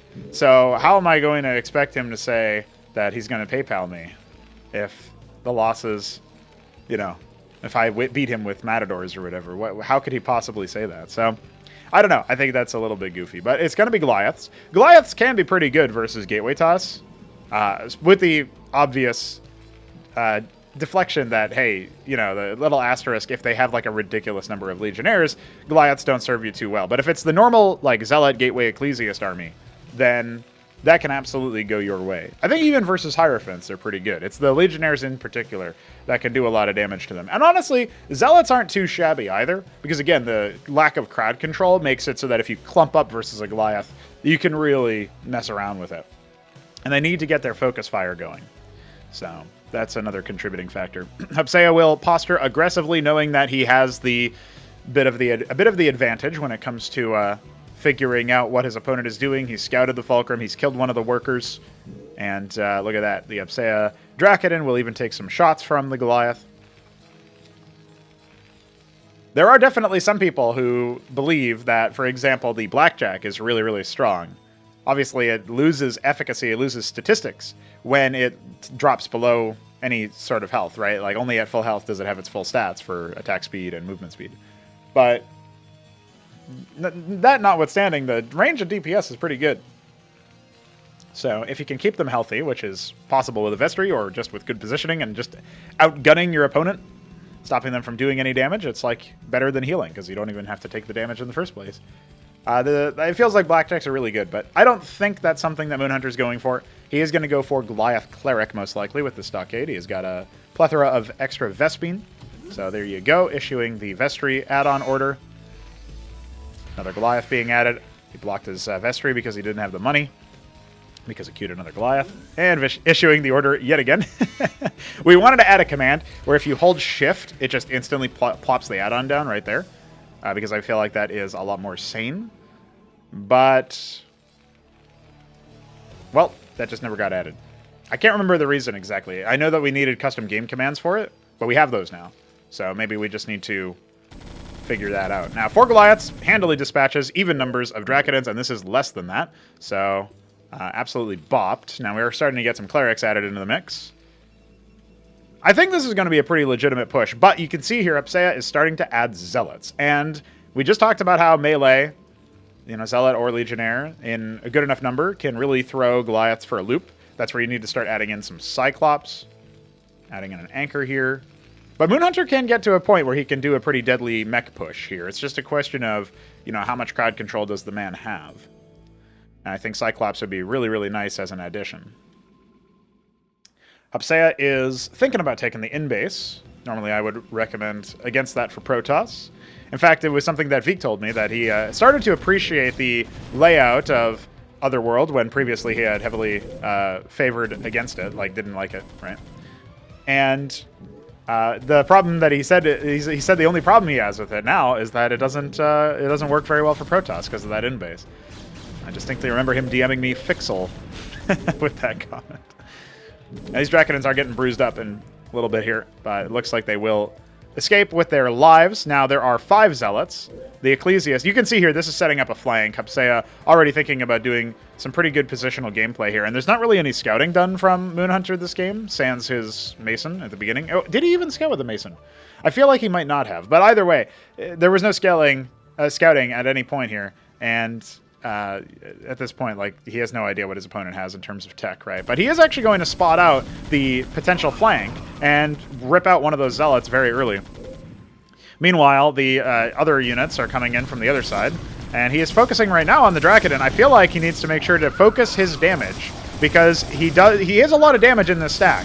but he needs to be able to focus it on individual units. And you can see there how fast the Dracodons were going down. But now he's been reduced to only 5 Goliaths. That number will continue to drop as he continues his onslaught. Hupsaiya cutting up the Goliaths here, getting more gateway units in on the flank. And if you don't win with your first mech push, you are often so very far behind. This Goliath is unfortunately going to have to jump into that anchor. But I don't even know if that's where Hupsaiya is going to go. He's got literally nothing at home. Literally nothing. And look at this. Look at this move. Hupsaiya going the high ground. And the Goliath enters the anchor. But again, he has no early warning system, right? Like, that's kind of the problem here. Is he's... Like, MoonHunter has no idea that something is about to hit him. A second Fulcrum being added. He's got a lot of minerals, so I think he probably just wasn't spending too well during that whole exchange. But he's got the one Goliath, and look at all of this Protoss. My man is toast. Unfortunately, MoonHunter is not able to make mech work. Not with the Goliaths anyway. He calls GG, and that will be yet another match in favor of Hupsaiya. One more to go for him to qualify to group stage. But can MoonHunter score another? Alrighty, boys. MoonHunter in the bottom left of victory square. Hupsaiya in the bottom right. I'm very interested to see what kinds of maps we end up deploying for our future tournaments, because the map pool will almost certainly see some significant updates. If you're curious about the things that will change in between Ascension number 7's conclusion and the next 1v1 Premier tournament that we run, one of the things that I can encourage you to do is check out the Trello card. Our Trello page is documented in the main website page, if you will, and there's a Trello card about sort of changes that we intend to do in the coming months. It is unlikely that we do a Premier 1v1 tournament until after or during February. To give you an idea of what the timescale is looking like. And speaking of, dude, look, it's a mid stockade. Dude, this is what he did versus Benza in Game 3 of their best of 3. And it absolutely rocked him. But admittedly, Benza was also going a very cheesy, like, Nath Rush strategy. So, yeah, not the most interesting situation there for him. But his scout to the top left and then to the top right is going to confirm that his opponent is in the bottom right. And it's actually Lattice first here. Well, if it's going to be Vassals, then I don't think the scout is going to get there in time to spot it before the Vassal already starts production. That being said, maybe it will. He's going to add another stockade, of course, and he's starting. You can already see him starting to rally into this situation, but he spots that his enemy is in the bottom right, and we'll see where his rally points get adjusted. I think he might mass up a force first and see what happens there. I also want to see what Hupsaiya is thinking as far as his actual structure is concerned. Because what is he going to do with this Lattice, right? What is the first unit? Well, he just adds a Warden. Okay, it's going to be Vassals. So the Warden is actually really good because you need a Hurakan to bust that, or you need to stim past it. That being said, yeah, the first Mavericks are going to get here pretty fast. If he just stims past it and like sits in the back line over here and attacks Scribes, that could be pretty good. But the Vassal isn't flying across the map. So there is a Hurakan coming. There is an anchor being constructed. I don't think that's not within vision range of the completed Warden, but it will be in attack range if it gets vision, so that's a little spooky. He's kind of massing up right on his door, and he's going to lose his first couple of units, I think. Yeah, he's like, what the hell? Why'd you make that? So into the anchor he goes, and yeah, you can see here, as long as he maintains vision, which apparently it is actually within vision, he's going to want to lift that up and move it somewhere. I have a lot of experience with proxy Warden from playing against Mesk. And as Terran, you can outrange it if you put Cyprians and anchors. But obviously the cliff advantage here makes it much harder. So the answer to proxy Warden was usually just a lot of silly moves. Now, speaking of silly moves, there is the one Watchdog, there's the Scribe. But the Vassals can tickle the Masons from the up, and so, yeah, there they go. Gotta watch out, though. The Vassals take a decent amount of hits. Or rather, Watchdogs deal a decent amount of damage. Hey, look at this! He's putting a pylon down. Is this really how Hupsaiya wants to qualify? He wants to tickle this man. There's a lot of bio. He's got to be somewhat careful. He's adding a second warden now, but there's absolutely kill pressure here. Unfortunately, there's 2 wardens being started, and there's nothing at home to help. He can, of course, move this watchdog. I don't know why he doesn't. And there you go, stimming on top of the warden. It looks like that will indeed go down, but the other warden's just about to finish, and a golem is here as well. He now needs to move his anchor closer, but there's nothing in it. He's had a couple more units to rally over. He needs to repair it with the mason. At the same time, the wardens here are going to finish. Oh, no. MoonHunter tried his best, but I don't think it was enough. Not even close. He didn't keep his Hurakan alive. The Hurakan's got focused down first somehow. Or he only made the 1. And at this point, he needs to lift his mason. He needs to lift his ministry and move somewhere else. But it's over, man. I gotta say, I can't believe Hupsaiya qualified in this fashion. What a goober. This is a game that was played. He could have just moved the watchdog at any point to kill that. He could have really tried to surround and kill the scribe so it didn't do exactly this. But somehow it just didn't occur to him, or he didn't even think about it. He's stimming forward, but there's 2 golems and the wardens and a second lattice coming. And I think that's just going to break MoonHunter's heart. GG is called. And you know what that means, boys? Well, of course you knew what that meant. MoonHunter did not qualify in the end. It was Hupsaiya making it into the group stage, getting slated into Group D, where he faced off against the Shambler and Keen. Well, I won't spoil that for you if you somehow manage to make it through the Gauntlet VOD without watching the group stage VOD or the playoffs VODs. But despite that, that was the end of it, man. That was Hupsaiya versus MoonHunter. That was a series. That was a series of all time.